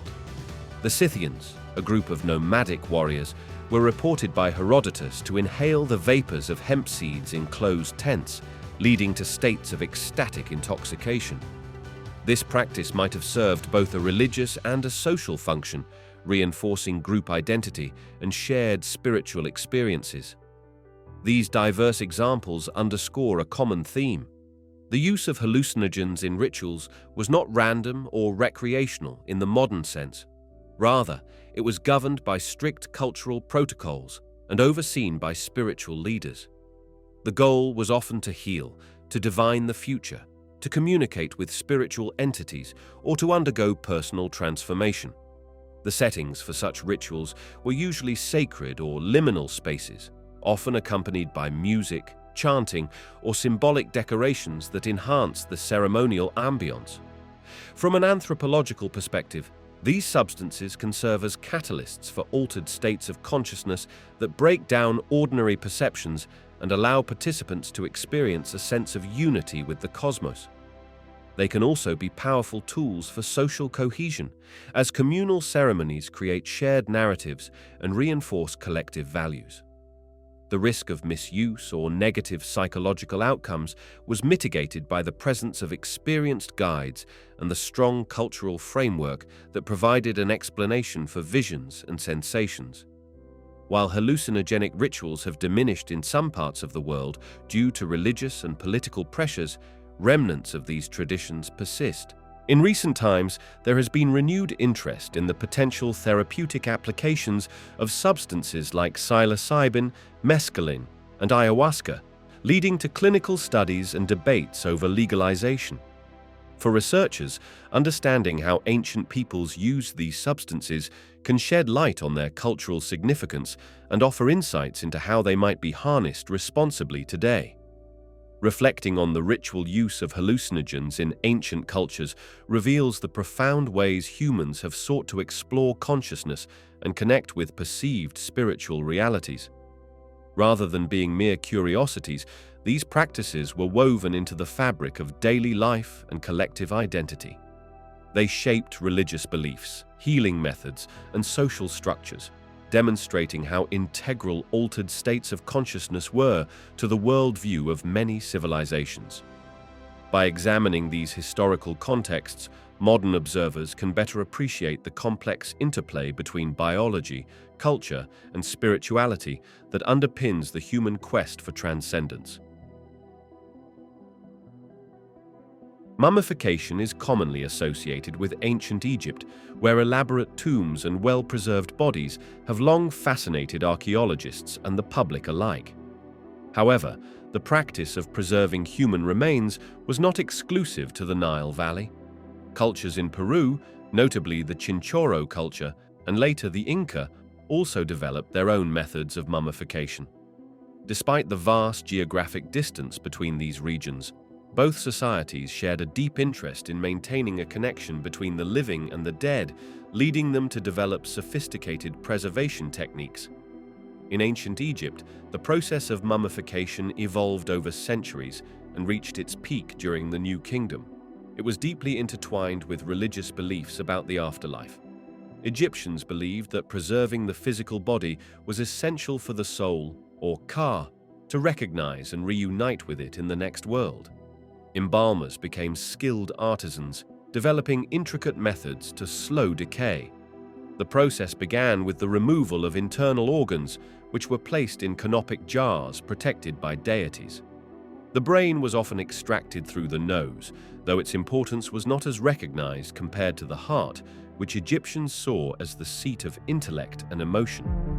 After organ removal, the body was dehydrated using natron, a naturally occurring salt mixture abundant in Egypt. This step could take several weeks, during which the natron drew out moisture and halted bacterial growth. Once the body was sufficiently desiccated, embalmers would anoint it with oils and resins to provide a protective coating and a pleasant scent. The final step involved wrapping the mummy in linen bandages, sometimes accompanied by amulets and texts from the Book of the Dead for spiritual protection. Each layer of wrapping was treated with resin to create a durable shell around the corpse. Egyptian tombs, especially for the elite, contained a range of funerary goods, including Shabti figurines, furniture, and even boats to help the deceased in the afterlife. Artwork and hieroglyphic texts on the walls describe the journey of the soul, offering instructions to navigate the challenges of the underworld.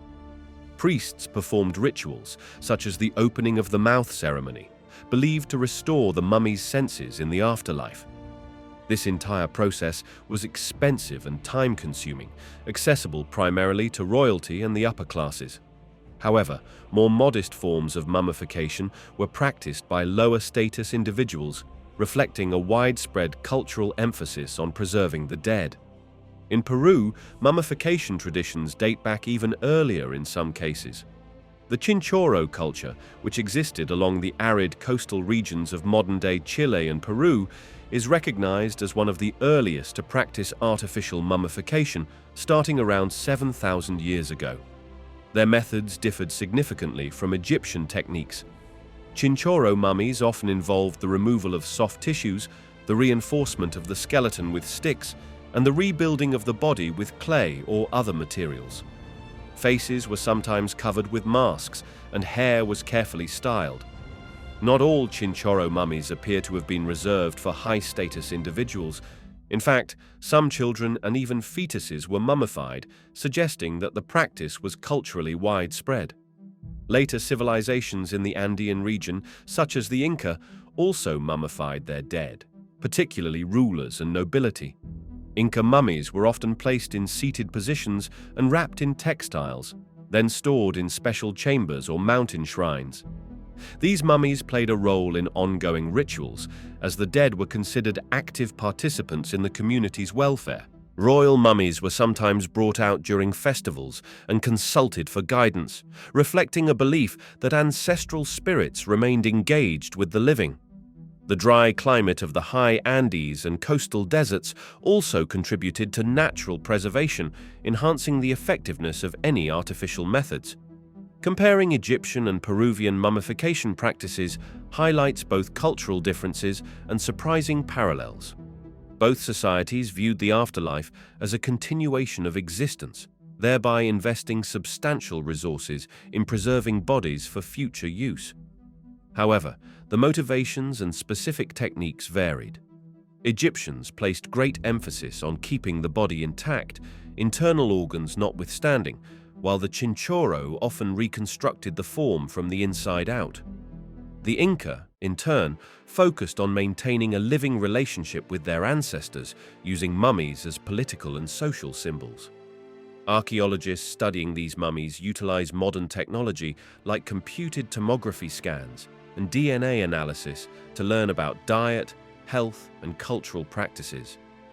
They have discovered evidence of diseases, nutritional habits, and even the possible use of medicinal plants.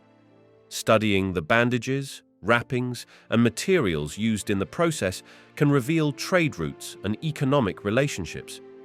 In Peru, the presence of certain plant materials in mummies can show connections across vast Andean territories. Despite their extraordinary age, many mummies remain remarkably well preserved. Their hair, skin, and clothing provide a tangible link to the past, serving as a kind of time capsule. These remains also prompt ethical questions regarding display, study, and repatriation. Descendants of Andean civilizations may hold spiritual connections to these ancestors, leading to debates about how best to respect both the scientific value of the mummies and the cultural significance they still carry. In Egypt, similar concerns have arisen about the treatment of pharaonic mummies, particularly those exhibited in museums far from their original burial places. Whether in Egypt or Peru, the mummification process represented a profound intersection of science, spirituality, and community identity. It involved specialized knowledge of anatomy and preservation, religious and cosmological frameworks that explained life after death, and a societal organization capable of dedicating labor and resources to the dead. That these practices arose independently in such distant locales demonstrates a universal human concern for honoring the deceased and securing a form of immortality. While modern understandings of biology and religion have changed, These ancient mummies continue to captivate minds and serve as windows into complex cultural worlds that valued the bond between life and death. The Egyptian Book of the Dead is not a single book in the modern sense, but rather a collection of spells, incantations, and illustrations meant to guide a deceased individual through the perilous journey of the afterlife. Known to ancient Egyptians as the Book of Coming Forth by Day, these texts appeared on papyrus scrolls, tomb walls, and even on the wrappings of mummies. They offered detailed instructions for navigating the underworld, overcoming supernatural obstacles, and ultimately achieving eternal life in the field of reeds. The popularity and continuous evolution of these texts over centuries speak to their profound importance in Egyptian religious beliefs. The roots of the Book of the Dead can be traced back to the pyramid texts of the Old Kingdom, which were inscribed on the walls of royal tombs. Over time, these texts evolved into the coffin texts, which began to appear in the Middle Kingdom on the coffins of noble individuals. By the New Kingdom, a standardized yet flexible version of what is now called the Book of the Dead emerged. It was not uncommon for wealthy Egyptians to commission a scribe to prepare a personalized scroll containing specific spells and vignettes that matched their needs. The text could vary significantly, as individuals selected spells according to their beliefs, social status, or perceived dangers in the afterlife. One key aspect of the Book of the Dead is its collection of spells designed to ward off demons or negative forces. These spells often involved recitations that declared the deceased's purity or invoked the protection of deities like Osiris, Isis, or Anubis. Each chapter or section addressed a different challenge, from crossing dangerous waters to ensuring that one's heart would not betray them during the final judgment. The iconic weighing of the heart ceremony appears frequently in these texts, illustrating how the deceased's heart was measured against the feather of Ma'at, the concept of cosmic order and truth. A balanced scale meant vindication and eternal bliss, while a heart heavier than the feather led to annihilation by the devourer deity, Amut. Illustrations accompanying the spells were equally significant. Vignettes depicted gods, mythological creatures, and symbolic landscapes meant to help the deceased visualize each stage of their journey. Skilled artists rendered these scenes in vibrant colors, often enclosed by hieroglyphic texts. While modern observers might view these images as purely artistic, ancient Egyptians considered them an integral part of the magical process. The presence of a depicted door or gateway could serve as an actual portal, accessible through the recitation of the right incantation. These visual aids bridged the gap between the physical and spiritual realms. The Book of the Dead also functioned as a social and cultural document. Owning a richly illustrated scroll implied a certain level of wealth and religious devotion. Scribes who specialized in producing these texts had to be knowledgeable in both writing and theology. The content sometimes included references to current religious practices or regional variations in worship. For instance, certain spells might emphasize the role of local gods or incorporate specific regional mythologies. Over time, the evolution of these texts mirrored broader changes in Egyptian society, including shifts in religious authority and the integration of new deities or rites. Although these funerary texts were once reserved for the elite, variations of them eventually spread across different social classes. More affordable versions, written on smaller papyrus sheets or using fewer illustrations, emerged to cater to those with limited means. Some texts even recycled parts of older scrolls, reflecting both the economic realities of papyrus production and the enduring popularity of the spells. The democratization of the Book of the Dead suggests that the hope for a blessed afterlife was universal among Egyptians, extending beyond pharaohs and nobility to common people as well. For archaeologists and historians, surviving copies of the Book of the Dead offer invaluable insights into ancient Egyptian religious beliefs and language. The texts reveal a worldview in which life and death were not separate but interwoven. The afterlife was perceived as a journey that required preparation, moral rectitude, and divine assistance. By studying the differences among various copies, scholars can trace how theological concepts developed over time. The presence of certain spells or the omission of others can indicate regional preferences or specific theological inclinations. Modern fascination with the Book of the Dead extends beyond academic circles. Exhibitions in museums often feature these scrolls as centerpiece artifacts, drawing visitors eager to see the vibrant artwork and mysterious hieroglyphs up close. Popular culture has embraced these texts in films and literature, sometimes reimagining their contents as sources of magical power or ancient curses. While these fictional adaptations might exaggerate the book's supernatural aspects, they underscore its enduring impact on the collective imagination. The question arises as to how the Book of the Dead was used in practice. It is thought that priests, scribes, and possibly family members would recite relevant spells during funerary rites or memorial services. The papyrus scroll might be placed in the tomb, near the coffin, or wrapped within the mummy bandages. Some sections were meant to be spoken aloud, activating the protective magic they contained. In other cases, the mere presence of the written word was believed to confer its power.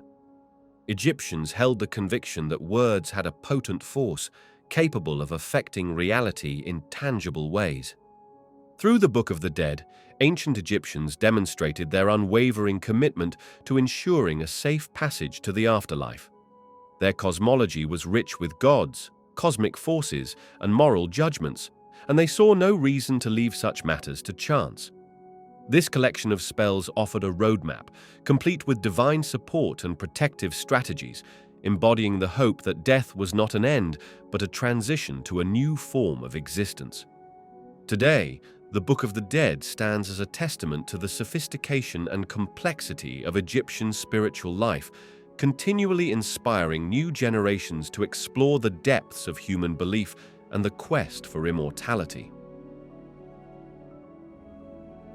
Firewalking has long fascinated people who observe the seemingly impossible act of crossing glowing coals without suffering burns or other severe injuries. The exact origin of firewalking rituals is not pinned to one single culture or era, but many researchers suspect these practices have roots that stretch back thousands of years.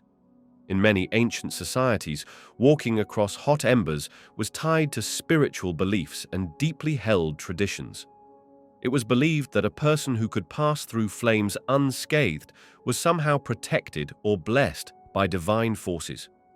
Over time, different groups have interpreted firewalking according to their own customs, but there has always been a shared sense of awe surrounding anyone who could conquer a literal bed of burning coals. One early trace of firewalking can be found in accounts from ancient India, where Hindu priests performed the ritual as an act of faith. They believed that through prayer, meditation, and spiritual discipline, it was possible to gain the favor of certain deities and safely step on burning coal. These events were often tied to festivals or religious ceremonies, with entire communities coming to witness the dramatic display of devotion. While no single record pinpoints the exact date that firewalking began in India, references to such feats appear in writings that some historians place as far back as a few centuries BCE. Similar practices also emerged in places as distant as Greece and Fiji. In ancient Greece, there were festivities dedicated to particular gods, where participants would walk over glowing embers while holding sacred icons, symbolizing their commitment to divine service. In Fiji, the custom was embraced by certain tribes who believed that ancestral spirits provided protection to those chosen to complete this intense rite. Though the settings and gods involved might have been vastly different, the general idea of proving devotion or bravery through fire persisted across regions and eras. Anthropologists studying firewalking have often pointed out the psychological and communal aspects of the ritual. It is not solely about testing the boundaries of the human body's tolerance for extreme heat. For many observers, it represents a powerful expression of unity and faith. When a group comes together to watch or participate in a firewalk, there is a shared emotional intensity. Everyone breathes in the smoke, feels the heat, and collectively witnesses the triumph of an individual stepping across glowing embers. This shared experience can strengthen community bonds, reinforcing the values and beliefs that underpin the culture's identity. Scientific explanations highlight how the technique of quick, steady movement and the properties of wood ash can prevent severe burns. Wood embers cool rapidly, and if a person walks briskly without lingering, the contact time between foot and ember is short. Additionally, the layer of ash formed on top of the coals can act as an insulator.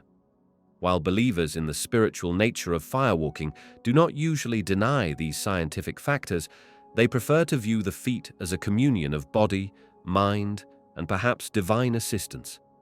It is a moment of transcendence where physical laws meet faith and confidence, and the latter can overshadow the former in the minds of participants.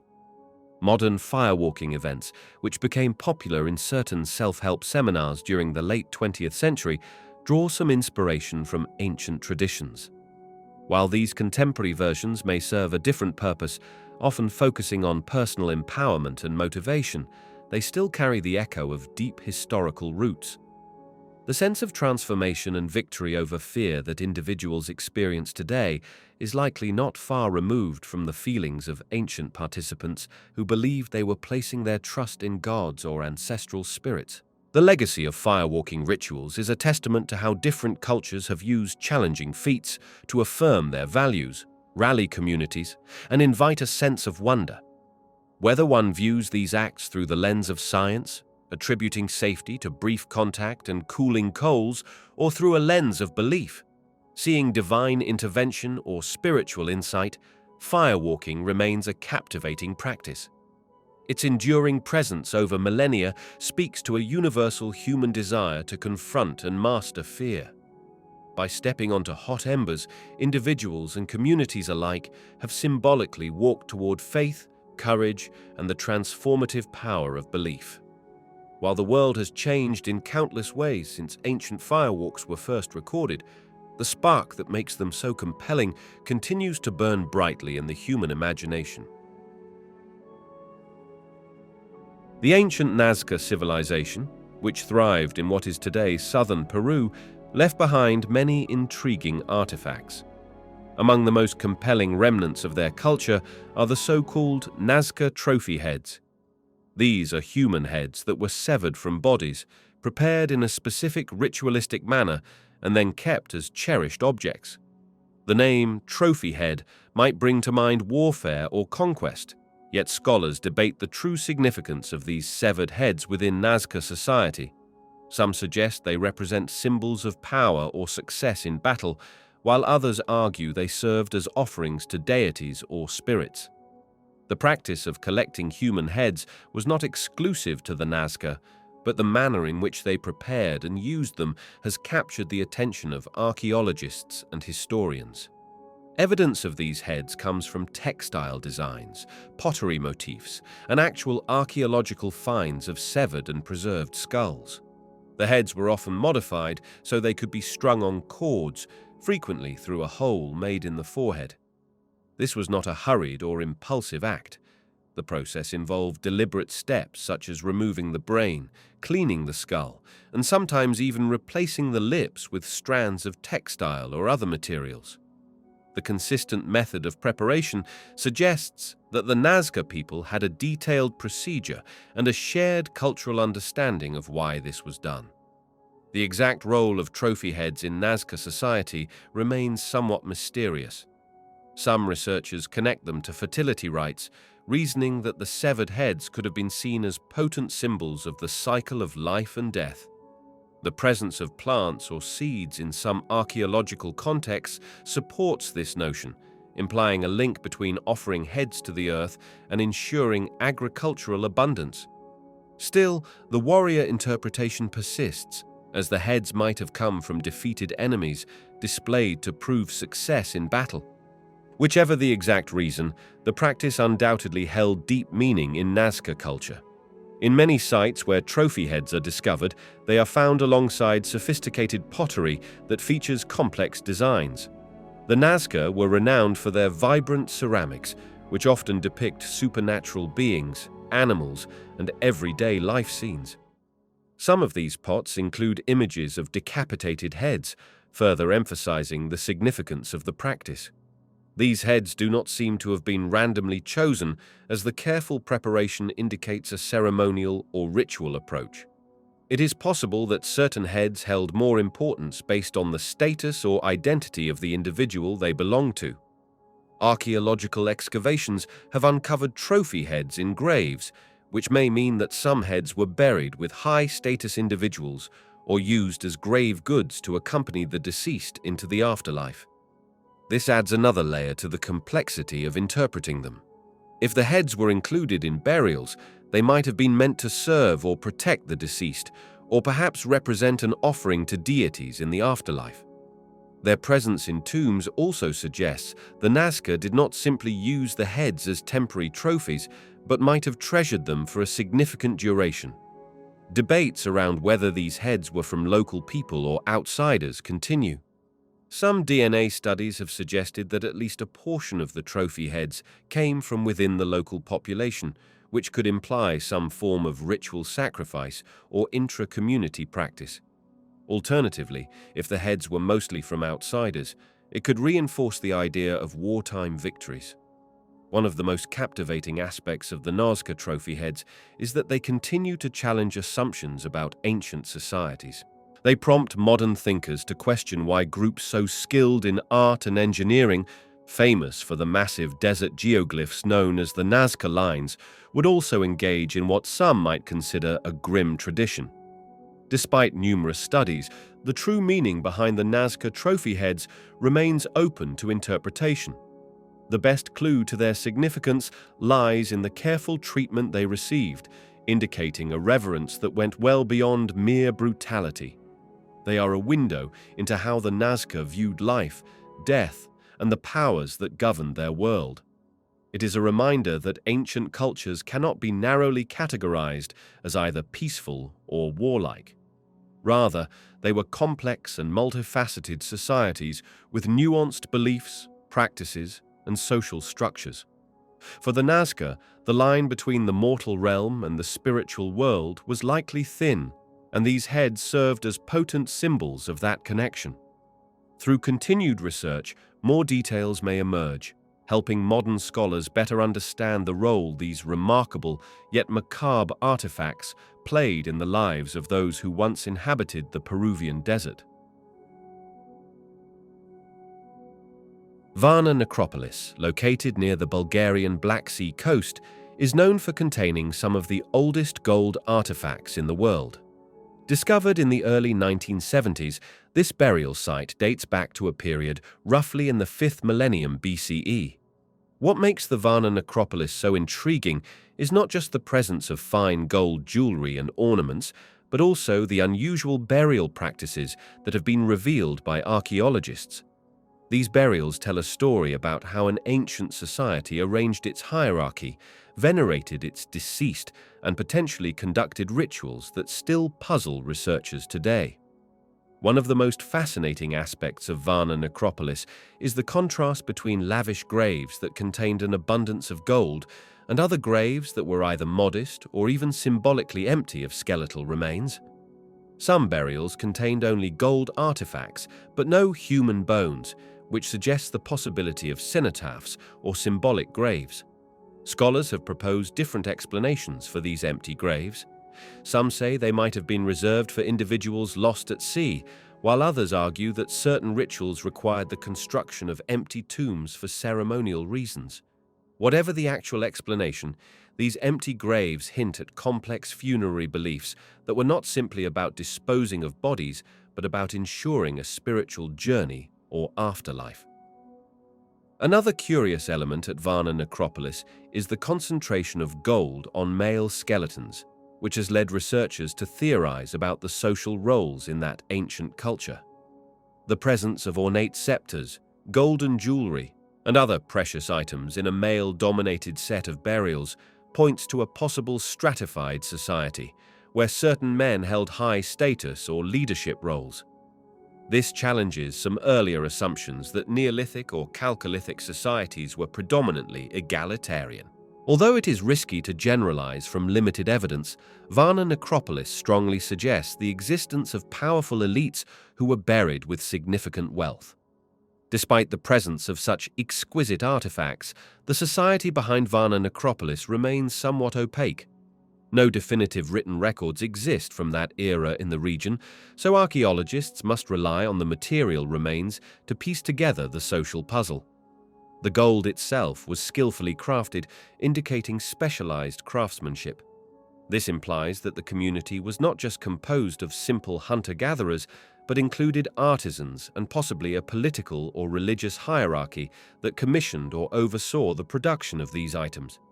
The gold objects often include intricate shapes, spiral designs, and beadwork that display a high level of artistic sophistication.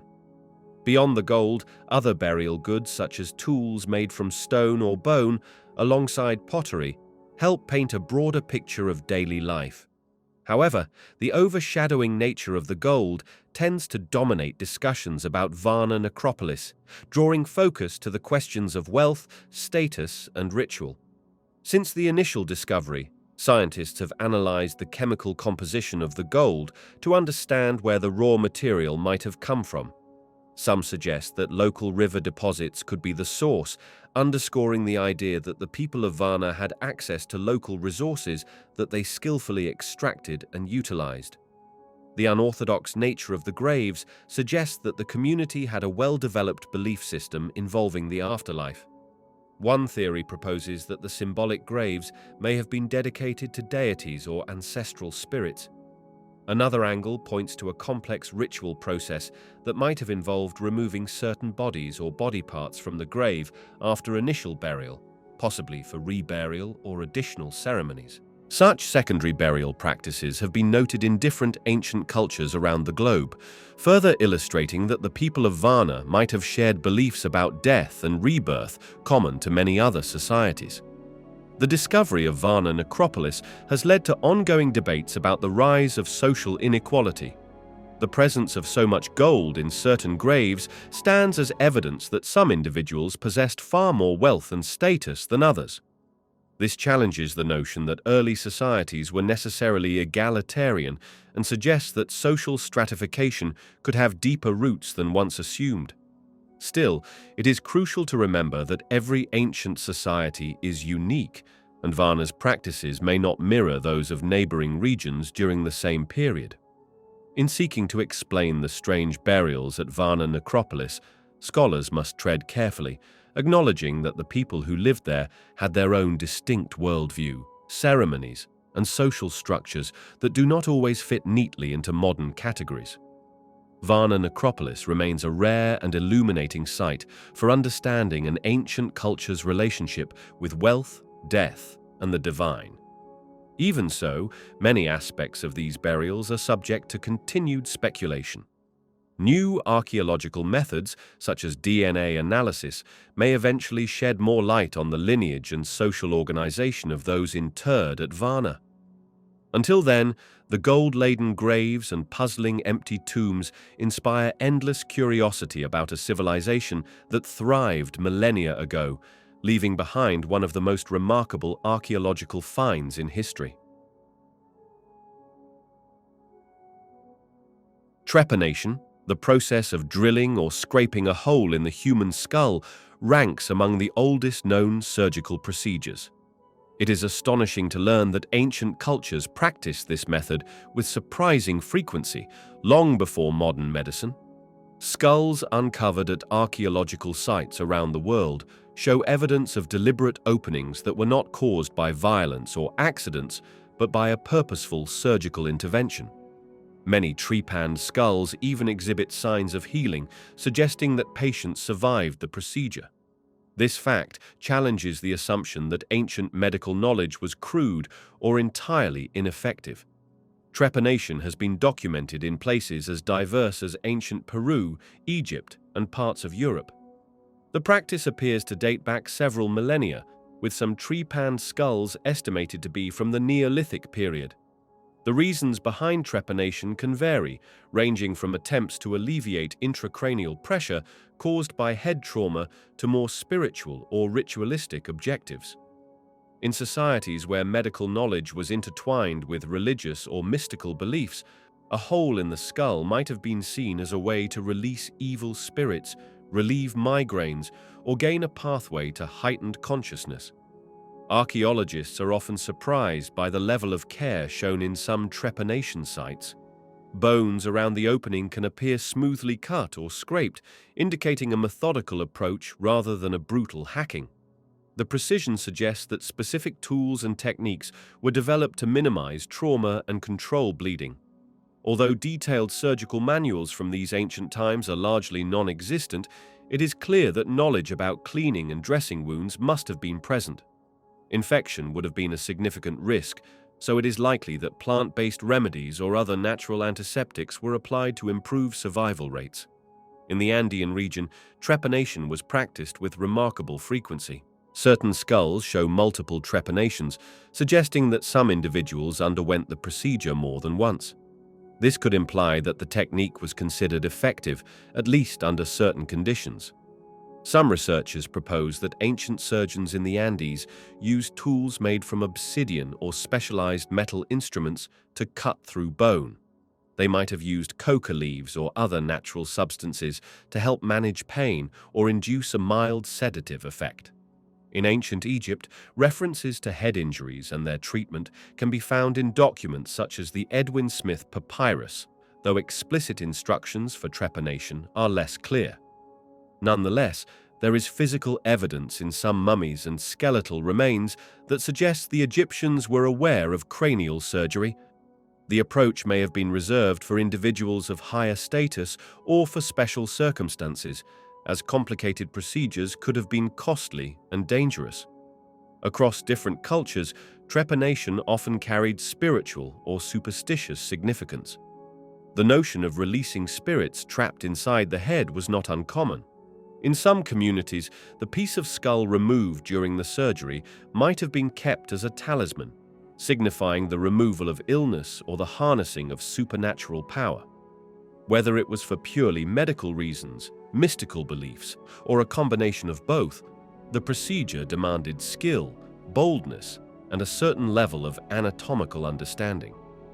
The success of ancient trepanation is sometimes measured by examining the growth of new bone around the surgical site. If the edges of the opening show signs of healing, it indicates that the patient survived for some time after the procedure. The rates of healing observed in various trepanned skulls are surprisingly high. This suggests that, far from being a desperate or random gamble, trepanation was a learned practice with protocols that improved the odds of survival. However, it is also clear that many individuals did not survive, or they succumbed to complications that left no trace in the archaeological record. Modern interest in trepanation extends beyond historical curiosity. Some fringe groups today believe that creating a small hole in the skull can expand consciousness or increase blood flow to the brain. Medical professionals strongly warn against such unauthorized procedures, but the fascination persists, likely inspired by the longevity of trepanation in human history. The fact that ancient cultures practiced it over centuries and across multiple continents testifies to its perceived value, whether for healing or spiritual reasons. Trepanation stands as a remarkable example of how ancient people addressed complex medical or mystical concerns with the tools and knowledge available to them. It highlights the human drive to experiment, take risks, and push the boundaries of what is believed possible or safe. While modern neurosurgery has evolved to a degree unimaginable in ancient times, the roots of understanding the skull, brain, and the healing process can be traced back to these early trepanations. Each drilled skull unearthed at an archaeological site tells a story of pain, courage, and the relentless pursuit of relief or enlightenment. It reminds modern observers that innovation in medicine is as old as civilization itself, born out of necessity and shaped by cultural beliefs that continue to captivate the imagination. In the early 2000s, archaeologists working in northern Peru made a chilling discovery, a site known as Huanchaquito, where evidence pointed to the largest known mass child sacrifice in the pre-Columbian Americas. This find was associated with the Chimu culture, which was a powerful civilization that thrived along the Peruvian coast before being conquered by the Inca around the 15th century. The remains of over 100 children and a number of young llamas were found meticulously arranged, suggesting a massive, carefully orchestrated sacrifice event. The circumstances surrounding this extraordinary act have captivated researchers and the public alike. The children, believed to be between the ages of roughly 5 and 14, showed signs of being part of a single large ritual. Their remains were found in distinct layers, often accompanied by the remains of llamas, which were also intentionally killed. The presence of the animals, commonly used in ritual contexts throughout the Andes, points to a ceremony of substantial magnitude, likely connected to the Chimu's religious beliefs regarding appeasing or communicating with deities. Some experts theorize that the sacrifice was prompted by extreme weather events, possibly linked to El Niño, which brings heavy rains and floods to the normally arid coastal regions. The Chimu were highly dependent on agriculture and a stable climate. If a catastrophic event threatened their crops and overall stability, they might have resorted to desperate measures, believing that the sacrifice of their most treasured beings, their children, would demonstrate utmost devotion and urgency to their gods. The reasoning behind why so many young lives were chosen remains a subject of debate, but it strongly underscores how dire the situation may have been. The archaeological evidence reveals that the children were not from one single group or location, but may have been brought from different parts of the Chimu state. Some had their faces painted with a red pigment, and many had cut marks on their chests, suggesting the removal of the heart or lungs as part of the ritual. Although such details are grim, they provide insight into the ceremonial process and the level of planning required. There are also indications that the sacrifices took place all at once, rather than gradually over a long period. Finding such a large-scale child sacrifice challenges previous assumptions about the Chimu and other Andean societies. While human sacrifice was documented among the Inca and other pre-Columbian cultures, the sheer size of the Huanchaquito discovery is unprecedented. It has sparked discussions about the complexities of ancient Andean belief systems, the scale of religious power, and the roles children played in society. Sacrifices of children have often been interpreted as the ultimate offering, perhaps because they were seen as pure or especially precious. The site itself provides valuable information through the arrangement of remains and associated artifacts. Offerings of pottery, textiles, and even footprints left in the mud have helped researchers reconstruct the sequence of events. Footprints show that the children and llamas were led to the site, possibly during or after a rainstorm, which further supports the theory of an El Niño-related crisis. This scenario would have made the ground wet, leaving behind literal impressions of a moment in history. DNA and isotopic analyses are ongoing in hopes of uncovering more details about the children's origins and health. Early findings suggest that they were generally well cared for before the sacrifice, not malnourished or mistreated. This fact stands in tragic contrast to their fate, indicating that these children might have been deliberately selected from across different regions. Perhaps they were chosen for their symbolic value or for some criteria we still do not fully understand. The Huanchaquito site highlights a difficult reality. Ancient societies sometimes performed acts that clash starkly with modern moral perspectives. To the Chimu, the sacrifice might have been seen as a necessary dialogue with forces beyond human control. It could have been a last resort when faced with natural calamities that threatened the survival of the entire community. Examining these findings within the cultural and environmental context of the time reveals that these decisions, while horrific by today's standards, emerged from a worldview where the line between the living, the gods, and the natural elements was deeply intertwined. As research continues, each new detail about the mass child sacrifice at Huanchaquito adds layers to the narrative of the Chimu culture. It challenges modern assumptions about the moral frameworks of ancient civilizations and reminds us that every society grapples with existential threats in its own way. The remains of these children and llamas, carefully placed in the soil centuries ago, offer a somber perspective on how far people might go to seek favor from the powers they believed ruled their destiny. It is a chilling glimpse into a past where faith, fear, and survival intersected in one of the most extreme forms imaginable. The Indus Valley civilization, also known as the Harappan civilization, flourished around the 3rd millennium BCE in the region that now encompasses parts of Pakistan and northwestern India. This civilization is renowned for its sophisticated urban planning, advanced drainage systems, and impressive craftwork. However, one of the enduring mysteries is the script found on seals, pottery, and various artifacts, which remains undeciphered to this day. Despite numerous attempts by scholars, linguists, and even amateur codebreakers, the script has yet to yield its secrets.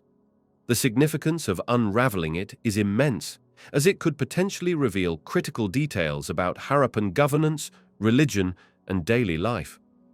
The script is typically composed of short inscriptions, often just a handful of characters. Many appear on small, rectangular seals that also depict animals such as bulls, elephants, rhinoceroses, and mythical creatures. These seals are believed to have been used for trade or administrative purposes, possibly as a way to mark ownership or identify goods. The brevity of the inscriptions presents a major challenge. There is limited context to determine how the symbols connect to each other, making it difficult to guess if they represent words, syllables, or single phonemes. Another factor complicating the decipherment is the lack of a known bilingual inscription. In the case of other ancient scripts, like the Egyptian hieroglyphs, the Rosetta Stone provided parallel texts that could be compared and deciphered. For the Indus script, there is no known text that provides the same content in a more familiar language or script. Consequently, researchers must rely on pattern analysis and make educated assumptions about how the symbols might function. Some have tried to compare the script to the Dravidian languages or even to languages from Mesopotamia, but conclusive evidence remains elusive. While some scholars argue that the script could represent a writing system for a Proto-Dravidian language, others are not convinced, suggesting that it might not represent a language at all. There is a fringe theory that the inscriptions might be purely symbolic, relating to religious or cultural markers rather than a systematic writing system. That theory, however, is not widely accepted.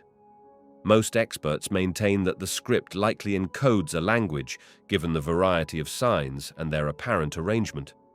The layout of the signs occasionally suggests a right-to-left reading direction. This interpretation is based on recurring patterns of certain symbols that appear at the beginning or end of inscriptions. However, since the texts are so short, even reading direction is difficult to confirm with absolute certainty. Some inscriptions feature repeated characters that might signify grammatical elements or endings, but without a larger body of text, it is hard to form definitive conclusions. The content of the inscriptions is also a mystery. Were they names of people or places? Were they designations of ownership or references to deities? Some Indus seals appear alongside images of what might be religious scenes or mythological figures, suggesting a possible ritual or spiritual function. The presence of various animal symbols has prompted speculation about totemic associations or references to particular clans or lineages. The imagination can run wild with possibilities, but hard evidence remains thin. Advances in computational linguistics have sparked hope that artificial intelligence techniques could aid in decipherment. Algorithms can analyze patterns in the script, compare them to known linguistic structures, and perhaps generate insights that elude human scholars. Still, AI must rely on sufficient data, and the brevity of Indus inscriptions remains a stumbling block. Nonetheless, researchers continue to experiment with these methods, hoping for a breakthrough that sheds light on this ancient puzzle. The significance of deciphering the Indus script goes beyond academic curiosity. It could reshape the understanding of one of the world's earliest urban civilizations and reveals social structures, economic transactions, and religious beliefs that have remained largely speculative. A confirmed linguistic link to other languages in the region might help map human migrations, cultural exchange, and historical connections. Every artifact uncovered from Harappan sites sparks renewed interest in finding a key to the script, but so far, the solution remains out of reach. Despite the challenges, the script's undeciphered status has a certain allure. It stands as a reminder that even in an age of technological marvels, there are still remnants of the ancient world that defy comprehension. The Indus Valley civilization, with its meticulous city planning and evidence of trade networks stretching far beyond its borders, was unquestionably sophisticated.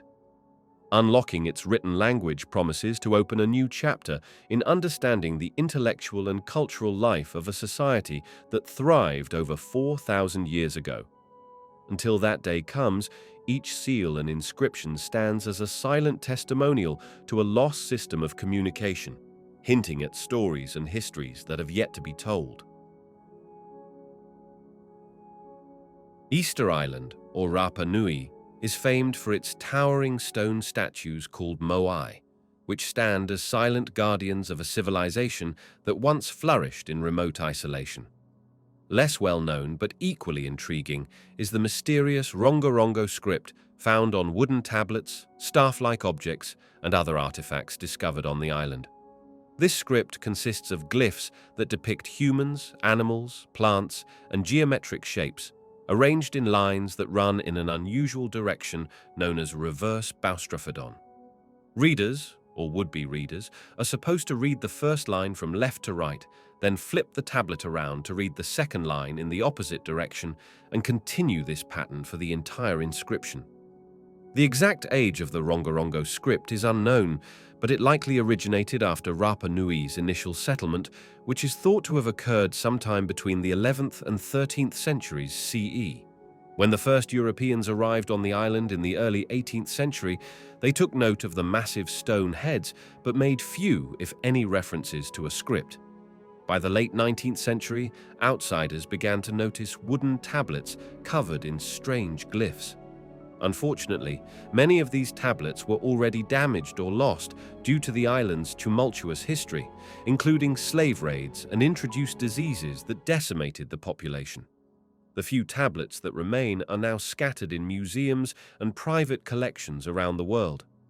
Efforts to decipher the glyphs have been ongoing for well over a century, but no definitive reading has been achieved. Some researchers believe that Rongorongo might be a form of proto-writing or mnemonic device, rather than a full writing system. Others suggest that it could encode chants, genealogies, or religious texts, passed down orally and then recorded in glyphic form to aid memorization. The true function of the script remains a subject of debate, partly because there are no known bilingual texts, and partly because the oral traditions of Rapa Nui suffered a devastating break due to the island's turbulent history. One theory proposes that the script might represent a Polynesian language, considering Rapa Nui's geographic and linguistic connections to other Polynesian islands. However, the glyphs themselves do not directly resemble any known Polynesian writing system. Another angle links the script to various forms of pictographic communication found in the Americas, but no conclusive evidence supports a direct relationship. The unique method of reading, with lines reversing direction and requiring the tablet to be flipped, adds to the complexity of decipherment. A few scholars in the late 19th and early 20th centuries claimed partial translations of Rongorongo texts, suggesting they recounted historical events or mythological tales. Yet these claims were never substantiated, and modern linguists generally regard them with skepticism. The problem is compounded by the scarcity of tablets. There might be fewer than 30 genuine artifacts that bear sufficient inscriptions to study, and some of those are incomplete or heavily eroded. Modern techniques, including high-resolution photography and digital imaging, have helped preserve and catalogue the surviving texts. Researchers can now scrutinize minute details and notice faint glyphs that might have been overlooked. Additionally, computer-based pattern recognition tools have allowed for more systematic comparisons of glyph frequencies and sequences. While these approaches have led to proposals for the script structure, they have not produced a breakthrough in decipherment. The cultural context of Rapa Nui provides a crucial clue. The island's civilization underwent dramatic changes due to ecological stress, internal conflict, and external disruptions. Oral traditions, which might have provided the key to understanding the script, were severely disrupted. By the time Europeans showed a serious interest in Rongorongo, many of the elders who might have been able to read it had passed away, and no younger individuals had learned to interpret the glyphs. As a result, the chain of knowledge was broken, leaving only tantalizing clues about the script's original purpose and function. Some local legends suggest that only certain privileged individuals or priestly classes were taught to read and write Rongorongo, hinting that literacy could have been restricted for religious or political reasons. If that was the case, it might explain why the knowledge disappeared so rapidly after upheavals in Rapa Nui society. Today, the island's population takes pride in their heritage, and there have been cultural revitalization efforts, but the gap in understanding the script remains a major obstacle. The allure of Rongorongo endures because it symbolizes both the ingenuity and the tragic losses of Rapa Nui culture. If deciphered, it could shed light on the island's religious beliefs, social structure, and historical events, giving a voice to a past largely shrouded in mystery. It might also serve as a testament to the broader human drive to create systems of communication, no matter how isolated a community might be. Until that key discovery is made, the wooden tablets of Easter Island remain one of the world's most captivating unsolved scripts, offering a silent but enduring challenge to linguists, historians, and all who are drawn to the idea of lost knowledge waiting to be recovered. The Minoans were an intriguing Bronze Age civilization that flourished on the island of Crete in the eastern Mediterranean. Their culture reached its peak during the 2nd millennium BC, leaving behind monumental palace complexes, vibrant frescoes, and a wide variety of artifacts that revealed a sophisticated society with remarkable artistic achievements. Among the greatest mysteries left in their wake is a written script known today as Linear A. This script, etched on clay tablets and various other objects, remains undeciphered to this day. Scholars have devoted countless hours to cracking the code of Linear A, yet the language beneath those signs and symbols still poses a formidable puzzle. The script has teased researchers for well over a century, offering tantalizing glimpses into a civilization that had a deep impact on the ancient Aegean region. One of the reasons Linear A has proven so elusive is the lack of direct bilingual inscriptions, which are often the key to deciphering lost languages. With Egyptian hieroglyphs, for instance, the Rosetta Stone offered a multilingual approach that opened the floodgates to understanding. Linear A does not share that same advantage, and historians are left with a limited corpus of artifacts. Most of the available inscriptions are quite short, making them challenging to interpret. The script itself is composed of symbols that appear to represent syllables, but without concrete connections to known languages, experts have struggled to uncover conclusive meanings. Over the years, various theories have emerged about the underlying language behind Linear A. Some believe it may be related to one of the known ancient tongues of the Eastern Mediterranean, while others suggest it might be part of an entirely separate linguistic family. No consensus has been reached, and the debate continues among academics around the world. Despite the lack of a definitive breakthrough, advances in technology and interdisciplinary approaches have opened new doors for researchers. Computer programs that analyze patterns in text can sometimes offer hints, though such methods still rely on having a baseline of knowledge about the source language. Archaeologists continue to search for more Linear A inscriptions in the hope of discovering a key to unravel this mystery. Each new fragment that emerges from the earth is meticulously recorded, photographed, and analyzed in the context of other Minoan artifacts. When inscriptions are discovered near objects like seals or vessels, it sometimes provides cultural context that may offer minor insights into the writing. Perhaps, one day, an inscription might be found on an object alongside a parallel inscription in a known language, illuminating the content of Linear A once and for all. Until then, decipherment remains an unfulfilled ambition, although that has not stopped various enthusiasts and academics from trying their hand at proposed translations over the years. The significance of cracking Linear A extends well beyond mere curiosity. The Minoan civilization is widely believed to have influenced the development of later Greek societies, both culturally and commercially. Understanding Linear A could shed light on the social structures, religious beliefs, and economic systems of the Minoans. Written records, if they can be deciphered, might clarify the reasons behind the eventual decline of Minoan power and the transition to Mycenaean control. The written word tends to preserve details of daily life that archaeology alone might miss, providing a window into how ancient people viewed their own existence. It could also show how the Minoans interacted with neighboring civilizations, trading ideas, goods, and possibly even customs. Until the day that Linear A is fully understood, it stands as a reminder of how much there still is to learn about ancient societies. People might marvel at the artifacts in museums, the bright frescoes and intricately crafted pottery, but those objects are only part of the story. The Minoans wrote things down for a reason, and they clearly had an organized system of record-keeping and communication. The possibility of hearing the direct voices of these ancient individuals once the language is deciphered is a thrilling thought for both casual observers and seasoned scholars.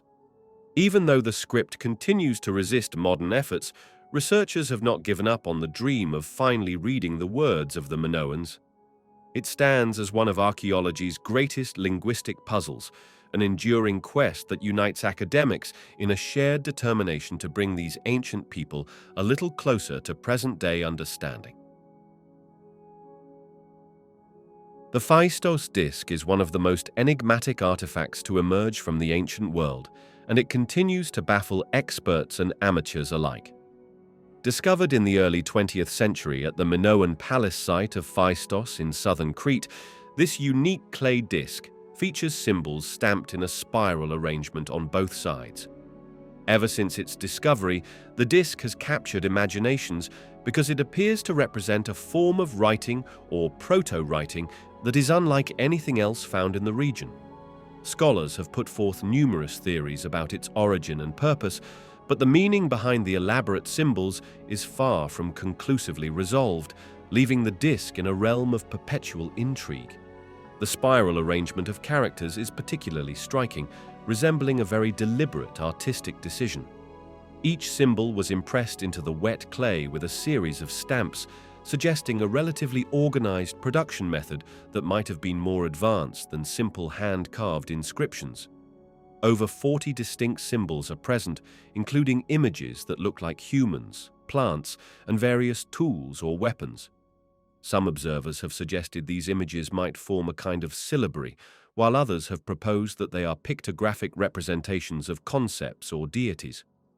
In the absence of direct parallels to known scripts, the Phaistos Disc remains a lonely outlier in the archaeological record. Many people have tried to solve the riddle of the Phaistos Disc by linking it to other ancient scripts, but so far no universally accepted solution has emerged. Some argue that it might be connected to Linear A, the undeciphered script of the Minoan civilization, or that it might relate to the later Linear B script used by the Mycenaeans. Yet the signs on the disc do not match perfectly with any known writing system, leading some researchers to speculate that it could be an imported artifact from another culture. Others go further and propose that the disc might be modern or ancient forgery, a theory that remains on the fringes of scholarly debate and is generally not accepted by mainstream archaeology. The physical context in which the disc was found also raises questions. It was reportedly discovered within the ruins of a Minoan palace, but the exact circumstances and documentation from the early 20th century are somewhat vague. In an era when archaeological methods were still developing, some details about its discovery may have been lost or recorded poorly. Modern researchers do their best with the information available, though it is possible that important clues about the disc's purpose were overlooked at the time of excavation. Without additional finds that share similar stamps or symbols, it is difficult to confirm any theories about the disc's origins or meaning. One of the most popular ideas is that the Phaistos Disc might represent a religious text or prayer. Ancient cultures often recorded devotional or ritual content in materials that were both visually striking and symbolically significant. The spiral design could have been chosen for its spiritual connotations. Another possibility is that it served as a commemorative document for an event, perhaps a treaty or an important celebration. Yet another line of speculation posits that it might be some sort of puzzle or game. Each hypothesis has attracted supporters, but no definitive evidence has confirmed a single explanation. What keeps the Phaistos Disc so compelling is the combination of its artistic elegance, its mysterious script, and the ongoing uncertainty about its true nature. Researchers continue to apply new techniques, including digital imaging and comparative databases, in the hopes of finding a breakthrough. The disc has become a symbol of the broader quest to understand Minoan culture and the limits of archaeological knowledge. As with Linear A, scholars hold on to the hope that new discoveries or methodologies could someday bring clarity to this artifact. For now, the Phaistos Disc remains an evocative piece of the ancient past, reminding everyone that history still holds secrets that resist even the most determined investigative efforts.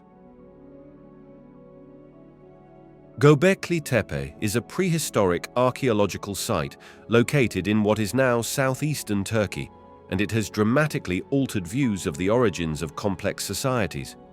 First uncovered in the latter part of the 20th century, it dates back to the 10th and 9th millennia BC, placing it far earlier than the rise of agriculture and settled life in many other regions. The site is composed of massive stone pillars arranged in circular enclosures, and these pillars are often decorated with elaborate carvings of animals, geometric shapes, and other symbolic motifs. The discovery of such monumental architecture and intricate art at a time when people were presumably still living as hunter-gatherers has forced a re-evaluation of the timeline of human cultural development. The carvings themselves are a key element of Göbekli Tepe's allure. They feature a variety of creatures, including vultures, foxes, serpents, and wild boars, along with abstract symbols that have defied simple interpretation. Some suggest these animal depictions might hint at a spiritual or mythological purpose for the site, potentially related to a form of early religious practice. The idea that people who had not yet transitioned to settled farming could organize large-scale construction projects and carve these detailed images is both surprising and fascinating. It implies that the impetus for social cooperation and the creation of monumental structures might have come from shared rituals or belief systems rather than purely economic or agricultural factors. Archaeologists have long debated why people invested so much energy and resources into Göbekli Tepe's construction.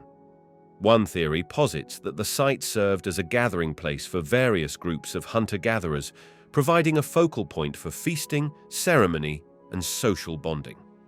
The carvings on the pillars might have encoded stories, cosmological beliefs, or tribal symbols that helped unify these communities. Other researchers see potential links to later Neolithic sites in the region, suggesting that Göbekli Tepe could represent a transitional phase, where people were moving toward more permanent settlement and experimenting with new forms of social organization.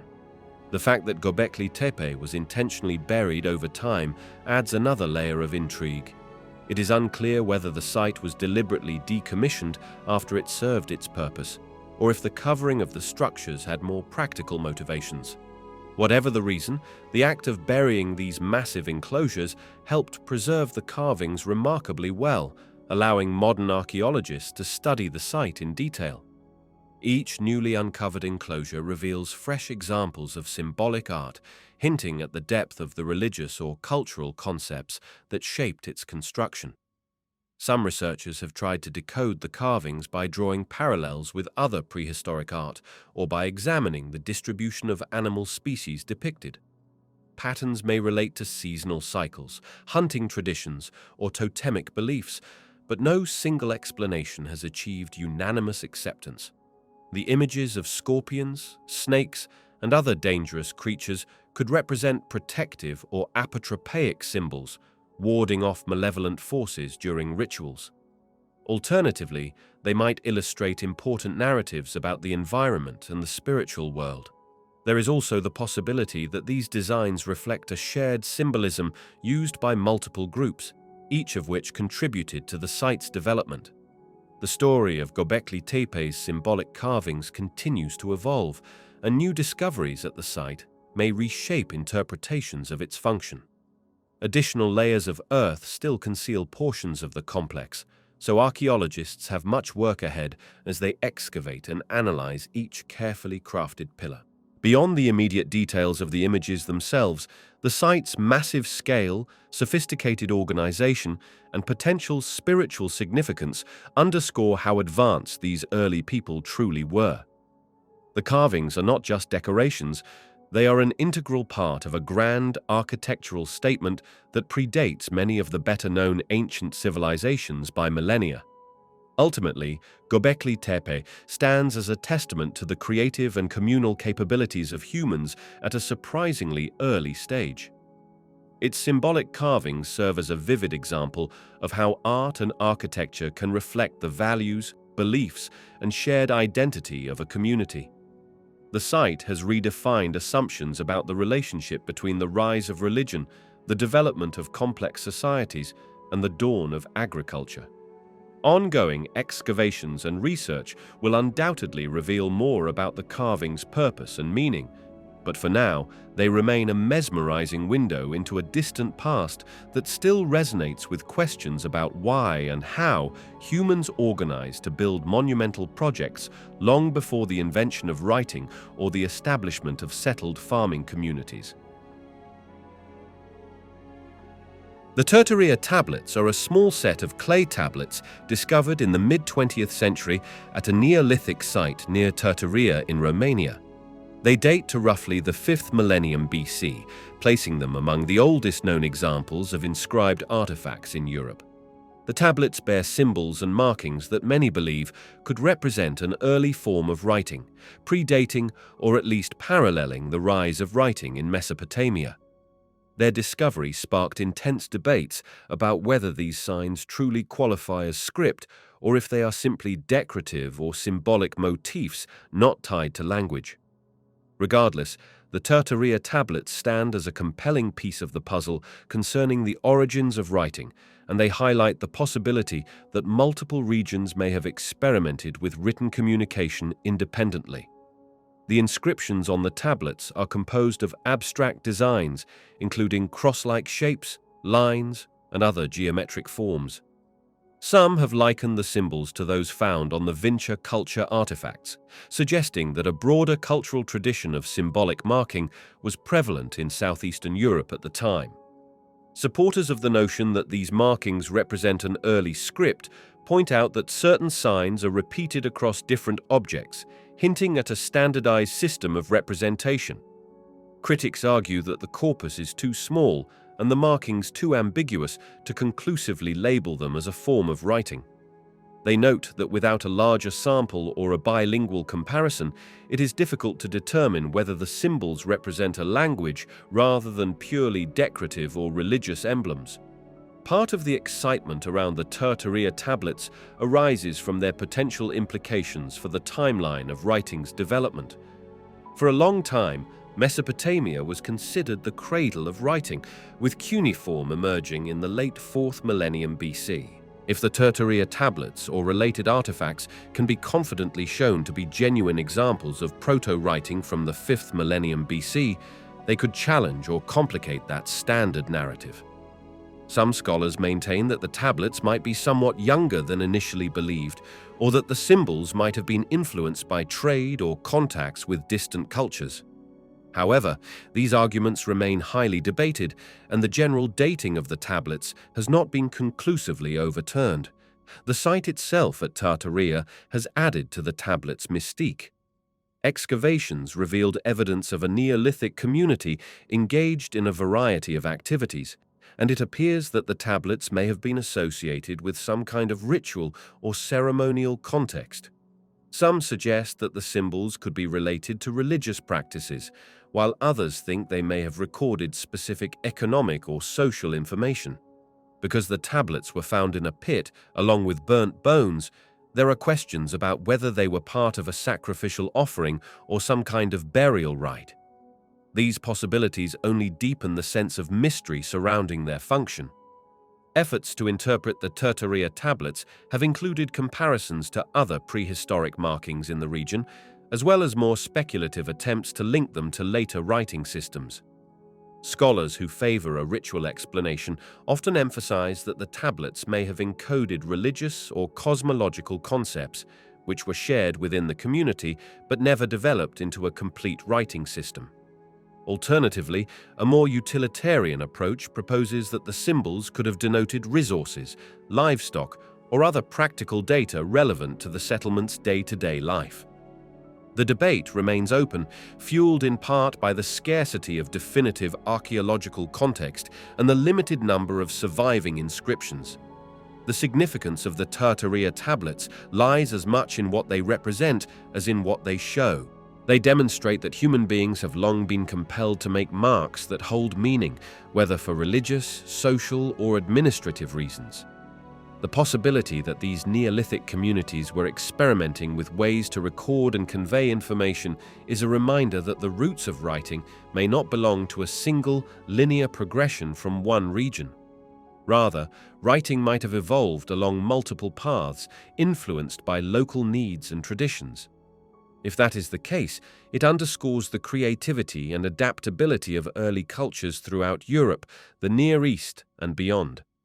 Until additional evidence emerges, the Tartaria tablets will continue to provoke spirited discussion about the origins of writing and the level of sophistication achieved by Neolithic communities. They remain a glimpse into a world on the cusp of monumental changes when humans began finding new ways to communicate and store knowledge beyond the purely oral traditions of their ancestors. Their enigmatic symbols serve as a testament to the deep human urge to make sense of the world, to record experiences, and to pass on information to others, even at a time when formalized writing systems were still centuries, or perhaps millennia, away from taking hold. Archaeologists working in the region of southeastern Europe have long been intrigued by a series of marks etched into clay artifacts that date back to a time well before the civilizations of Mesopotamia and Egypt rose to global prominence. These curious markings are referred to as the Vinča symbols, named after the Vinča culture that thrived in the area of modern-day Serbia thousands of years ago. The discovery of these symbols sparked debates about whether they should be considered the earliest form of writing in Europe or whether they represent something else entirely, such as property marks or symbols used for religious and cultural ceremonies. They first came to widespread attention in the early 20th century when excavations near the village of Vinča uncovered numerous pottery fragments bearing these cryptic designs. Over the decades, more examples have turned up across sites in Serbia, Romania, and Bulgaria, all sharing a remarkably consistent pattern of signs, lines, and shapes. The ongoing question is whether the Vinča symbols qualify as a written language or if they are simply artistic designs that hold no linguistic content. Some researchers note that the frequency of certain signs suggests a consistency one might expect to find in a script. They point out that many of the symbols repeat in patterns or clusters, hinting that these might have conveyed meaning rather than just being decorative. Others argue that true writing systems require a certain level of complexity, such as the ability to represent thoughts and sounds beyond mere symbolism. By those criteria, they suggest, the Vinca symbols may not meet the threshold to be considered fully developed writing. Despite these competing perspectives, the debate remains lively, with new findings occasionally stirring fresh speculation about what life in prehistoric Europe might have looked like and how people chose to express themselves. Dating the Vinca culture to roughly the 6th to 5th millennium before the Common Era has revealed a complex society with well-developed craft traditions, agricultural practices, and a trade network that stretched across large areas. The cultural sophistication of these communities can be seen in their ceramics, dwellings, and the intriguing artifacts that have survived through the ages. The numerous symbolic markings add to the sense of mystery about how these people recorded or expressed their knowledge. Some scholars have even drawn parallels between the Vinca symbols and later scripts, hypothesizing that they may have indirectly influenced the development of writing systems that emerged much later in other parts of the world. Though the allure of these symbols as an ancient script is strong, definitive interpretations remain elusive. Attempts to decode their meaning have often run into the problem of limited data, as the total number of artifacts carrying these markings is still relatively small. Some individuals with imaginative flair have proposed complex theories tying the Vinca symbols to everything from extraterrestrial influences to advanced civilizations that vanished without a trace.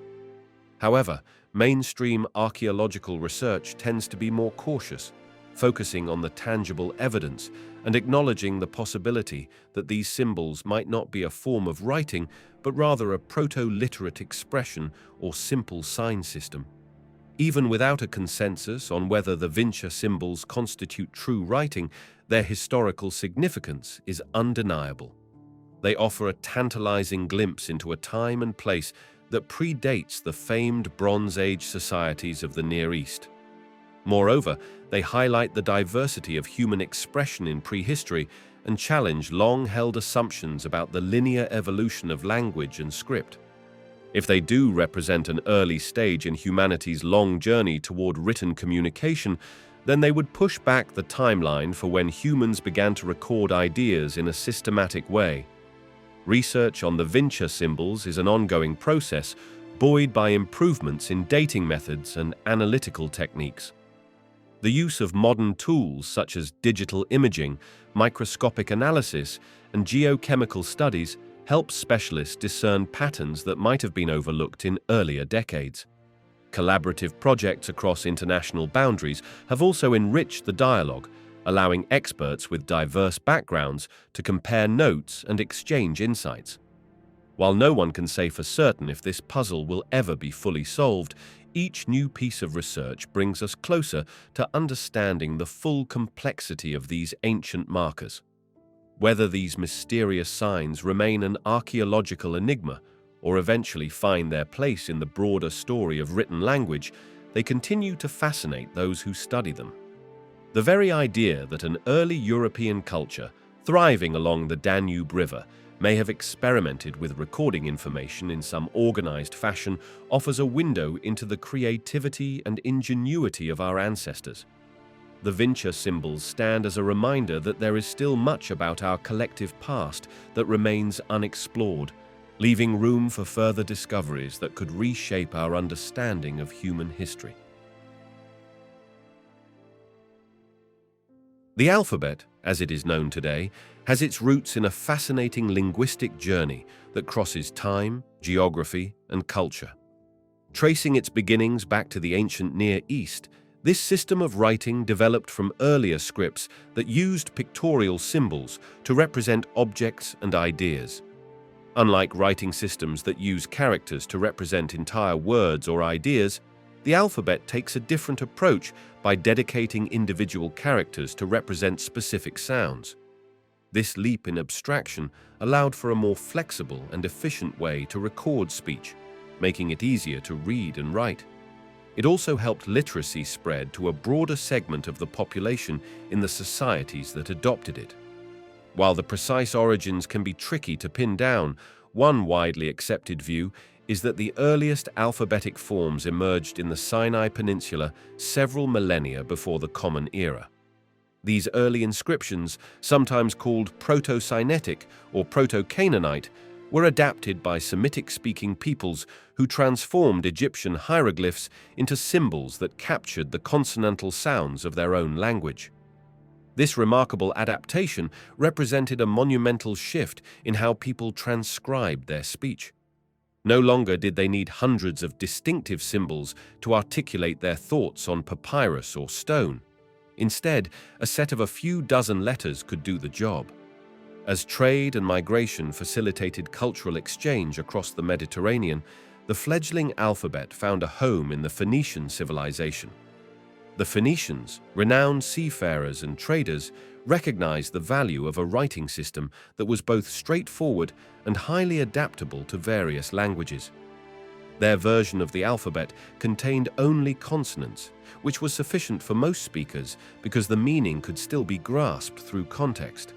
This Phoenician script spread rapidly along trade routes, influencing the development of alphabets in several neighboring regions. Perhaps the most famous adaptation came when the ancient Greeks encountered the Phoenician script.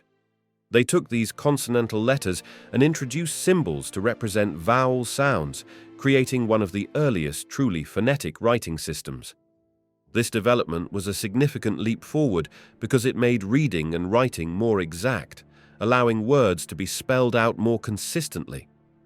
Greek letters like alpha, beta, gamma, and delta are direct descendants of Phoenician symbols that had older pictorial meanings. By adding vowels into the mix, the Greek script enabled a broader range of written expression, capturing the nuances of spoken language with greater precision. From Greece, the alphabet's journey continued to Italy, where it evolved into the Etruscan script and then eventually the Roman alphabet, which serves as the foundation for many modern European languages, including English. Over centuries, letters were sometimes dropped, added, or reshaped to accommodate the phonetics of different tongues. For instance, letters such as U, V, and W have an intertwined history of splitting and merging to reflect changes in how languages used particular sounds. Even across the Atlantic, when European colonists brought the Roman alphabet to the Americas, it underwent further adaptation to represent the sounds of indigenous languages, showcasing its resilience and flexibility. The story of the alphabet is also one of cultural diffusion, adaptation, and sometimes resistance.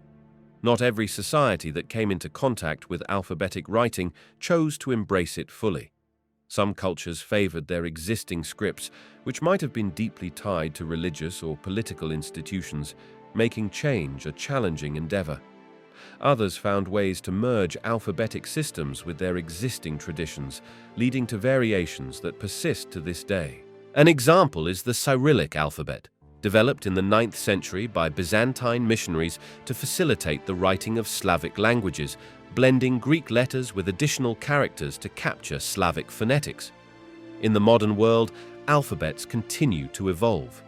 New languages that emerge from linguistic blends or those that are revived after falling out of common use sometimes adapt an existing alphabet or create a hybrid system. Scholars and language enthusiasts often debate spelling reforms and standardizations, highlighting the ever-changing nature of how speech is written down. Technology, too, has an impact on alphabets. Keyboard layouts, predictive text, and other digital tools can influence how languages are typed, and in some cases may even encourage shifts in usage or spelling. By understanding how alphabets first emerged, it becomes clearer why they remain a cornerstone of global communication. They offer a relatively simple, flexible framework to map sounds onto a small set of symbols, facilitating literacy and cultural exchange. Whether seen on a smartphone, in a book, or carved into ancient stone tablets, the alphabet stands as a testament to human ingenuity in capturing the spoken word. Far from being a static artifact, it is a living system that adapts to the needs of each generation, continuing a legacy that started millennia ago in the scorching deserts of the Sinai and the bustling port cities of the Phoenician coast. The Voynich manuscript is a centuries-old enigma, a mysterious text that has resisted every attempt at translation or interpretation. Named for Wilfrid Voynich, a Polish bookseller who acquired the manuscript in the early 20th century, this intriguing volume is handwritten on vellum and features a bizarre array of illustrations that range from unrecognizable plants to strange cosmological diagrams. Scholars have long marveled at its neatly penned script, which seems to follow an unknown alphabet and an even more perplexing grammar. Many pages contain vivid illustrations of plants that do not match any known species, while some include circular diagrams resembling astronomical charts and zodiac signs. The manuscript's consistent script, combined with its careful layout, suggests that it was produced by someone with a clear system in mind, yet nobody has managed to conclusively decipher it. Dating the Voynich manuscript has shed some light on its origins. Radiocarbon tests place the vellum in the early 15th century, meaning that it was likely created between 1300 and the mid-1400s. The style of the drawings and certain aspects of the writing support this time frame, linking it to medieval Europe. Some have speculated that it might be the work of an alchemist searching for hidden knowledge, while others propose it was composed by a scholar who had stumbled upon a secret code or language. Over the centuries, many have claimed they possess the key to unlock its code, but these attempts have typically fallen short. Even prominent cryptographers, including some who worked during wartime to break sophisticated ciphers, could not unravel the Voynich's secrets. The text is often divided into different sections based on the themes of the illustrations. There is a botanical section with drawings of strange flora, an astronomical section with celestial charts, a biological section with awkwardly rendered female figures, and a cosmological section with swirling diagrams that might be star charts or spiritual allegories. Each section offers tantalizing hints of meaning, yet no one knows if the script is an invented language, a cipher of an existing language, or something else entirely. Some hypothesize that it could be a hoax, an elaborate ruse designed to baffle and perhaps profit from the credulity of curious collectors. However, the manuscript is so elaborate and consistent that staging such a hoax would be an immense challenge. Over time, the Voynich manuscript passed through the hands of various collectors and intellectuals. The earliest confirmed owner in the historical record was Georg Baresch, an alchemist from 17th century Prague. The manuscript later made its way to Athanasius Kircher, a Jesuit scholar with a reputation for deciphering Egyptian hieroglyphics, though in that field his successes were dubious at best. Kircher's interest in obscure languages and ciphers placed him among the many who attempted to crack the code, but no correspondence suggests that he succeeded. This tangled chain of ownership adds to the manuscript's aura, creating a patchwork of lore that merges genuine scholarship with rumor and speculation. Modern researchers continue to use cutting-edge techniques to analyze the Voynich manuscript. Linguistic experts apply computational models to identify patterns in the script, sometimes concluding that it has features reminiscent of a natural language, whereas other analyses suggest random gibberish. Art historians examine the style of the illustrations, noting parallels to certain medieval European manuscripts, while acknowledging that the plants do not match real-world examples. Some researchers have even examined the paints and inks to glean clues about where and when the manuscript was made. These endeavors have yielded bits of information, yet no definitive explanation has surfaced. Part of the lasting fascination with the Voynich manuscript lies in the possibility that it might contain valuable knowledge or represent a lost language. The evocative imagery inspires speculation about secret societies, coded medical treatises, or esoteric wisdom passed down by a hidden sect. It is easy to see why the manuscript has fueled novels, films, and endless theories across the internet. At the heart of the mystery is the idea that, in a world brimming with data, there still exists an artifact that can remain utterly inscrutable, defying the best efforts of countless investigators. It is uncertain whether anyone will ever truly decode the text. Some believe that new decryption algorithms or future breakthroughs in artificial intelligence might one day reveal its content. Others suggest that the manuscript's meaning may be lost forever, either because it is pure invention or because the key that explains its language was never written down. Regardless of the ultimate outcome, the Voynich manuscript stands as a tribute to human curiosity and persistence. Its pages are a silent testimony to an era when knowledge blended with mysticism, when natural science was intertwined with the arcane, and when someone felt compelled to create a work so singular that it continues to captivate those who lay eyes upon it. Ancient maps hold a special place in our collective imagination because they offer a glimpse into how earlier civilizations viewed the shape and extent of the world around them.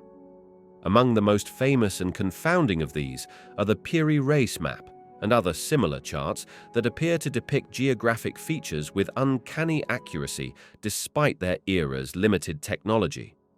The Piri Reis map, compiled by Ottoman admiral and cartographer Piri Reis in the early 16th century, includes detailed representations of the coasts of Africa and South America. It also features inscriptions that mention the sources for these drawings, suggesting that Piri Reis had access to older charts, possibly dating back to classical times or even earlier. What makes maps like the Piri Reis example so puzzling is their apparent depiction of certain regions with a precision that seems ahead of their time. Some enthusiasts claim the map shows the coastline of Antarctica centuries before it was formally discovered by modern explorers. Others argue that the shapes identified as Antarctica might just be the southern stretches of South America, mislabeled or misinterpreted. Regardless, these claims have fueled countless theories that propose ancient seafaring civilizations, lost continents, or advanced knowledge passed down through secret archives. In truth, the margins of the map do contain notes where Piri Reis wrote about using maps from the time of Alexander the Great, which only adds to the intrigue. However, historians generally see this as Piri Reis simply citing legendary material in an attempt to add credibility or color to his own work, rather than providing a direct link to any lost advanced civilization. This map is not an isolated curiosity. Other ancient or medieval charts also seem to depict geographical features with surprising accuracy. The Orontius Phineus map, for instance, drawn in the early 16th century, shows landmasses in the southern hemisphere in a fashion that some interpret as Antarctica without ice.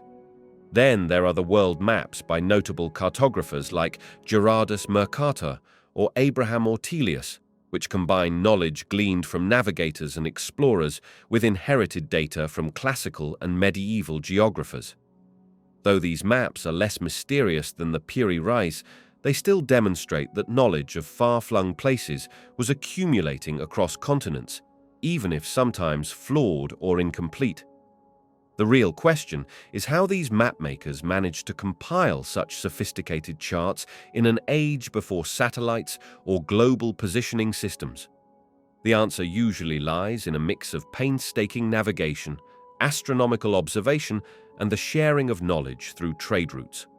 Mariners who ventured to new coasts often recorded distances, bearings, and other navigational data, which made its way into portolan charts. These portolans were detailed, practical maps used by seafarers in the Mediterranean, and they became more comprehensive as exploration expanded. Over time, cartographers pieced together these smaller maps into larger world charts, filling gaps with best guesses or borrowed data from older sources. Mistakes and mythical lands inevitably crept in, but so did accurate details gleaned through real exploration. In the case of the Piri Reis map, the man behind it was both a mariner and a scholar. He gathered information from local seafarers, older Islamic and European charts, and perhaps from the recently published maps following the voyages of Christopher Columbus. Piri Reis meticulously combined all of these elements into a single, comprehensive view of the Atlantic world. His notes scribbled in the margins provide insights into his methods and sources, though some remarks seem to blur the lines between factual records and legendary tales. This combination of verified exploration data with unverified ancient lore is a hallmark of many early cartographic works. While conspiracy theories claim that these maps prove ancient civilizations had advanced cartographic techniques or that extraterrestrial visitors aided humans in mapping the globe, mainstream scholarship offers more grounded explanations. Techniques like dead reckoning, celestial navigation, and incremental improvements passed down through generations of sailors explain much of the accurate information. Ancient travelers were resourceful, and over thousands of years of seafaring, they compiled enough observational data to produce surprisingly detailed renderings of coastlines. Furthermore, the small size of the Piri Reis map and the distortions present in certain areas suggest it was never meant to be a perfectly scaled scientific chart, but rather a compilation of best available sources at the time. Nevertheless, the allure of these ancient maps persists because they highlight humanity's timeless desire to understand and chart the world. They also remind us of how quickly knowledge can be lost or misunderstood when records fade or are destroyed, only to resurface in fragments that leave modern audiences scratching their heads. Each seemingly anomalous detail invites questions about hidden histories, undiscovered archives, and forgotten voyages. Were there brave explorers setting sail in wooden ships far before the age of Columbus, who returned with accurate notes of distant shores? Possibly, but the evidence remains fragmentary at best. The Piri Reis map and its counterparts thus straddle the line between proven historical artifact and source of endless speculation. They confirm that global awareness was building faster in some corners of the medieval and early modern world than many might assume. They also capture our imaginations with unresolved mysteries. The tantalizing possibility that fragments of ancient geographical knowledge survived in obscure libraries or monastic collections only to be rediscovered and folded into new maps centuries later underscores how historical narrative can be far more convoluted than textbook summaries. Whatever their exact provenance, these baffling maps serve as a testament to the enduring human drive to explore, record, and decipher the vast expanse of the Earth.